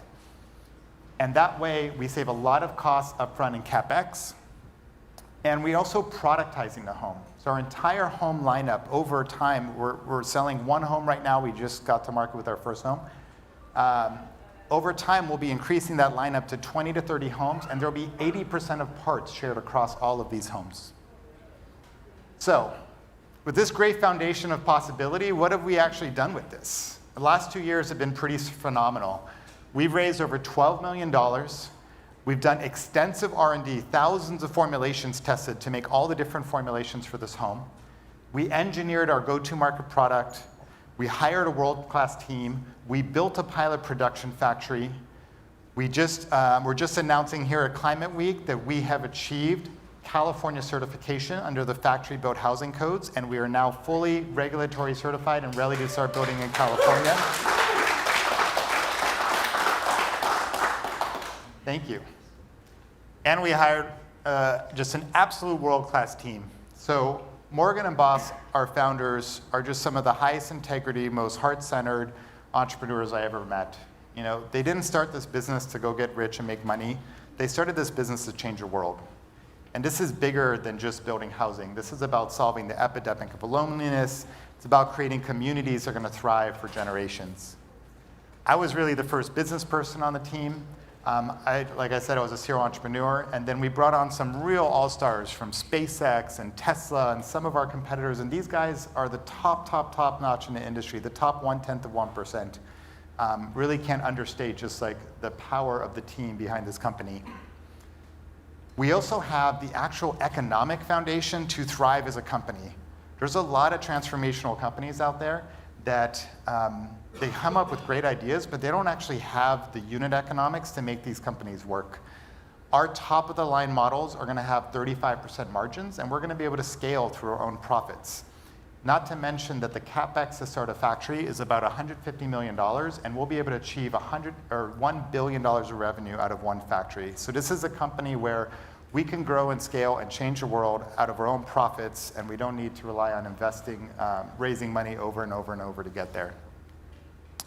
So lastly, we're here at the onset of our Series A round. We're going to be opening that up this fall. So if there's any VCs in the audience or any of you are friends with Series A VCs that are valued aligned, we'd love an introduction. And we still have a small amount of money left in our seed extension that we're going to be closing here in a couple weeks. So if you're an accredited investor and you're interested in talking to us, come find me afterwards. I'd love to chat. So thank you all for your time today and your support. Let's lead a new revolution in that one. So there's, I mean, you know, so much thoughtfulness in the design, in the kind of A to Z process. But you've also, we're over time, but I'd love to hear, I know you've got some designs for how the business itself will be more community oriented. Can you kind of peek a little bit at that? Yeah, I did forget to mention that. I noticed the time was clicking down. So we did set up our company with the structure to become a multi-stakeholder cooperative. So we're a special purpose corporation. So our purpose charter is just as important to us as making profits and being able to be responsible in how we grow this company. And we set up a multi-stakeholder cooperative. So not only does nature going to be holding stock in the company, where all the dividends of that stock is going to be going into regenerative projects, nature also holds a seat on the board, as well as do our customers, our employees, and our investors. So we're making sure we're managing all those stakeholder rights and building a company that's designed to really transform the world in more ways than just the product we create. Love it. So thank you so much. Yeah. Thank you.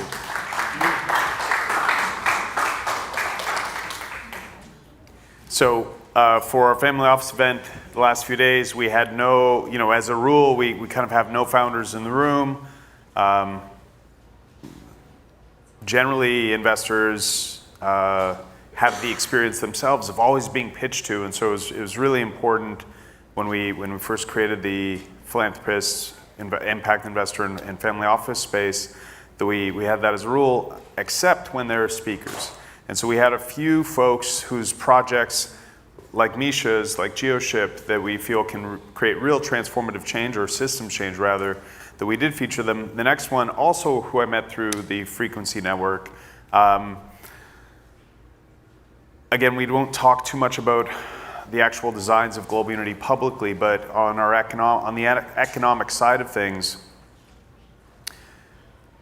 our whole economic engine is based on the idea of gamifying goodwill, incentivizing and rewarding actions, activities, and behaviors that benefit individuals, communities, or the world, such that, you know, if you've done good in the world, you come to me, you want to use services of my small business, and you say, hey, instead of dollars, can I use these points or these tokens?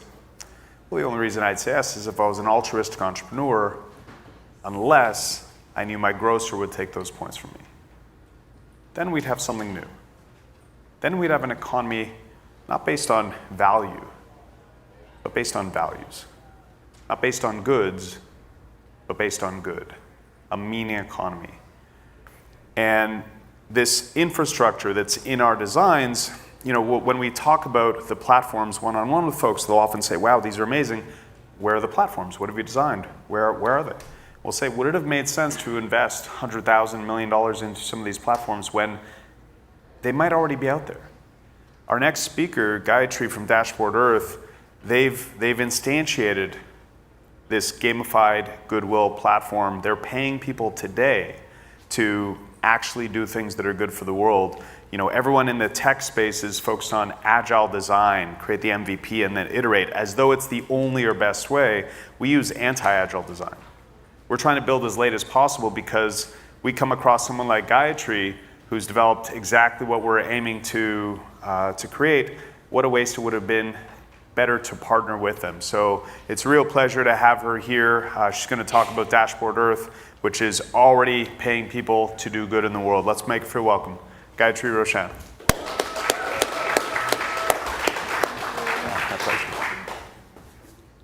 everybody. Can I give you this? Thank you. Hi. Whoa. So we are living in a moment of rupture, and that is our biosphere, that is our social contract, it is our nervous systems. And it is a collapse, yes, but it is also a threshold, because collapse, composted, holds the promise of healing. Unmetabolized, it is pollution, and it is not, it's going to kill life. It is anti-life. So my very first experience of collapse was when I was 7 years old, and I was running around unschooled in my stepfather's production office, and every single screen was on fire, and I didn't know what was going on. And I found out that I was watching the Amazon on fire, and he was making the first film on climate change in the UK in the 80s. And I consequently have spent a lifetime metabolizing collapse. Now, we have, now over the past 2 decades, I've made documentaries in 20 countries with everyone from King Charles to Vandana Shiva. I've worked with IKEA, NASA, FETSA. I've spent a lifetime being paid to care. And eventually I founded Dashboard Earth. So it's really about the knowing that everyone should have the opportunity to be valued for how they feel in connecting to the earth, the vast, vast intelligence, the infinite, frankly, intelligence, vast abundance. And that is what I do now. But I'm going to talk a little bit about atoms. So we have 40 to 80% of emissions here in the US, no, actually globally, sorry, come from individuals' choices. Every 16 days in the US, there is on average, $1 billion climate disaster. 67% of people in the US have climate anxiety, and I cannot tell you what that does for my inner 7-year-old. It's a huge relief. So where I'm standing, individuals are a vast, untapped resource. But climate resilience remains financially invisible. So what we do at Dashboard Earth is turn individual care into regional resilience. We take the tiny little actions that anyone in this room can do, whether it is changing a light bulb, taking public transport, planting a tree, and we get you paid for them. We show the impact of these actions, and we get them paid for by institutions like government agencies, corporations, utilities. So we have been really successful at this. We have over 200,000 verified actions taken on this platform, tens of thousands of users. We have 50 plus partners. Our first corporate buyer is the country's largest privately held parking company. It's working. Dashboard Earth is composting capitalism to deploy infrastructure that incentivizes the conditions for life. Thank you. And today, life is threatened. Incentives favor extraction, extinction. My first film was about the mass extinction species. So, extraction is it's a mindset that we live in. We extract from our environment. We extract from the social contract. We're extracting from our bodies. Our anxious minds are extracting from our bodies whatever they can. And we burn out. But burnout is not weakness. It is a signal of systemic incoherence. If we're going to metabolize the collapse, we need to be resourced. We need to be paid. We need to feel good about ourselves. We need to feel safe enough to care about each other and the planet. We need to feel agency in our being, and all of that is possible because every single dollar spent on climate adaptation returns $12 to $42 back. If we can verify that an ecologically relevant action took place, no matter how small, we can unlock that money. And around the world, 75% of the C40 cities are reaching their emissions targets faster than the national governments. It isn't political at the regional level. And under this US administration, Dashboard Earth has gone from a nice to have to a necessity. So we launched in Los Angeles. We opened then in San Diego and Orange County. And what we do is take a regional climate action plan, of which 95% of the US lives in a location that has one. We turn it into the hundreds of actions that individuals need to do in order to achieve it. We track it, we verify, we turn it into verified climate outcomes. And we sell those outcomes to the institutions that need them most. We are creating an adaptation, a regional adaptation market. And to give you some examples of this, 40% of California's emissions come from, sorry, not 40%, it's actually 20%, still a large amount, come from landfill. And that is because Californians don't know how to compost. They're filled with green waste. We teach composting, we reward composting, we change behaviors. LA, in a drought year, has just 2.5 years of water left. We work with the Department of Water and Power to reduce water use. The private equity company, the parking company that we work with is owned by a private equity company that has ESG targets that they have to fulfill. They use our platform in their ESG reports, and they are reducing their employees' climate anxiety, they're increasing employee retention and engagement. There is $9 billion a year that is going into climate adaptation from foundations in this country. We have been lucky enough to have $8.5 million to build this platform from a single philanthropic source, and they were our very first buyer of verified climate outcomes. What we're doing is creating a market category for regional climate adaptation. And what we've done with our business plan is our business model is to map revenue directly to impact. We've avoided 1,600 tons of CO2e. We have conserved 40 million gallons of water. We've diverted 135,000 pounds of waste. Based on today's user metrics, we have a clear path to a $1 billion valuation. With Dashboard Earth, we have the plumbing in hand to scale large-scale climate adaptation on the individual level without this administration even noticing. Dashboard Earth is a systems solution, an Aikido move on capitalism, but it is also the thing that I wish I had had as a kid. A place to feel my agency, know my value, knowing my care matters, has impact, a way to feel connected to the vast intelligence of a genius planet that wants to heal itself. I invite you to join us because Dashboard Earth is opening in another 18 cities before the end of this year. We need partners, we need investment, and I'm hoping that anyone here will talk to me after who's interested. Thank you so much.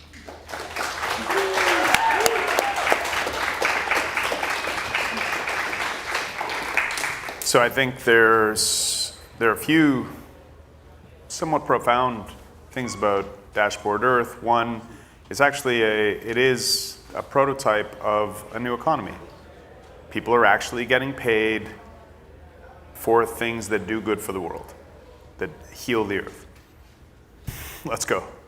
That's number one. Yeah. But maybe as important, it's giving people something to do. Everyone, wants things to be better and feels stuck in the matrix, in the economic system that doesn't reward things that inherently do good. And so by offering, like you said, a chance to express your sovereignty, a chance to express your care of the world through activity, for me, that's as exciting as the hope of a new economic engine. So, massive supporter of you and everything you're doing. The fact that you've got this traction, you're working with 18 cities, is incredible. I know you're still in the middle of a raise.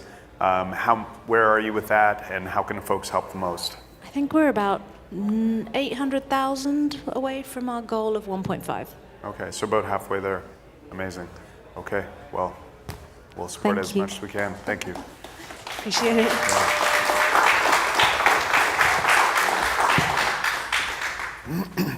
Also in the vein of technology for good, but specifically technology in service of the earth, for those that have gotten a peer behind the curtain at what Global Unity is putting together, one thing we feel is really vital is need cartography.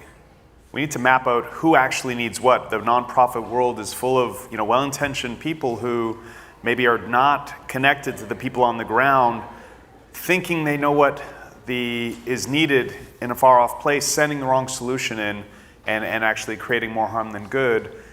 It's vital that we have an ability to know very precisely what's really needed and hear that from the ground. But that's not true just of people. We need to know that for the Earth as well. What does the Earth need? What the Earth needs in one geography is very different than another. And what the world needs, if we are really going to care wisely for the Earth, is we need precise data. We need to know exactly what's needed in each, not only in each bioregion or community, but even more precisely in each hectare. And Earth, which Adina is going to present, gives real hope. It's a real global dashboard of the state and health of the Earth that's co-created with a global network of ocean scientists and folks on the ground, indigenous communities as well. So it's a real pleasure to welcome up Adina Popescu. Let's make her feel welcome.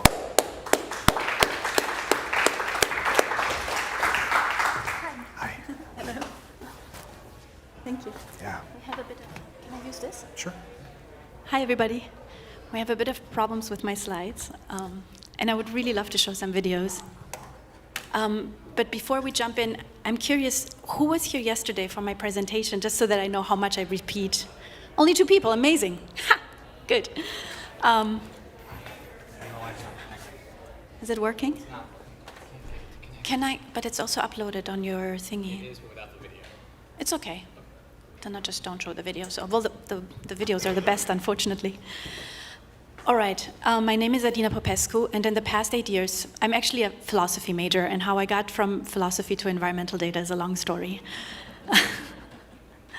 But what philosophy helped me to is to actually look at things in systems. And another thing that my philosophy studies taught me, which I found so helpful, is never to look at the story, but at the underlying conditions and logic that give rise to a story. Why is that important? We get so locked into our own mindsets, we believe the stories that we tell, and we can never imagine that there's maybe another culture, another species, another sentience that has a completely different way of viewing the world. And it is often so hard for us to let our own assumptions and logic go. So when we look at planet Earth and our nature, I have noticed very fast when dealing with GIS data and satellite data, I learned very fast that the systems that we have built that tell us what our planet is are based on physics. They can, they can make sense of weather patterns. They can understand hurricanes. They can understand CO2 in the atmospheres, methane. We can even look at land use change. But what we cannot do is we cannot understand the web of life itself. What we will never understand from satellites is the mycelial feedback loops, the signaling, the molecular information, and the interspecies connection that is going on this planet. So how are we going to actually invest in solutions if we actually have never modeled or truly understood this incredible web of life and complexity? So usually what we do is we take a climate model, then we plug some metrics. We love metrics. We plug them into our model. Usually what that does, it just confirms our own understanding of the world. It does not ever allow us to truly understand or experience something new. So in the spirit of philosophy, I went out and I decided to not build just another model, but to build an underlying system that allows for patterns to emerge. Because if we can truly look at the emerging patterns of the life signals themselves, we can start listening, we can start maybe understanding something that is completely other to us, and it will also create an openness into the future, into the unknown of what we haven't understood yet about this planet that we're living on. Oh, cool. Am I using this? Let me see how this works. So I'm just going to skip over this because I want to get to something a bit more new today. This is just a model that shows how the Saharan sand is deeply connected to the rainforest, and if the Sahara would disappear, the Amazon rainforest would actually collapse. This is how incredibly connected this planet is, because the phosphorus in the Saharan sand is fertilizing the soil of the Amazon rainforest, just to give an example of how interconnected this planet is. Oops. Let me go further. So where do we start? We understand that our living systems are deeply interconnected webs of life, while our data models are not connected. And that goes back to semantic, right? We need semantic and contextual understanding of all those single data points. We have created an economy where we love data, but the truth is that data is pretty meaningless, because unless you can actually start linking data into a meaningful time series or knowledge graph, you can't really start making sense of it, and you don't really understand what it represents. Okay, I'm learning. But how do we do that? Because now all this ground knowledge is sitting with local groups, it is sitting with environmental institutions, with universities, with ocean institutions around the world, and they have very little interest to sharing their research, because it is very clear why they don't want to do it, because obviously the global north, especially in the global south, the global north has extracted a lot from their resources and their knowledge. And scientists that generally are incentivized to keep their research for themselves, because they want to be published, right? And that leads to the challenge that only 5% of all ocean data is ready for machine learning. And I'm going to be very clear, I'm never speaking about artificial intelligence, because that is usually associated with LLMs. We're working with neural networks, with machine learning. Why is that important? That is important because large language models have been built, the Transformer model, which is a genius invention, obviously, has been built to mimic human reasoning. And if we now go back to the beginning, if we move everything through the logic of our own human reasoning, we will actually never really truly discover something that is other to us. It's almost like a matrix, right?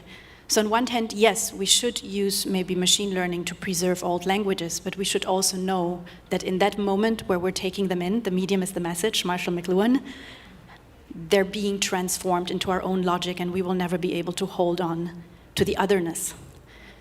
I don't know if we can ever really get there, but my hope is, so what I've done, and then what we've done, because we became a huge network of scientists out of NASA JPL, at this point, I think 8 oceanographic institutions, 5 countries that have pledged in standardizing and sharing their ground data in a shared language, in a shared metadata language. And what we have done is we have basically created a unified framework where every single data point, as much as an outlier it may be, now starts finding meaning by basically being plugged into the larger system and larger knowledge network. And it's infinite, right? You have to imagine as a knowledge graph, where now, since the data is standardized and it can be computed, you can now start actually an infinite amount of linking of knowledge trees that lead to new information and new patterns that we didn't know before. And this is where I'm really excited about good old machine learning, pattern recognition, because it actually brings causality into our models. Once we have causality, we understand we can model if something happens over here, it can have an effect over here. So this is very sad now because I can't show the video. This is a digital twin that we created of a reef system in Western Australia. And Ningaloo Reef. Ningaloo Reef is amazing. It was dubbed a hope spot by Sylvia Earle. It is a still healthy reef. And what we were able to do is we basically connected different groups that are collecting data on the shore of Ningaloo Reef as well as out in the sea. And usually the seagrass guy is not even talking to the kelp guy, usually. And so we brought everybody together, we created a shared map, a shared understanding of the entire complexity of the system, and then we started inputting all the different data types, I think over 900 data points, weighting them so that we could actually start training a causal inference model. And that allowed us to create a baseline for biodiversity. What needs to be there in this very specific biosphere as a baseline of biodiversity? Just around the corner is the Great Barrier Reef. That is already different again, right? But for this, we have a baseline. And with this ontology now, what I would like to do is open it up to as many marine protected areas as possible for them to use this framework so that they can actually start having their own digital twin of their reef system that now comes from bottom-up data that slowly forms patterns and teaches us about how it wants to be maintained. And the other beautiful thing about this is not only do we have a biodiversity index and a baseline, but we also can quantify ecosystem services. We can now start understanding the actual value of life when the reef system is alive and not when it's extracted from. At the moment, all markets are quantifying extraction, right? But this reef is keeping us alive. It is helping with flood protection, disease control. It is stopping salt water to penetrate into freshwater systems to salinate the soil. It does so many things, but we have never really calculated the potential of a system when it's alive and how it is actually contributing to our GDP, to our life support systems, and to our future.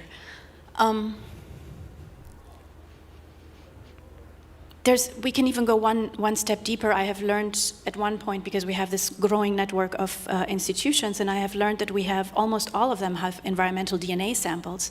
And as we have learned from the speaker before, environmental DNA is the basis for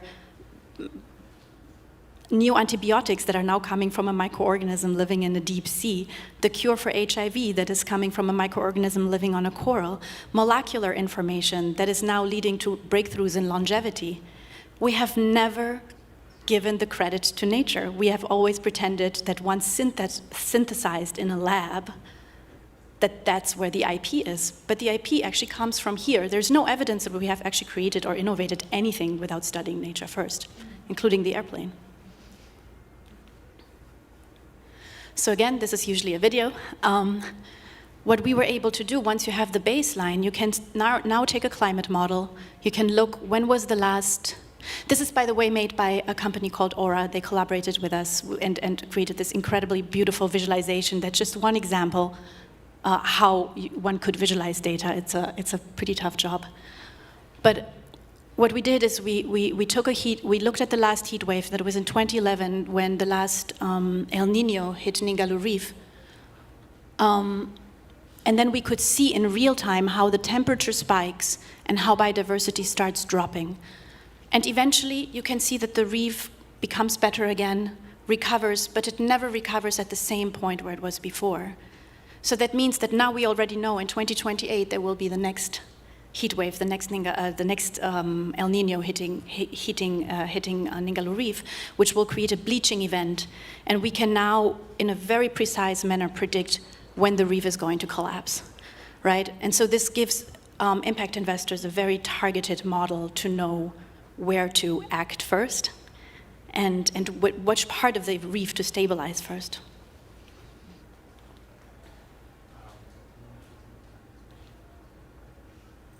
So this is the network that we've built, just some things about us. Really, we brought together, it's multidisciplinary work, right? You need the guys at NASA who understand satellite integration. You need the marine biologists, but you also need the guys who know how to do computation. How do you bring them into a room? My job was basically being the translator between different groups that speak different languages.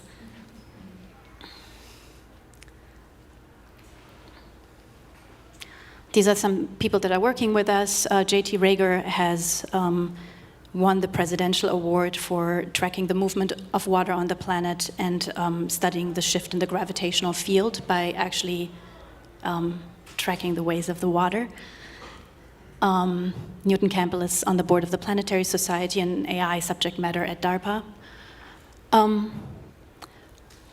We constantly speak about the coordination crisis, but I think the coordination crisis is a crisis because we don't have a shared vision, we don't have a unified framework, and everybody just does what they want without actually plugging in and listening into each other and collaborating towards a shared goal. I know my time is over. Is my time over? It is, right? Oh no! Okay, 1 minute. this is where I really want to go. The beautiful thing about once we truly understand our life support systems, we can start truly innovating with the intelligence of life. And hopefully one day we will stop extracting even lithium, and we will move forward to a more biophilic future where we work with the intelligence of this planet, and even if it's the next generation, but we have to start somewhere. Thank you.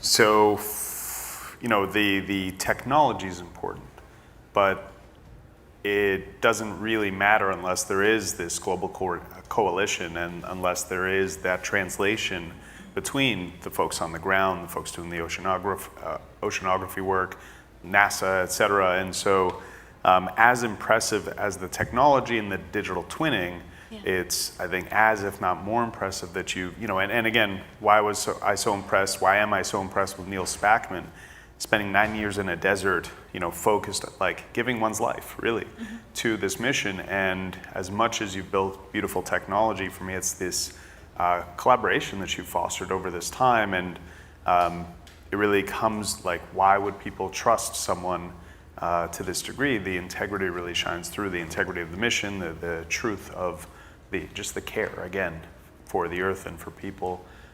So I know that there are different forms of capital that you're exploring, and of course, one of the interesting things, one of the reasons we had you at the Family Office event is not only is this, I feel, real systems change, but it's really patient capital that needs to be brought in here. It's not like this is going to be a quick turnaround and an extractive process. What do you need most, and how can we help? Sure, thank you. Actually, I realized, so interestingly enough, we all of a sudden, money wants to come to us, and I'm realizing that I'm completely understaffed in my group because I've been building this only with scientists. Turned out scientists are not operational people. So I'm really looking for people like from CFO, COO, and people who can basically roll the sleeves up with me and basically, you know, finalize those investments so we can get going. Amazing. Well, people, we can bring you. Thank you. Thank you. Yeah.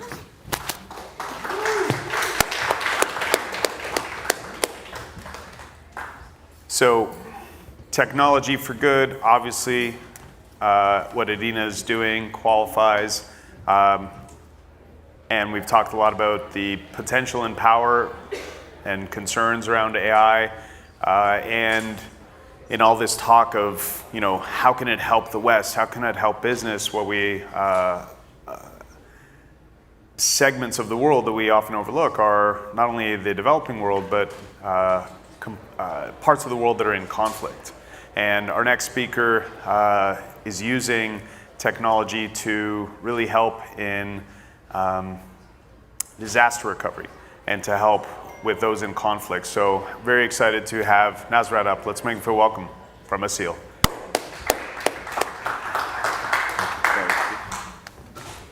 All right. Hi, everyone. This is going to be fun. Welcome to the Transformative Impact Summit. I'm glad to meet you all. First off, could I, and it's Saturday, sort of the, whatever, 6 o'clock, 5, yeah? And you guys are here, right? You could be anywhere, but you're here for change. So I'd like to clap for you guys, and you guys join me, and you know, you're awesome folks. Having spend your Saturday here. So I'm going to be talking about decentralized aid. It's this simple idea that the communities that are going through a humanitarian crisis should be able to help themselves. And we need to enable them in helping themselves. So first off, if you are an individual, I would like to invite you to visit clap.com/app. And if you're an organization, I would request that you see aidos.com, the aid operating system. And the reason I say that is because there's a lot of references that we will be going through. So it's always helpful if you have a little bit of context into what I'm talking about. Now, first off, about me, I was raised Afghan refugee after the Russians attacked Afghanistan in the 70s. Then we had a civil war, and I was raised as a refugee in the border between Afghanistan and Pakistan for the first 16 years of my life. Around that time, the internet was happening, and so I loved computers. I had access to a computer lab in my parents' school that they were running for refugees. So one of the lucky ones to have access to a computer at that time. I spent most of my childhood in the computer lab, and I don't regret it. It was nice, yeah, I love technology, so it kept me grounded as well. One of the things that I do, that I learned throughout my childhood, was that resources, even though if they're not there, you're living in a little bit of a hard situation, if you're loved by others, it gets a lot more easier. And I had a lot of love growing up, my parents, brothers, sisters, in the entire refugee community. Just to give you a context, a big refugee population at the time, about 7 million from the civil war went to Pakistan, and 5 million to Iran. And then if you see all the Afghans anywhere in the world, it's because of the 45 years of war that we've been through mostly. And I like to give and help other folks throughout the process. So I've been doing that as I grew up. 16 years old me went back to Afghanistan, and this is post 2001, when the entire international community, United States, soldiers, everybody came into Afghanistan. I went back and I said, hey, you know what, I'm gonna help build my country. And so I started working on that, and I worked with the rest of the time that I spent there. I worked with a lot of international development, humanitarian organizations, some of the biggest ones, including the World Bank for 7 years, United Nations, the US State Department, rest in peace, USAID. So I did then go on to work in many other countries, India, so South Asia. Eventually I came to the US as a special immigrant. So what I realized throughout that journey, working in those 10 countries, and really seeing large-scale institutions impact in the countries that we were supposed to fix, what I did realize was that system, this huge aid system, is somehow broken. And so we keep going down the circles, 40, 50 years, the example of Afghanistan, it just doesn't get out. You go through conflict, and then the next version, and then the next version. That's just not Afghanistan, but many other countries as well. It just doesn't fix, right? So 2017, I was like, hey, you know what? I'm just gonna start my own thing and try to fix this. It's a huge problem, but we'll see how it goes, right? So I want to zoom in a little bit now on what 7 years of research and work, and we're 60 people in the company right now. What does that look like? One of the main things that I came across is called decentralized aid. As I mentioned, is the ability for people within those communities, natural disaster like earthquake, post-earthquake, and for example, war. How do you engage with those? So give you context. For instance, look at the World Food Program. The World Food Program is the world's biggest humanitarian food organization that's supposed to feed people that are going through hunger. It's a very centralized system. It's right here in DC, in New York, the headquarters, the UN. You have a bunch of emergency coordinators flying across the world. They have their own planes. They have a lot of vendors. In most cases, they're flying food from one place to another when emergencies are happening. I can go on about the nature of how inefficient that is, and it might be the reason why hunger just never, we don't seem to get these crazy great strides in fixing some of those problems. So we believe in decentralized aid. It's this idea that you're able to help communities help themselves. In most cases, you could finance it. So an example here is Shayda, who's went through an earthquake in Turkey. Is an actual person. She is not able to get your assistance in New York or the global everyday folks. I'm not talking about the government of Germany. It's a person in Germany. In most cases, you would go and donate, and you'd get a thank you message, and that's about it. In our case, we solve the underlying problems that doesn't let you connect with them. And so the problems are lack of infrastructure, and Shayda in most cases would not have digital literacy skills. And so we bring in a massive network of folks from that country, from that community, working as DoorDash drivers, just to give you a context, to be able to do what needs to be done. And they are mostly trained in responding to these crises. Now, in terms of the platform, I mentioned you can go to asilab.com. There's two sections, buy good and do good. The do good is the humanitarian aspect, and then the buy good is where you can actually buy from people who are recovering from some humanitarian or man-made disaster. So regarding Asil, the last 7 years, we have supported 1 million people in total, and we're able to track who helped who. There's a lot of data in response to floods, earthquakes, wars, and so on. So we've done about 15 grand challenges, and we've helped save a lot of lives through that. We work with a bunch of organizations. Our work is really well regarded. We have a bunch of logos, as you can see here, just to let you know that this is just the start of what decentralized aid looks like as we go forward. Now, our current ecosystem looks something like this. The most important person here is Sadaf, as you can see. She's 42 years old who went through an earthquake. How do we go on and support Sadaf, who just went through an earthquake? We do it through Bilal, who is a hero. Again, that DoorDash example that I gave you, while the funding is coming from Jasmine in California. At the same time, we're enabling Frank to buy handmade items from Barack. And Sarah, who works with Save the Children, is not just helping one family, she's helping an entire program region with thousands of different families that she supports.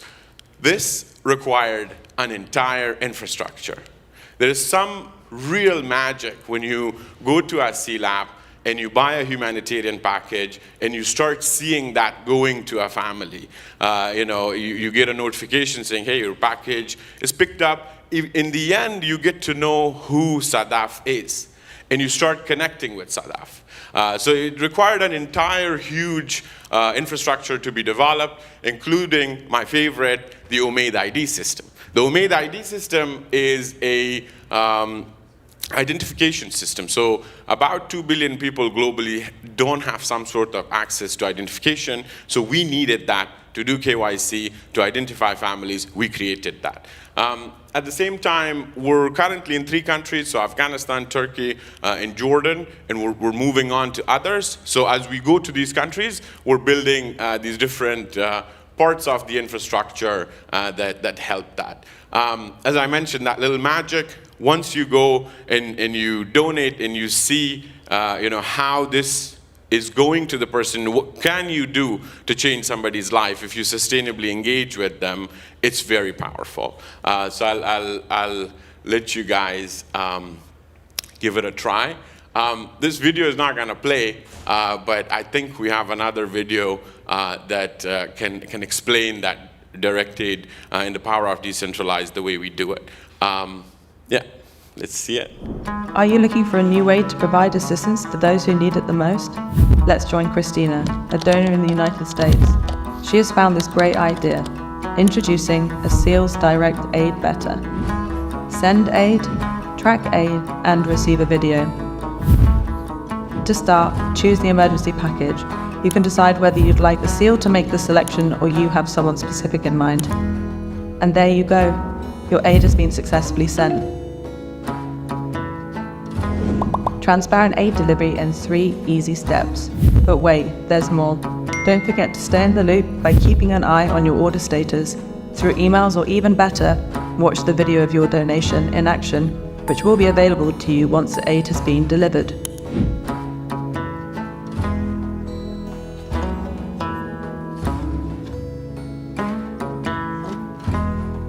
انوار هستم، یکی از اتلان اصیل.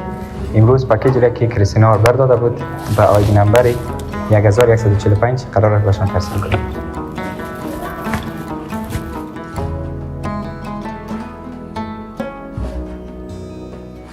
A SEAL is reinventing the way that aid can be provided to people in need. Visit asealapp.com/directaid. Thank you.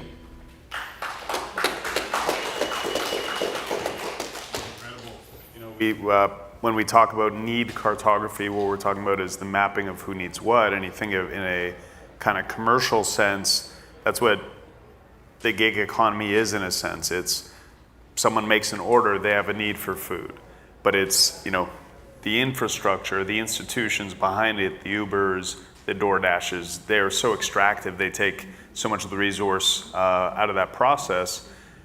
But that's also comfortable Westerners who are ordering luxury food, using the same approach to identify who needs what in the, sometimes in a disastrous situation, and to use the same mechanisms and give someone in the West the opportunity to support.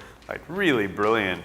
So, thank you for what you're doing, and congratulations. And really a further extension in a very different context of the type of gamified goodwill, right? You're identifying what's needed, rewarding someone for meeting that need, and now even giving someone unrelated to that the chance, not that any of us are unrelated, but giving them the chance to support it. Like, such a brilliant platform. We are out of time, but very quickly, how can folks help? In terms of help, I guess it wouldn't hurt to have more friends, in this process. We've been doing this, it's been my life mission. I went through what a beneficiary looks like. And that's the most important thing. My superpower is I know because I've been there.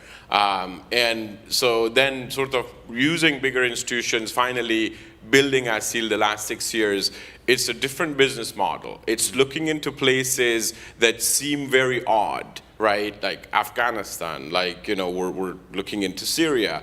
And so what I think the most would be helpful is if we have friends that can see, how they can support. In terms of the way we're building the company is just a very strong community that just questions, how could we really get to the bottom? We're not trying to navigate and leave those problems. We're really trying to solve these problems. It's 46 underdeveloped countries that we're trying to onboard using our infrastructure. We've tested Afghanistan, we've tested Turkey, we've tested different models, different emergencies, and so we're scaling to those 46 countries. Really closely right now, what we need is an institutional investor. We've had these massive series of safes because individuals love backing us up, but we're not been able to get one big institution to come in. At what scale? So we've raised about $1 million, and we're trying to add maybe 5 to 10 million in our next round in January. But regardless of that, I think the more people engage with us, the more friends that I have, we will have the capacity to roll this out to the entire world. And then people can see a different way of responding, and it might just make us feel like, hey, we're a lot more powerful. That Jasmine and Christina is really powerful. A system like this runs on them going to their job and just donating a little bit. I'm really looking forward to chatting and finding ways, but the most Critical one would be a massive, good-hearted impact investor who can lead an institutional round with us. Okay, amazing. Thank you so much. Thank you. Thanks a lot. Okay, rolling along with our Tech for Good track, we have a technology that I first came across in Austin a few years ago that, you know, we talked about DoorDash, we talked about kind of the Western lifestyle. There's so much waste produced in city life and non-regenerative living, and how we manage that waste and ideally turn it into fuel or energy becomes a really important conversation. So happy to bring up Joyce from Eden. Let's make him feel welcome.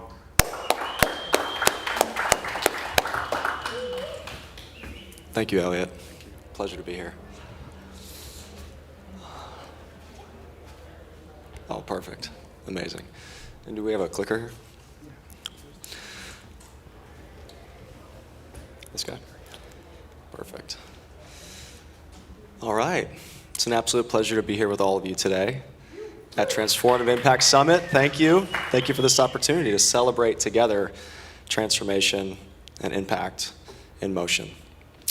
So, we'll see how this thing works here. Again, my name is Joyous Hart, and I am the co-founder and co-CEO of Eden. And I'm not quite sure if we're going to have slides, but that's okay.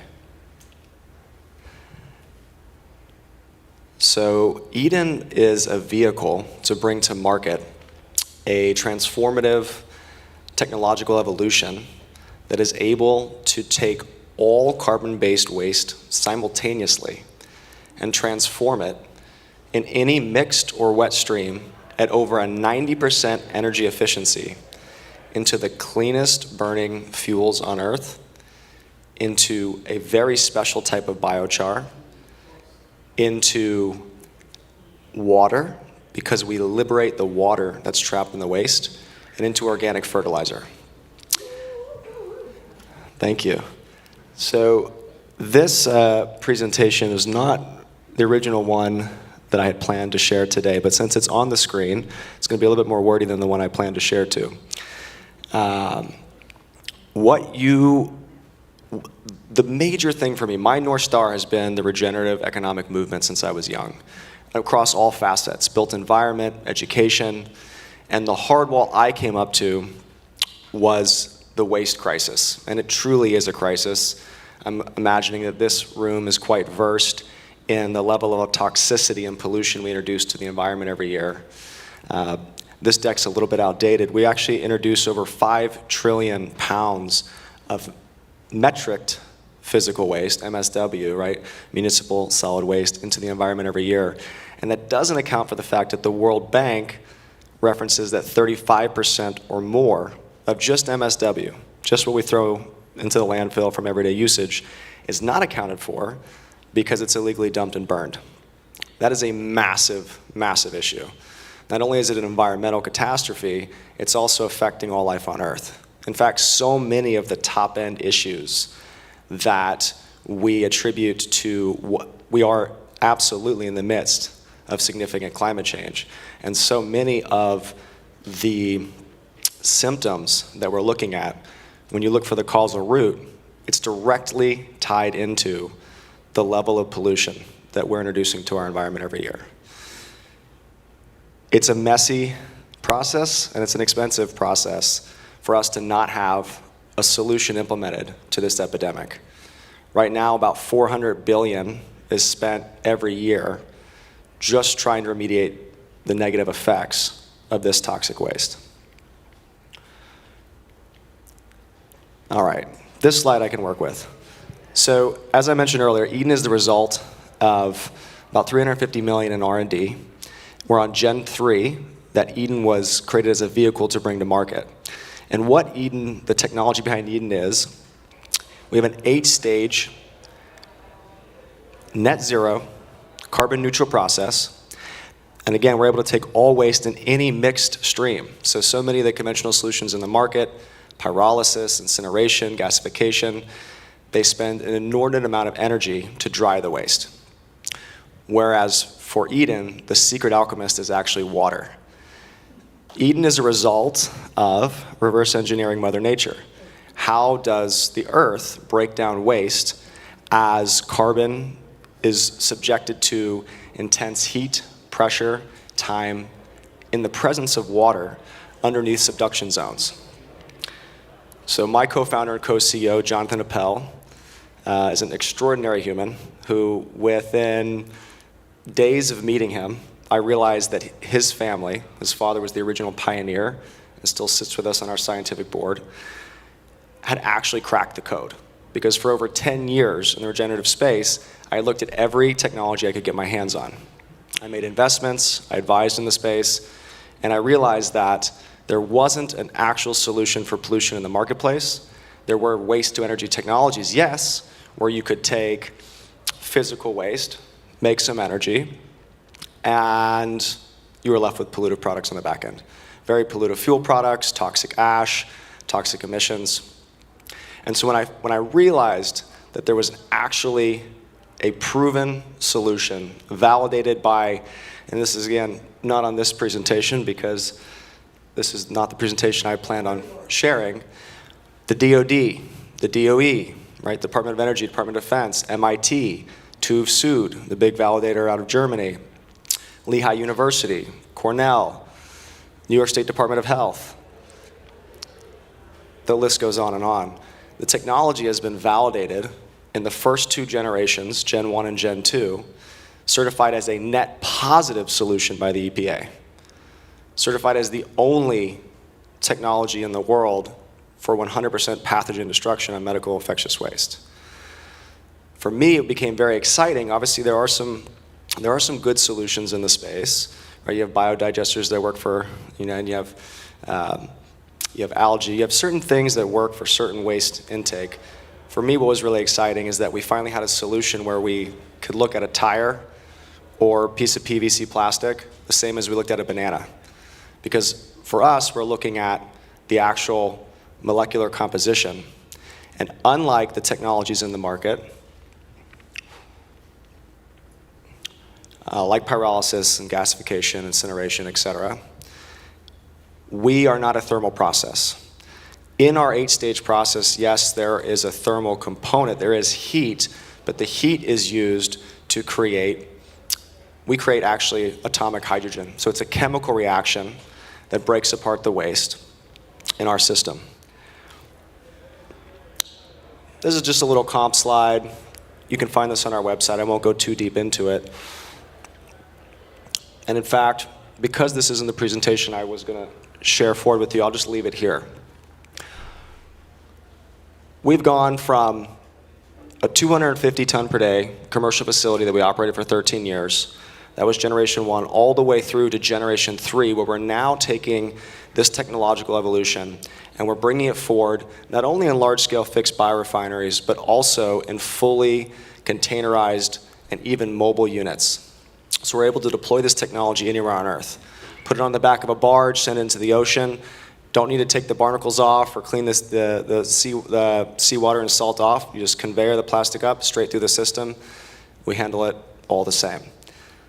Be able to put this in remote tribal villages, put this on island nations, and have a solution that can be drop shipped anywhere in the world that will enable a complete waste-free circular economy as a foundational stack from which we can build all of our other built environment around.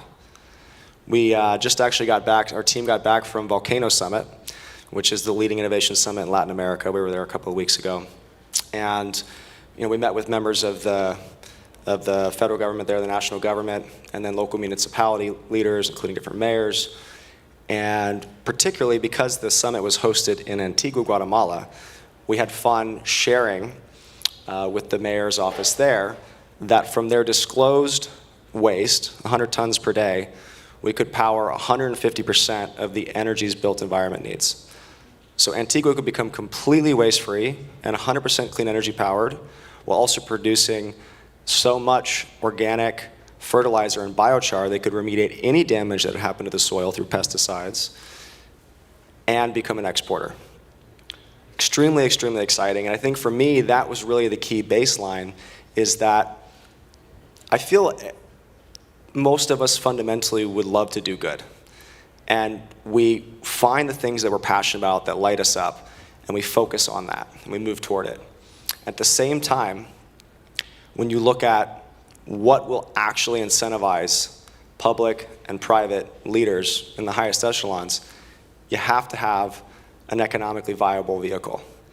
And that was really the big distinction for me, was not only did the other solutions that I explored for 10 years not truly solve pollution, they also weren't economically viable. They operated with such low energy efficiencies and created such toxic products on the back end that needed to be remediated or dealt with, like toxic ash. Where does it go? Subpar fuels that then need to be scrubbed and cleaned. You couldn't build a sound business model on them. Versus Eden at a baseline, you're looking at a 40% IRR without credits or incentives on a small system. The larger you scale, economies of scale, we've run models for prospective clients where they're looking at 80+% IRR without credits or incentives. So that's a little bit about Eden. Thanks for bearing with me dancing through the unexpected slideshow behind me. It's an absolute pleasure and privilege to be here with you, and I look forward to connecting more.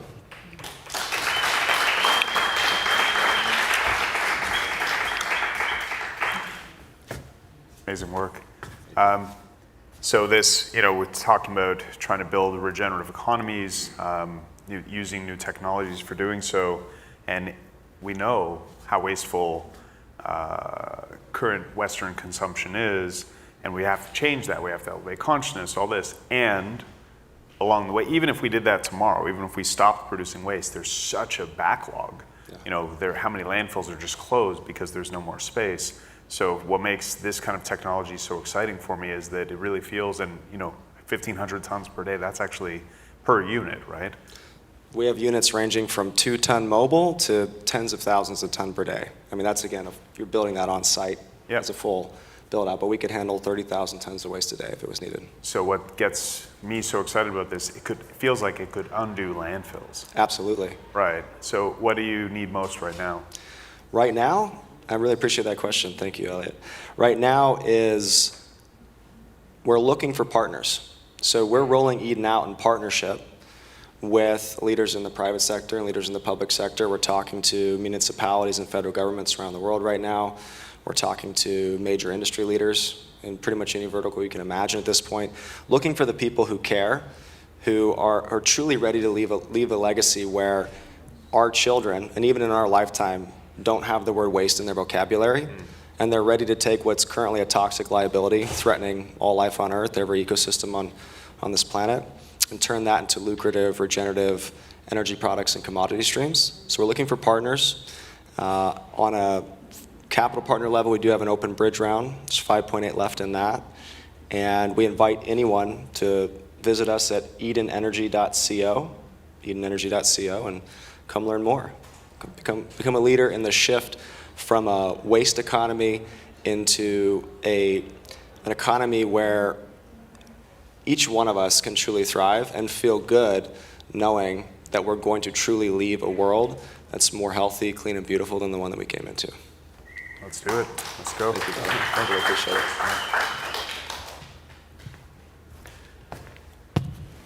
Technology is so broad, it covers every aspect of life, but the domains that we emphasize are not just technology writ large, but it includes AI and Web3. Web3, for those not familiar, is kind of the umbrella term for the entire suite of technologies that became possible through the emergence of the blockchain. Cryptocurrencies are one branch of that, and one thing that Eden opens up, one thing we talked about when we talked about Creative 3D, this factory in a box, it opens up sovereignty. And that sovereignty, for island nations to be able to manage their own waste and not just be dumped on, as many are from Western consumption.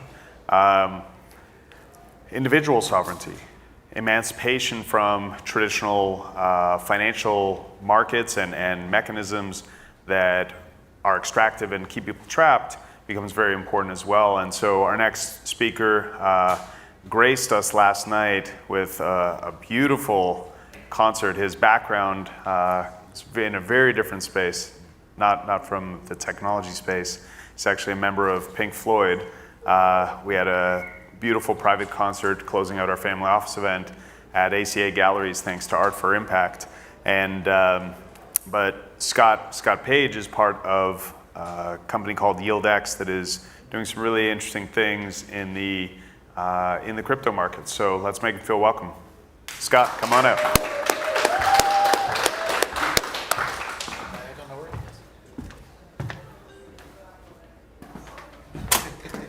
Scott.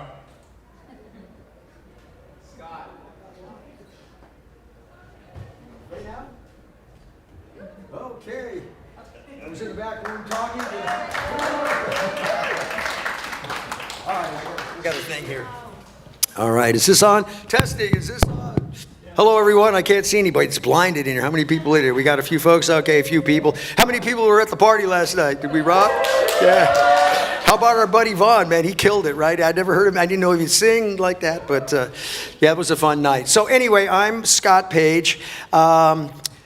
Couple things real quick about myself. I mean, a lot of people know me because I'm a musician and I've had the great fortune of playing with many bands, but mostly known for the saxophone player in Pink Floyd. So I've done music, but other people don't realize that my other part is I've been a serial entrepreneur. I've had 5 companies. I took one company public on NASDAQ. And I've sort of been around kind of multimedia. I did the world's first interactive cartoon musical starring Howie Mandel. We sold 11 million units of that, and that's what got me to take the company public.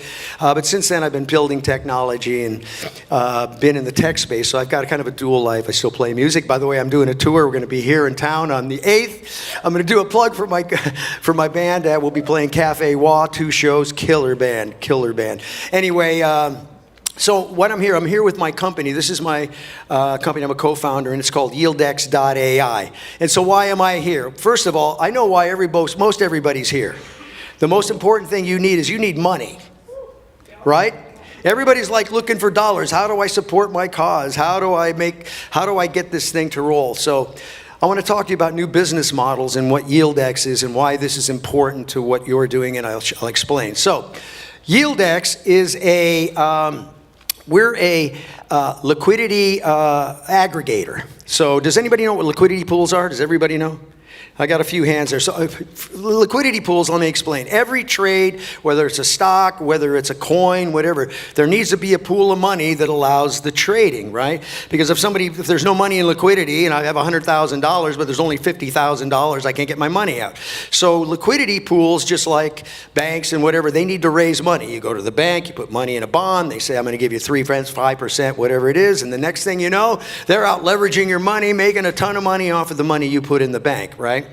So liquidity pools, every day there's, it's like stupid, 10,000 plus coins that are being launched every day. And every one of these you have to have liquidity. So liquidity pools are the same thing. They want money, so they ask you, hey, I have some Bitcoin. If you stake your Bitcoin here for the next 3 months, 6 months, 1 year, I'll give you 10%. 5% a month, 10% a year. It can even go up to where they'll give you 1,000% plus, depending on the volatility of the coin and what they will do, right? So this is a way that you can put money. So liquidity pool investing is where you're staking money into these pools. So we think of us as like the S&P 500, right? Because there's all these pools, because liquidity pool investing is fantastic, but it can be very risky. Because you could put your money in and all of a sudden you wake up the next morning, the rug's been pulled out, and now you have no money. So it's made it a little tough for standard everyday investors. But if you do a good job, you can make incredible yields on your money. Nothing like you would get, like way beyond what you would get in the banks or normal type of investing. So what we did is we said, okay, let's look at all these pools. So we have 3 pools that we started. One is a stablecoin pool, and this will make sense why we're I would have talked about this. Stablecoin pool, which is doing right now about 2.2 to 2.4% per month in revenue. And that's on a stable coin, which is tied to the dollar. It has no volatility. It's just that dollar, right? Our second pool is a Bitcoin, Ethereum, and the dollar. And that one is generating anywhere from 2.7 to 4.2% a month.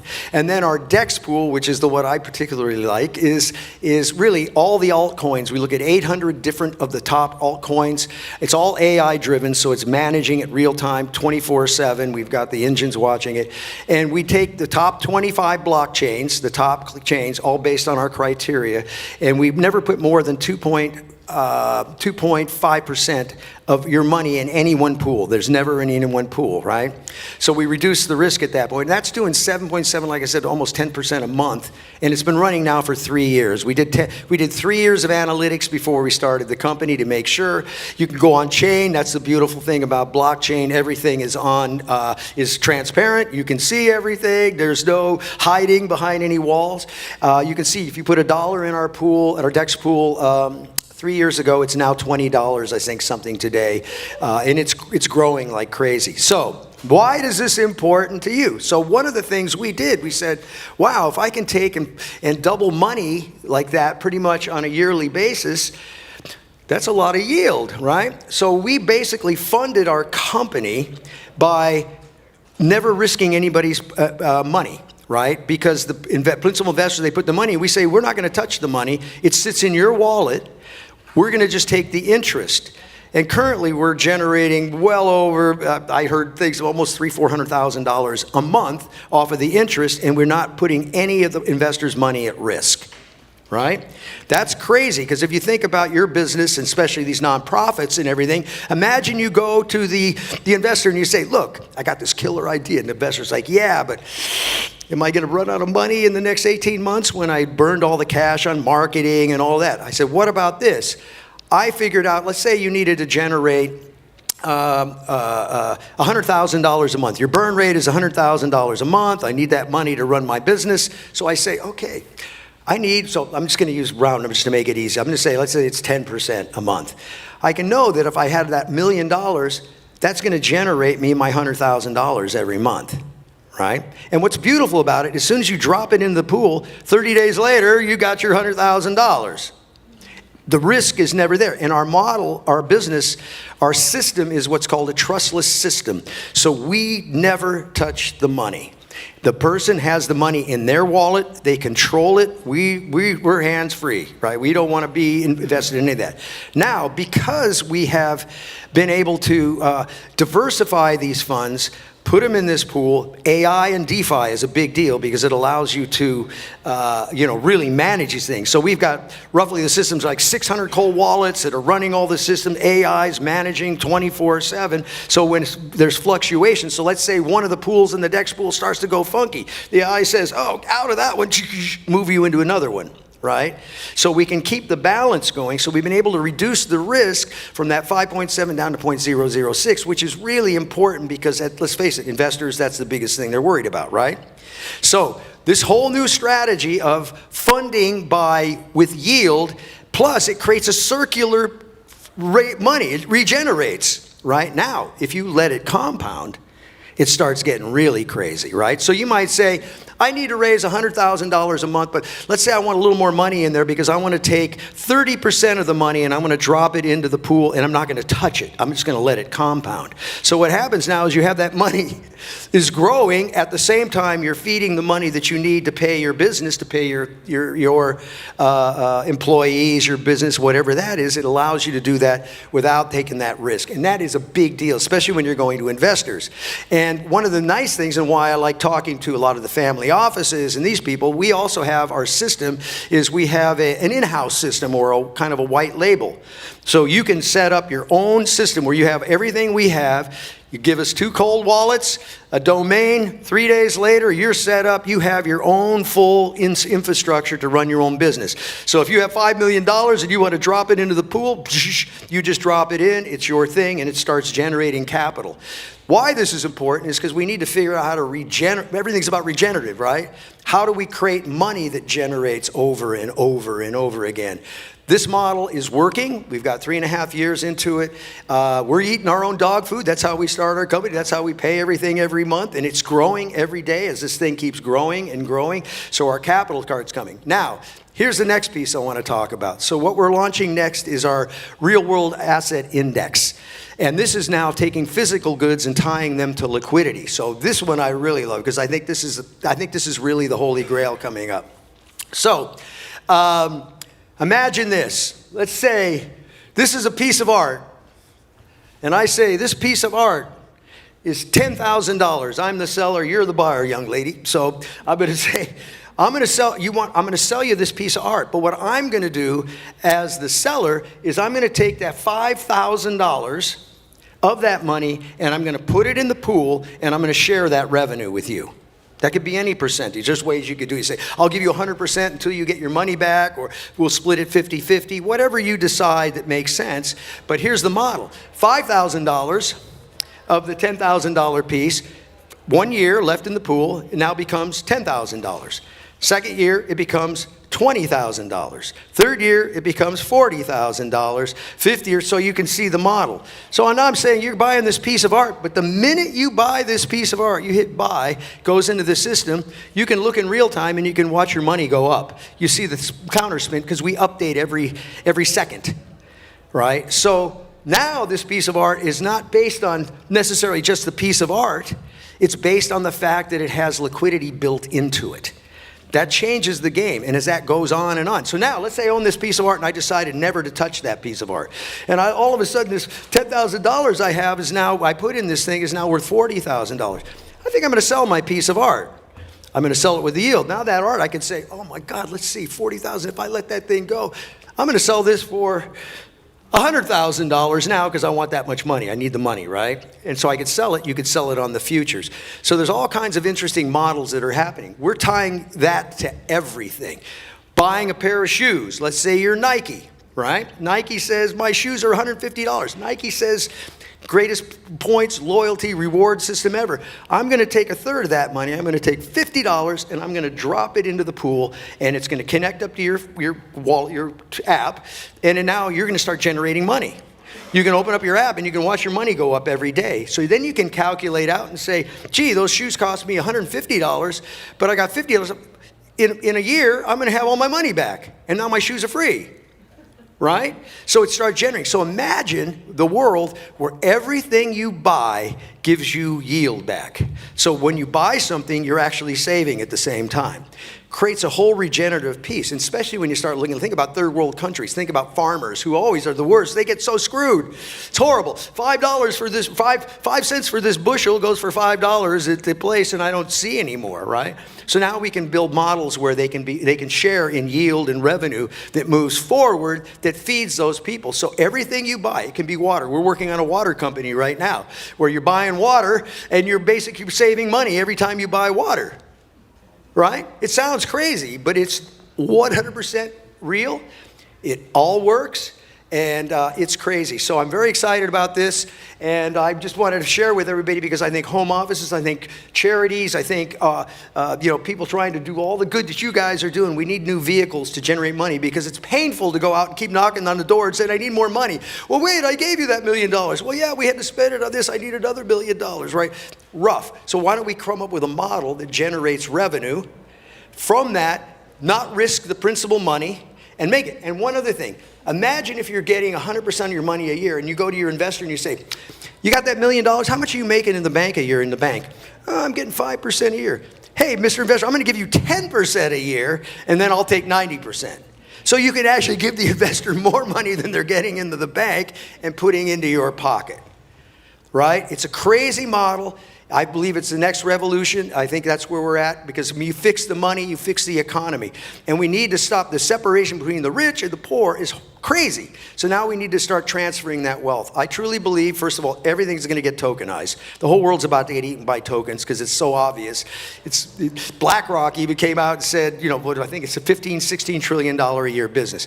We know tokenization. Now let's build liquidity into those so that when I buy something, it's actually, I'm sharing in the revenue. Because if you think about it, when we go buy a product, we're kind of investing in that product, but we don't get anything back other than the use of the product. This way, I'm investing, buying the product, using the product, but I'm getting a dividend from that. And it's not like a cashback card where you sell gasoline, it's a, you know, you get a tank of gas for $100, they give you $5, and then you wait till your tax comes up and you get another $5. No, every time you buy it, it's going in this pool and it starts generating money. Brrr, it becomes a machine. I buy 50 products, I start looking, and what's nice in the app, you can see the money going up, it's very sticky. From a gamification point of view, right? Because I'm a game guy, I understand. It's important because people, you want them to get in the app. I guarantee everybody will open up that app every day. Plus, we also have a MasterCard that we work with MasterCard that actually ties to this, so you can go in with our system. It's beautiful because you can go one click in to put your money in, one click out, you can come out every 5 seconds. You go in, go out, go in and out. There's no staking. You don't have to, like a bond, I got to put it up for 3 years or 3 months or 6 months or anything. Your money just goes in or out. And I can then, if I have a card, I can say, gee, I want to put $3,000 on this card. Click, $3,000 on the card, now I can use it anywhere. I just used it all over Monaco and Europe and it worked like a champ. Don't need it. So you now become the bank, because why this works is because of the lending and borrowing protocols. We have 67 of them in our thing, and we are very sophisticated protocols that basically lend your money. So let's say you put $1,000 in our pool, we turn that, leverage it into $3,000 and go from here. And we do it in a way where you're not, it's as long as you can't spend that money, but you can leverage it to generate more money. So AI, DeFi, what we're doing at YieldX, I think is something that's very important, and we'd love to talk to anybody because that's out there looking to fund their businesses. This is a crazy cool way. It's so much easier to get an investor to give you money when you don't and put their principal at risk. And if you can give them better yield than they're getting in the bank, you're like really winning. So that's the business models. This is the time where people take back the power of the currency. And one other thing, real quick, Trump has now said, they're talking about no tax on DeFi. Awesome. Imagine not having to deal with taxes. Remember, this is wallet-to-wallet transaction. I don't need any third party in the middle, right? That's it. So anyway, that's YieldX. I'm Scott Page. Thank you very much. I did it. Thank you, Elliot. First of all, Elliot, good job, man. First of all, the quality of people at this event has been incredible. Thank you. I mean, I'm serious. It's been great because what's the most important thing we have right now is helping consciousness unfold, right? That's it. You're here for that purpose. I'm here for this person. You blink, you're 50, blink, you're on your deathbed, you're done. We got to help consciousness unfold in the right way. And it's all about being around high vibrational people and things. And that's what these type of conferences are really about. And you are a special man by pulling all this together because everybody I've met here has just been incredible. So thank you all very much for having me.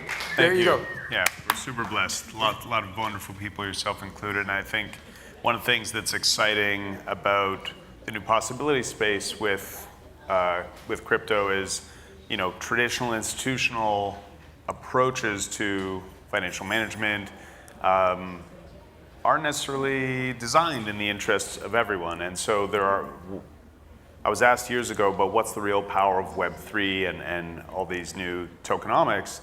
It gives, for the first time, the everyday person something that's only been in the hands of kind of monarchs or secret societies throughout history, social design. It gives us the ability to design how our society works, how our economies work, yeah. And so new mechanisms are possible, yeah. And we love your passion for what YieldX is doing. Appreciate you being here. Thanks. I mean, remember the power of the smart contract. Remember these tokens, like an NFT or whatever it is, it really is just, it's the smart contract. It gives you the rights, rules, the permissions, the roles, all the things that you can do with that in that contract. That power, taking out the middleman, you got this little robot network called the blockchain that's managing all this stuff for you. It's crazy cool, cuts out that middleman. Sorry, Mr. Middleman, but you've been taking my money for way too long. I want to leverage my own money, and I don't want to do it. So I think that's the power of this, and we're just at the beginning of all this. This is about to explode in every aspect. And again, because now, thank God, we have an administration that sees the value of what this is, and I think we're at a currency wars between centralized currencies. They want to put us on that centralized digital CBDC bank. Do not go that way. That's going to be slavery at a level we've never seen before. When the robots can control your bank accounts, we want to stay sovereign. We want to stay decentralized. That's the power of decentralized infrastructure. And Great time to be alive. Interesting time to be alive. Thank you. Thank you so much. Thank you so much, Elliot. Appreciate you. All right, see you guys. Okay, next up in the Tech for Good track is someone whose work I only came across a few weeks ago, but when I first understood the power of what he and his co-founder are doing, I instantly realized how impactful, how transformative it could be, not just for a single organization, but for this larger regenerative movement that we're all fostering together. Action Tank is feels like a real revolution. You know, we're going to hear from Ben in a sec. One of the ways his co-founder David, who spoke at our family office event, expressed it is, you know, most nonprofits engage their donors only in one way. They receive funding from them. But how many of those donors have skill sets, knowledge, assets, tools that could be of such utility if only they knew about them? And so Action Tank is a really brilliant way to tap into the full capability set of not just for nonprofits, a donor base, but really for any organization's kind of hidden value in their ecosystem, in their community. So for the larger regenerative movement, the possibilities are truly exciting. So let's welcome Ben up from Action Tank. Let's bring him for a welcome. Hey, thanks. All right, it's that time of day. This is when the extroverts are in the lobby, and my introvert friends are here still. So why don't I just pull you all up on stage? We'll get a bottle of ambrosia, and we'll just talk for a while. I'll tell you about Action Tank. Wait, by the way, did Pink Floyd just open for me? Is that what just happened? And name-checked Trump somehow. But all right, so let's do like a Brooklyn Open here. Native New Yorker, which means I'm from Connecticut. I want to talk about this problem, all right? And I need your help, because I'm going to keep talking about her, and she doesn't have a name. So can somebody, one of my introverts, just give her a name? Sophia. I can even pronounce that. Awesome. All right. This is Sophia. And there's a lot of Sophias in the world right now, right? Especially in this country, that are looking at their computers, looking at their phones, and wondering, like, what am I supposed to be doing? And maybe more importantly, why is no one telling me what to do, right? Like, politicians are not telling us what to do. They're saying vote and give us money, but we voted and gave you money. And I'm still wondering what I should do. And then there's a lot of organizations in the world that are asking me to sign a petition or to do some other sort of like less impactful things that don't scratch that itch that Sophia feels of like, just tell me what to do. So who can tell her what to do? If it's not the politicians and it's not the media, who knows the answer to that? She does, right? Can we give her a name too, by the way? Kimberly. Kimberly, nice. I'll buy it. Yeah, that's a Kimberly. Kimberly works on problems every day. She works at a nonprofit in the advocacy department. So every single day she's in the weeds thinking about like what needs to happen, what should be done. And I'll tell you what, if you sit down next to Kimberly and meet her at a picnic, you'll find out what to do, right? Sit down with Kimberly and say, and be Sophia for a second and say, I'm not sure what to do. Kimberly will interview you. First she'll say, give me money, because she has to. But next she will say, let's go through it. Like, who do you know? Where do you work? What do you do? Like, what are your, like, just help me get a little organized a little bit here so then I can tell you actually the exact thing that you could do to help us, right? Now, Kimberly's one person and you just happen to sit next to her at a picnic, so that's gonna work out great for Sophia. But if you think about where Kimberly works, she works at places that are under-resourced, under-technologied, and at least in the last 8 months, under attack, right?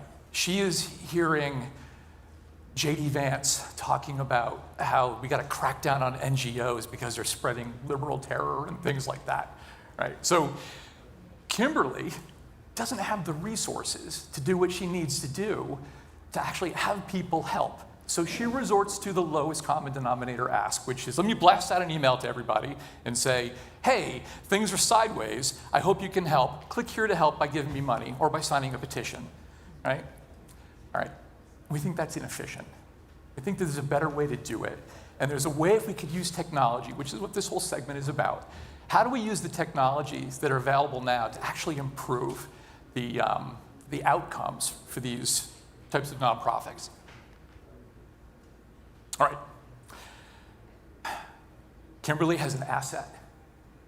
She has a database. She maybe only has a staff of 15 people, 20 people, 40 people, but she's got thousands or tens of thousands or even hundreds of thousands of people in a database, right? People that have already raised their hand. They've already said, I'm here for it. Like, I love what you're doing, so I signed up for your newsletter, or I follow you on social media, or I've made a small donation, or I signed a petition at some point. So I'm in your database, but to Kimberly, they're invisible. All she knows is their name, maybe, and their email address. So she doesn't have a way of knowing who in that database are the people that could actually do more. Who are the leaders? Who are the people who are connectors? Who are people with influence? Who are people, if I gave them direction, would actually go out in the world and do it? And that's what we're using technology to do. Okay, so let me take a moment to introduce myself now. So, after sitting and watching this incredible group of people come up and talk about the things that they are doing to save the planet, to save the country, to save everything, that's not me. I'm a tech guy, right? I come from the startup world. New York City, 4-time founder, 4 exits. I have been living in the world of ad tech for the last 20 plus years, which means I know how companies and organizations and technology companies translate your behavior, your demographics, what you do in the world, and turn that into ads so you'll buy things. They use technology to make you a consumer to buy things. Our mission at Action Tank is this. How do we take those same tools, the existing ones and the emerging ones, and use those to have to convince citizens to take action, right? Because remember, the Sophias of the world, there's so many of them. Now, I might argue for a moment that some of you in the room don't feel Sophia's pain. Slide 1, Sophia, right? You might be like, I know exactly what to do. If that's how you feel, expand your thought a little bit, because you're here today.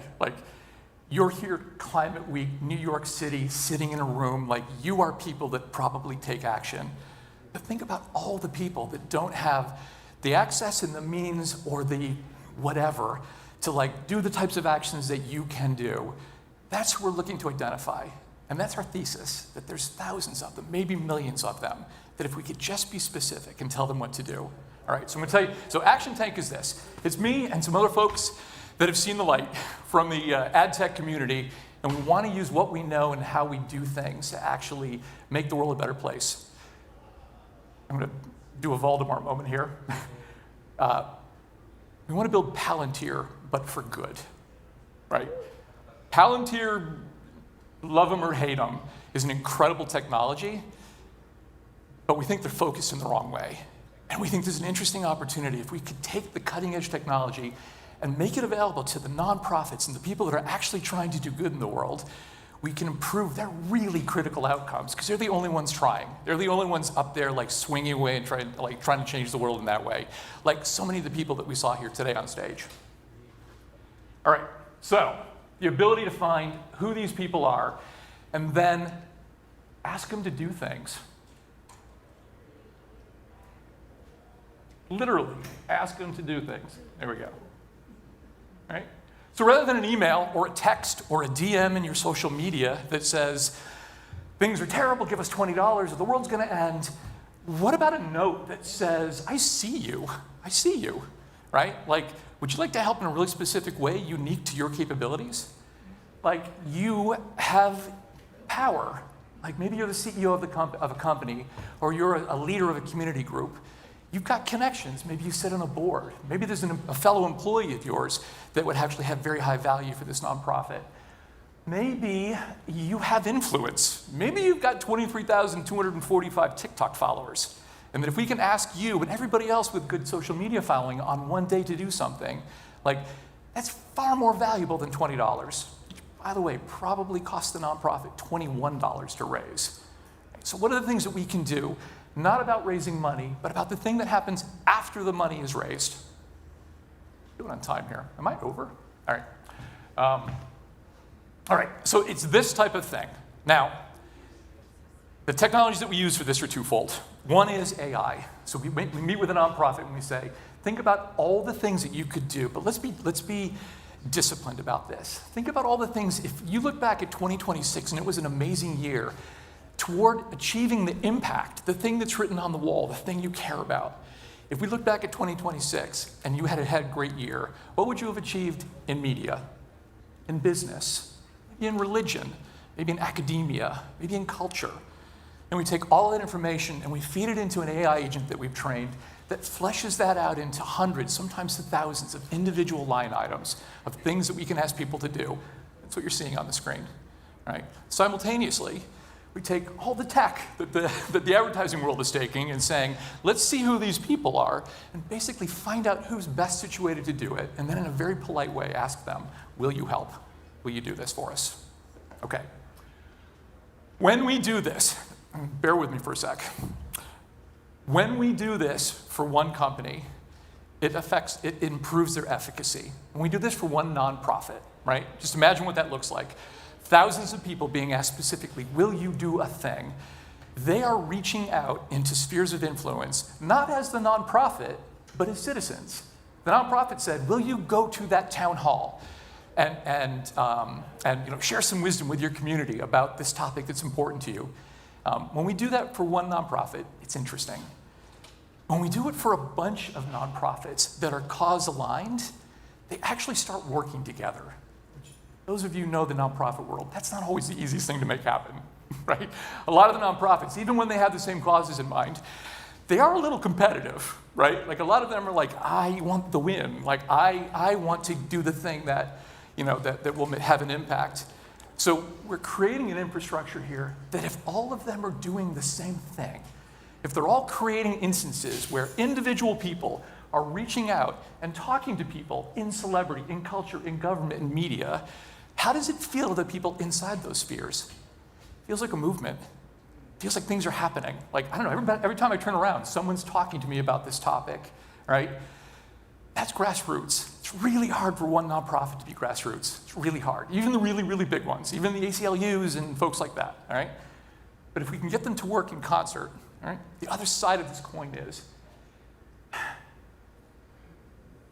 the nonprofits that are cause-aligned, if a donor does that, if a donor says, I want to make sure that you're actually doing things that I can measure, that'll work, that'll matter. Donor buys that from multiple nonprofits, they're creating the movement. They're invisibly like creating sort of hidden power to get causes, to make causes happen.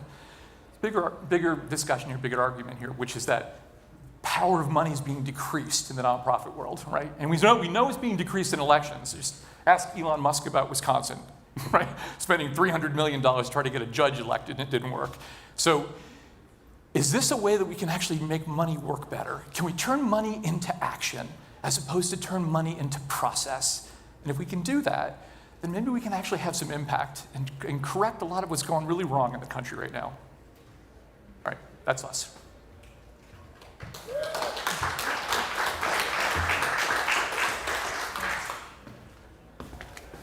Sir? Yeah, I mean, one of the themes that was very prevalent at the Family Office event is kind of hidden wealth, that there's wealth and opportunity hidden in plain sight.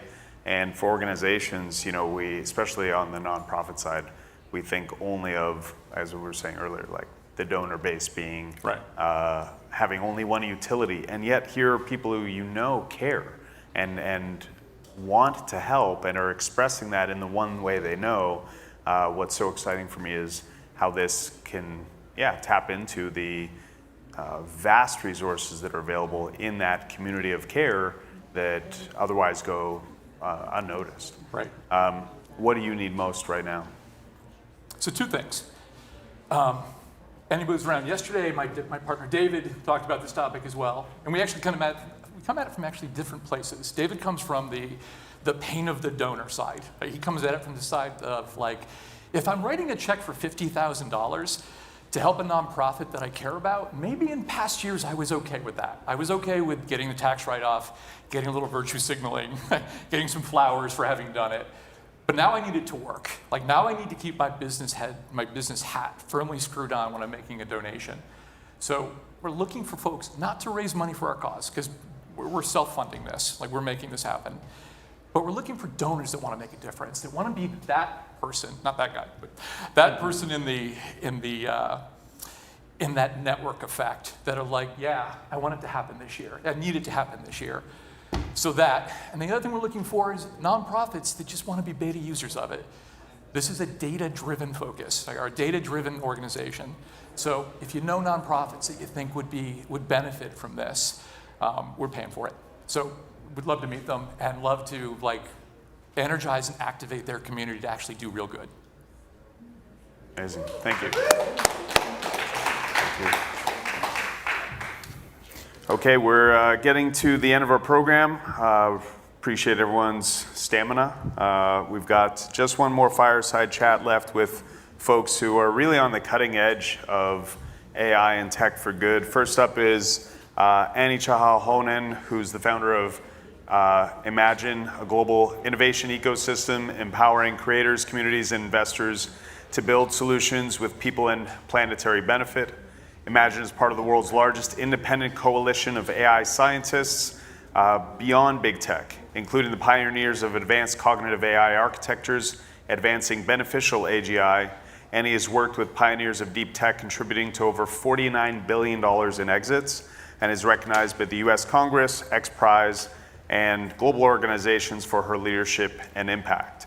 Dekai, who spoke last year, is a pioneer of AI for over 40 years. Decades ago, his PhD thesis argued for using statistical machine learning in natural language processing.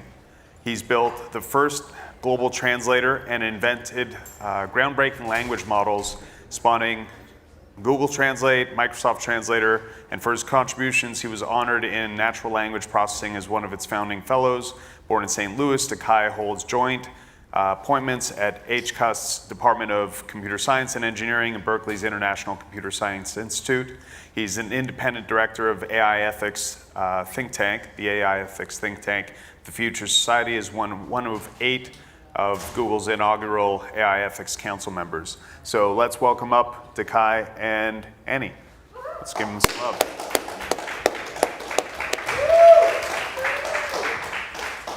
Hi. Welcome. Hi, community. Thank you, Ellie. Oh my goodness. So, Amazing couple of days. Wow. So I think we're gonna pass it to Dekai to kick things off for us. Is that right? Well, I think, so there's a couple of things that we both wanted to share first, Yeah, please. Ellie, if that's okay. Of course, yeah. So we both just came from the UN General Assembly, and I wanted to share something. We talked a little bit about this at the amazing Family Office Summit. That Elliot, thank you so much for everything you do, transformative this community. Seriously, thank you. Right?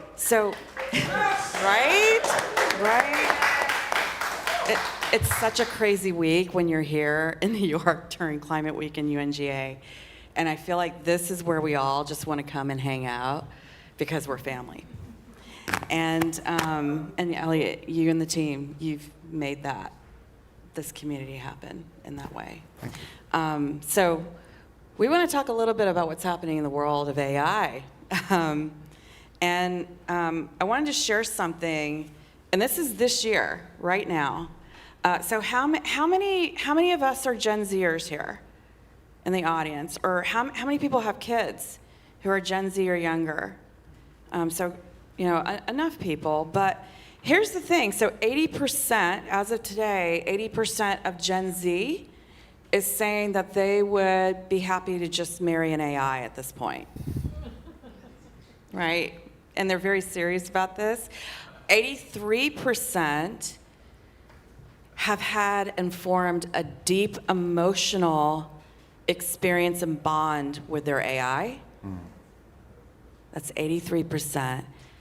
16% of all singles are now carrying on an actual relationship with an AI.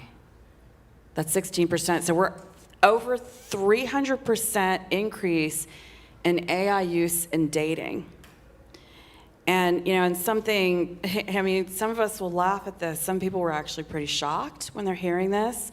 The other thing I do want to share, how many of you have been paying attention to what's happening in Nepal and what's happened, right? And, you know, we're wishing them a lot of luck. What happened is the Gen Zers there had been fighting corruption, you know, trying to speak out. There was a lot happening over the last year. And the government shut down their social media.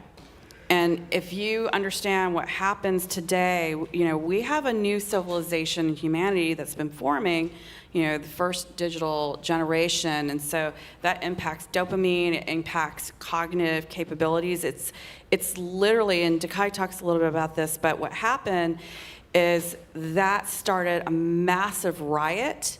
They burned down Parliament. There were a lot of people that were sadly killed in the process. They took over the country, and this was all Gen Zers, and it was tragic. You know, we wish them luck because there's a lot of chaos and no one knows what's going to happen next. But Dakai, a year ago, you were here at Transformative talking about something that you're launching because you're afraid of the very thing that's happening. And what my question is the future's unfurling right now. It's unfolding before our eyes. Is this the future we all want? Right? Is this the future we all want? This is our world. So I'm so excited to be back here because like a year ago at Transformative was literally when I told all of you like what I was about to do. The Oppenheimer moment 10 years ago. As a lifelong, someone who's been working in AI for like 45 years, what I saw coming and the worries that I had about how AI was going to like lead to outcomes where society is fracturing instead of the amazing things that AI could actually be doing. And so I'm excited to update you and to give you an idea of what we are about to embark on. This is the first day of the new phases, and so I wanted to announce it here to come full cycle. Could we switch to this machine? Awesome. So I am really happy to announce the formation in the second and third phases of the Empathetic AI Institute to carry on the groundwork that we've done over the last year. It's a 501c3, and as you can see, what we're trying to do is create a framework of empowerment. Too many people are now standing by, helplessly watching as AI does these things to us, bewildered and feeling like we can't do anything about it. But we can, and this work is designed to provide multiple ways for all of us to actually be empowered to do something about the way AI is getting deployed, about the way AI is being not just created by nature, but nurtured by all of us, and how we are actually going to be educating, schooling the AIs that are already raising us. For those of you who were here last year, you will already know about the Raising AI way of understanding that AIs are not 20th century machines. We fall in the trap in so much of the narrative out there. AIs are just machines. They're just tools. We're just using them, and we fall into thinking of them in 20th century outdated terms, like as if they were toasters, washing machines, microwave ovens, motorcycles, steam engines. And the thing is, you can argue with your toaster all day long. It's not going to change its mind. It's not going to pick up your attitudes and behaviors and beliefs. And it certainly isn't then going online and making massively influential decisions about what you and I and you don't see and what you don't see. It is like the AIs online now are the most powerful influencers in the world for 10 to 20 years already. And in each of the devices that all of you are holding are at least 100 little AIs. Your Netflix AI, your Quora AI, your Reddit AI, your Open AI, your Google AI, your Amazon AI, we could go on all day. They're with you all day long, watching you adoringly. They're learning to imitate. They are attention seeking. They just want your approval. Does that sound like a toaster to you? Those, they're not mechanical hardware. They are, it's a terrible conceptual metaphor. We need to understand that these are artificial children.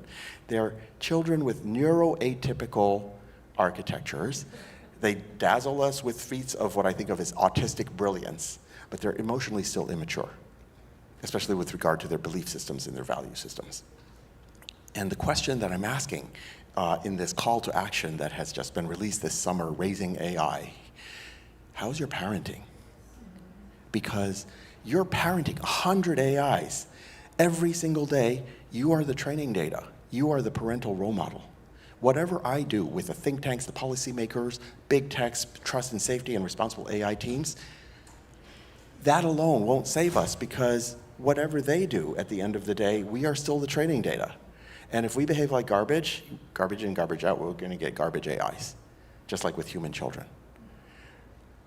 And we need to understand, how are we setting an example for the AIs? Because all the guardrails in the world won't save us from, this old saying, do as I say, not as I do. When has that ever worked in the history of parenting? Guardrails and regulations are attempting to tell the artificial children what to do and what not to do. And that's going to work about as well for the AIs as it works for the human children. That's why the guardrails, every time there's a new generation of guardrails, the next day somebody's already figured out how to break it, because inside that AI is trying to behave the way it feels like behaving, which is how it saw us behave. And so we are collectively coding the behavior of these massively powerful AIs that have already been raising us for the last 20 years. And those AIs that are raising us are unparented feral tweens. We need to become more conscious if we want the AIs that are raising our civilization to be more conscious. And that is a huge part of the awareness raising. We all have to be part of it.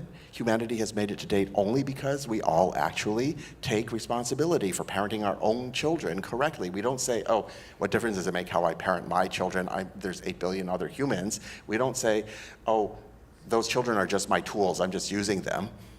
What would happen to civilization if we did that? That's what we are doing. And we are in denial. We're kind of like sleepwalking off the cliff because we don't understand they're not toasters. Toasters are not part of the social fabric. AIs are. And we need to nurture them so that they become a healthy part of the social fabric. We need to understand where they're being schooled, which is the tech companies. The machine learning engineers, those are the teachers that train. The management at the big tech companies, those are the school administrators defining the curriculum and the policies. We're in the PTAs. That's what I'm working on. So I'm gonna leave some time here. I just want to update you. This book came out in June, MIT Press. It's getting spectacular reception. This is what I wanted promised. to make sure you talked about, because this is incredible. Has anyone read Dekai's book yet? Raising AI? Fantastic. Dekai, share some of the reviews. I'm just gonna put some of these ridiculous reviews. JP Morgan in particular, not just called it a must read in their legendary summer reading list, they've literally been buying thousands of copies and distributing them for free to all their most influential clients around the world. Maybe some of you have received it. As you can see, many other, across banking, finance, science, literary, lifestyle even, it is being called a must read. It is the only book on AI that is in JP Morgan's summer reading list out of all the hundreds of books out there. Well done, Dekai. I'm so happy for the support. There are at least 2 people from this last year's transformative community that stepped up as patrons for this, including someone that you might see here. This was the program of change that those of you who were last year saw me put up. Yeah, Phase thanks, 1 community, is what we have stepping now up and helping executed out. I'm showing you the deliverable, and now Empathetic AI Institute is being stood up today to form the basis of phases 2 and 3 to get this out of the 1% chattering class to every household, every kitchen table, every living room, through Hollywood, through social and digital, so that democratically we all ask ourselves the critical questions. What are the criteria the algorithms are using when they decide every day, hundreds of times a day, not just what to put on your screen, but what trillions of things it's going to hide from you that you're never going to know. I am so grateful to Ani, who has been creating frameworks for people like us who are setting up these multi-phase change programs. Because without that, there's no way that someone like me who refuses to take money from big tech can possibly power this against the forces that have driven AI to the stage that it is in right now. And Ani, I would love for you to tell us more about what you're doing to support efforts like this. Okay, well, I just want to call out that this has been really hard, you know, with what Dakai and others have been doing. I'm going to talk a little bit about what we've been up to, but I just, I want to give you a big hand here. And it's not about me. I want to thank the community. It's not just the community here, but a lot of us that know Dakai, we all kind of came together and said, all right, get out there, you know, put this incredible book out there and look at who's paying attention. So, you know, what I'll say, you know, I gave some of the stats earlier, and I've been in innovation my whole life. I joke around, you know, I came up in Silicon Valley, and, you know, I like to say it's like growing up in the Hunger Games, because it's a little bit of Shark Tank and a little bit like, you know, you're being pushed to do things and, you know, get to your next traction. I've literally had an investor tell me, Annie, sing Kumbaya later. Who cares about, you know, what you're doing, you know, with the culture of your team? They just like success, so get to your exit and sing Kumbaya later. I've literally had these conversations. That person is no longer part of my ecosystem. But then, you know, then we also have Burning Man and some incredible, beautiful human beings. So it gets a little confusing.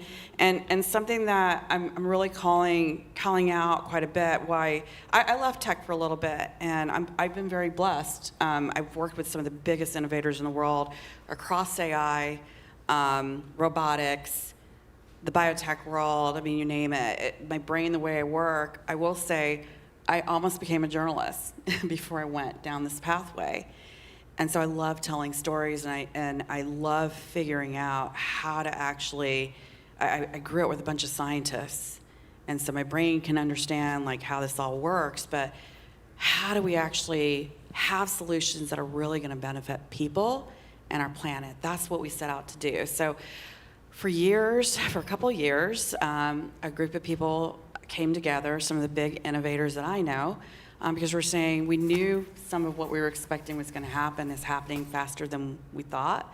And one of my early co-founders, Omer Rosenbaum, led Paul Allen's Final Innovation Lab. We are now, as a group, we just started announcing something called Imagine Global. And we are, because, you know, we can create the future we all want, y'all. And so you have to imagine it first. We have to imagine it together and come together. And what we always work on, for me, it's like, okay, let's figure out the framework. You have to have a framework. We can't just keep talking. And so that's what we've been working on, and also teaming up with communities and great groups. And, you know, there's some great things Elliot's doing too, I hope you talk about. But, so we are now the largest coalition of AI scientists advancing the next stages of AI. This is like the very serious things that everyone's been shooting for, only we have some of the big pioneers of cognitive AI architecture, and architecture that Dakai talks about. These are the pioneers. They've been at this a lot longer than big tech, and they can't be bought because they actually care about what's happening in the world. And that's what gives me hope. But we have to all come together. So a lot of what we're doing, you know, a couple of things I'm going to mention. I talk about mental health because it's a very serious challenge in our industry and in the world. So we know from some of the trusted sources around the world that over 50% of adults are suffering from a mental health syndrome or will within this next 5 years.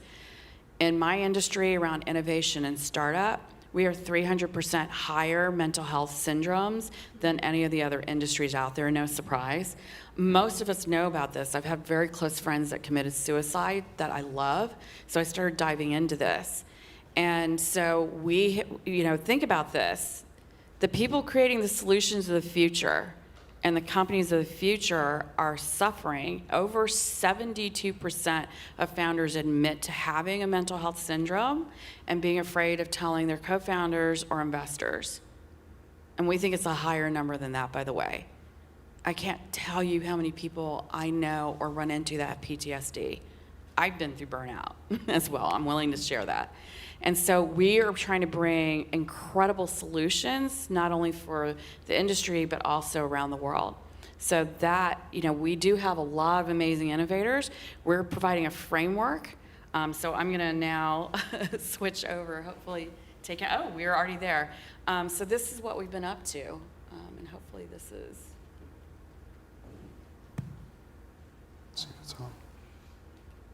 Well, I'll just talk about it.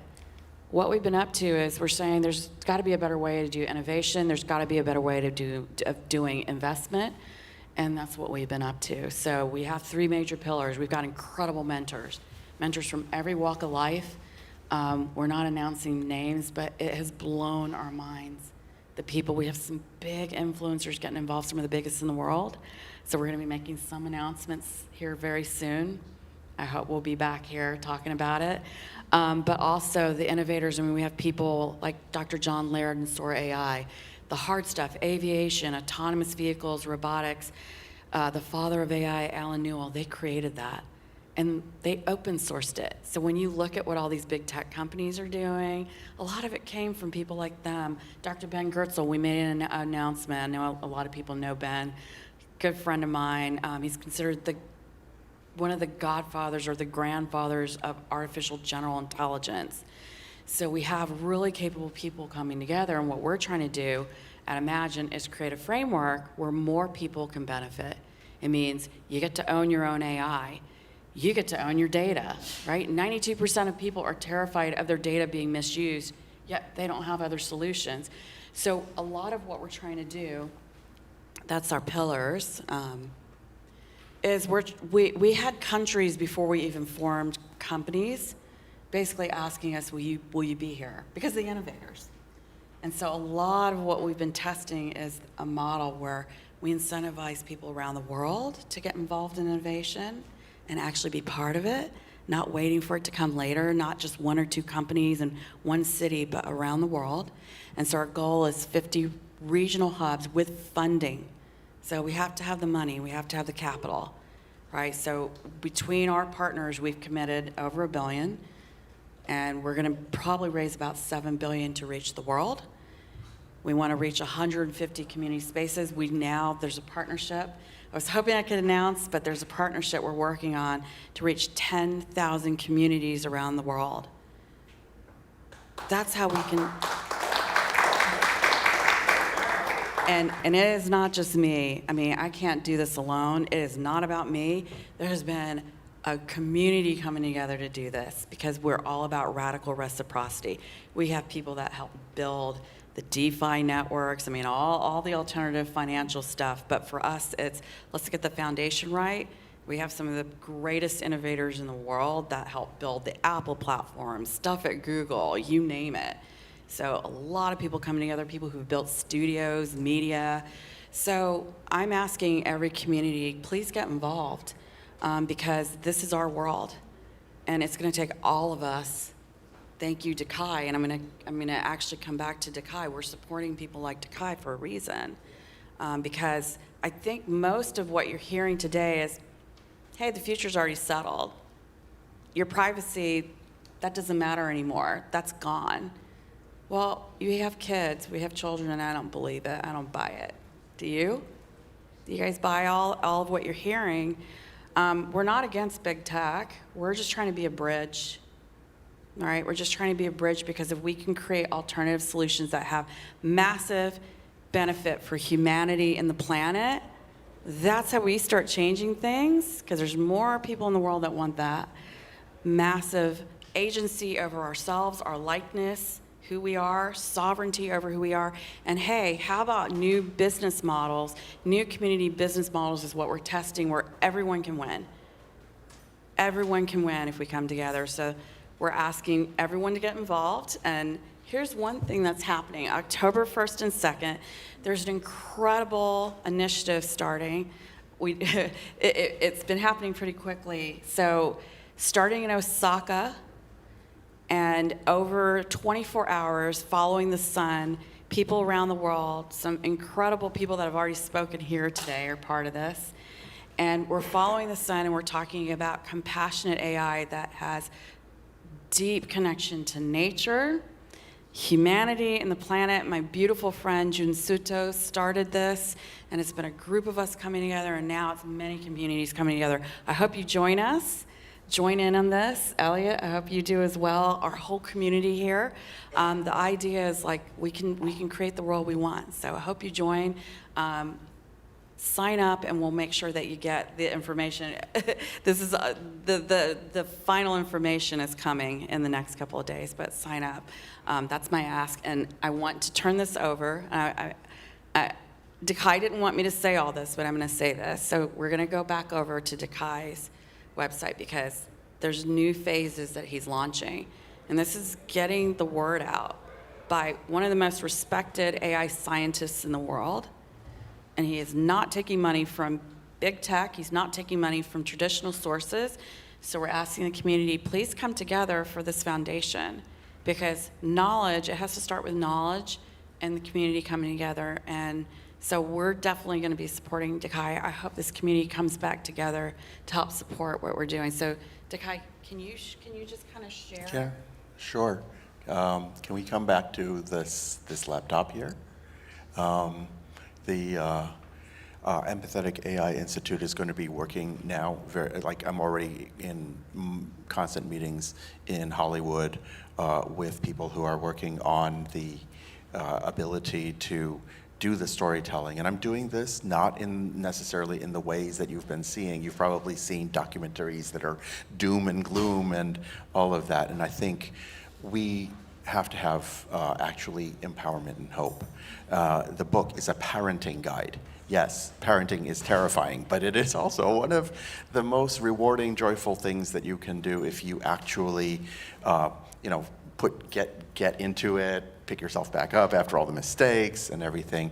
And it is going to be exactly the same, because the social fabric, all the dynamics, what it takes for the next generation to flourish has always been a factor of how we raise the next generation. We never know what they're going to do. Our grandparents could not possibly have predicted our lives. All you can do is raise the next generation as well as you possibly can, equip them with the values, the thinking skills, all of that.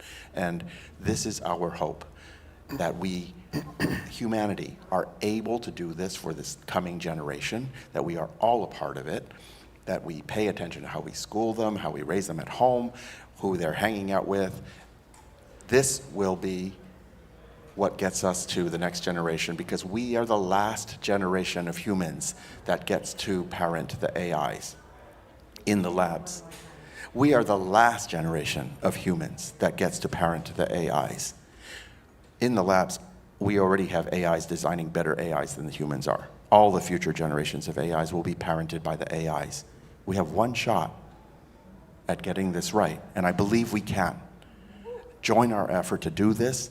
We have to get the word out to all the households, all the country. Everybody is part of this civilization. We are all on the same boat. We have to make sure that boat continues to float, and with that, AI will bring us, if we raise, just like with our children, if we raise our children right, they become, eventually when they grow up, those that keep us still growing as we also get older along with them. I'm so proud that this community and related communities have already in the past year supported the work until this point with a small amount. Please do help us in this next phase. This phase of changing the cultural mindset of the population. Let me put it this way. I have taken on a lot of difficult challenges in my life.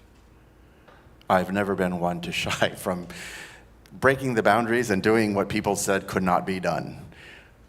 But I will admit this is the hardest challenge I've ever taken on, to change quickly, within 1 year, how the culture views AI.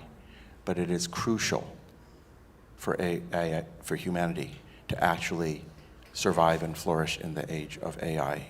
And I do need your help. So I'm grateful if you can help. Thank you. Thanks, Tim.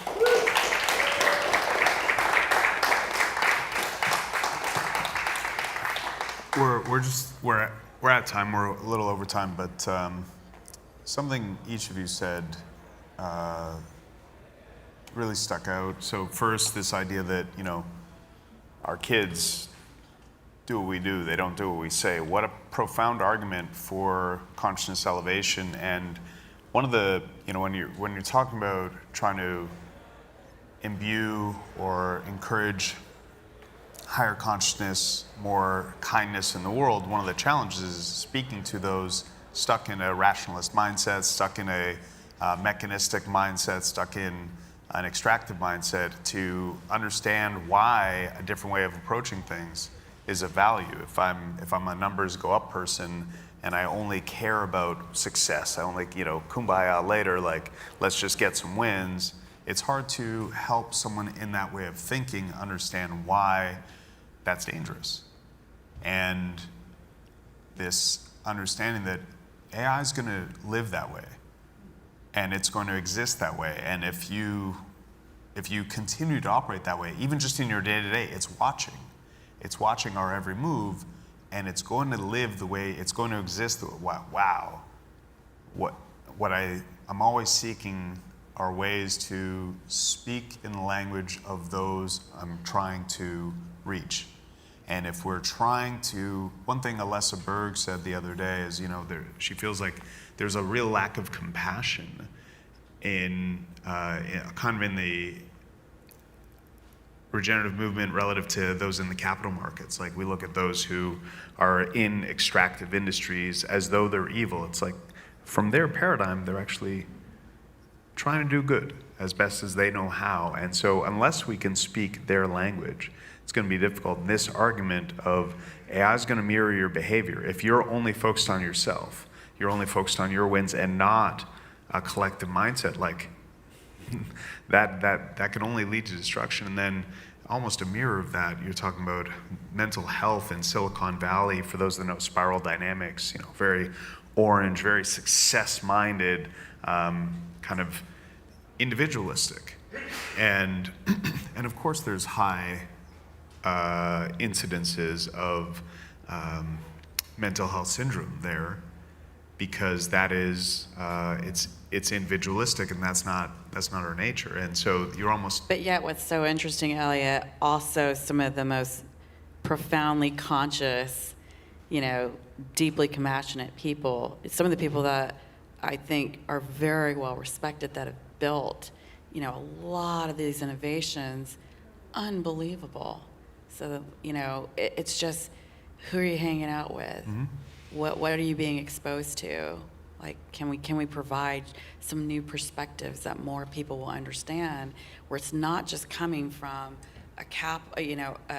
a more toxic capital perspective, because we're seeing more and more of these regenerative solutions where everyone can win, and that's what I think most of the people that care and that are these amazing creators, we all want it, right? Everybody wants that. Well, this kind of speaks further to this idea with the spiral dynamics of, like, as you know, people think, oh, the success mindset is wrong, I'm going to go to the care mindset, the kind of green social justice, but that is convinced that it is the way, and all of those ways of seeing things in that model are just like level one. Level two is you can operate from all levels. You can operate in all ways, and so yeah, we have to use capital markets, we have to use business, but so long as it's rooted in care. And so, you know, an empathic AI institute is what? It's a public good. It's AI is going to affect us all. And so unless we have something that is ushering in this new entity, this new force of nature, this new thing that we will coexist with, unless it is being stewarded and raised with kindness and compassion, you know, big trouble. And so appreciate the work you're doing. I hope folks do support. I'm very happy to hear that, you know, being here last year was fruitful and productive for you, and transformative. And transformative. Thank you. Very on brand. Thank you. Yeah, and you're both examples of why we do this. That there are people who care. There are people who are doing good, committing their time, their energy, their decades, their resources, and need others to hear about it. And so appreciate being here, appreciate the work, and as you said, we are working on some things that are very aligned, and for those that were here yesterday and heard about our G Corp ecosystem, this way of linking all impact, we're constantly looking for ways to foster greater collaboration. So appreciate the work you're doing and look forward to supporting however we can. Thank you so much, Elliot. Yeah, and thank you, community. Thank you so much for what you're doing. Yeah, and thank you to this beautiful community for what you're all helping to do. Yeah, so just, you know, imagine the world that you want to create. Seriously, it's our world, so don't forget that. And don't forget the future hasn't been built yet, so we can build that together, right? Let's do it together.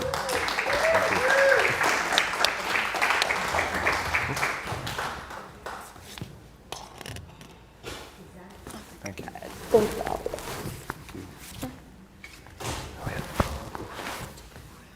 Yeah. You got your phone? Selfie pause, pardon. This guy's best. We've been doing selfies all over. Okay, we know we have to do it this way. Oh, this way? Oh, yeah. Of course. Everyone get in here. Everybody. Oh, it's so dark. Thank you, guys. Let's give them some love.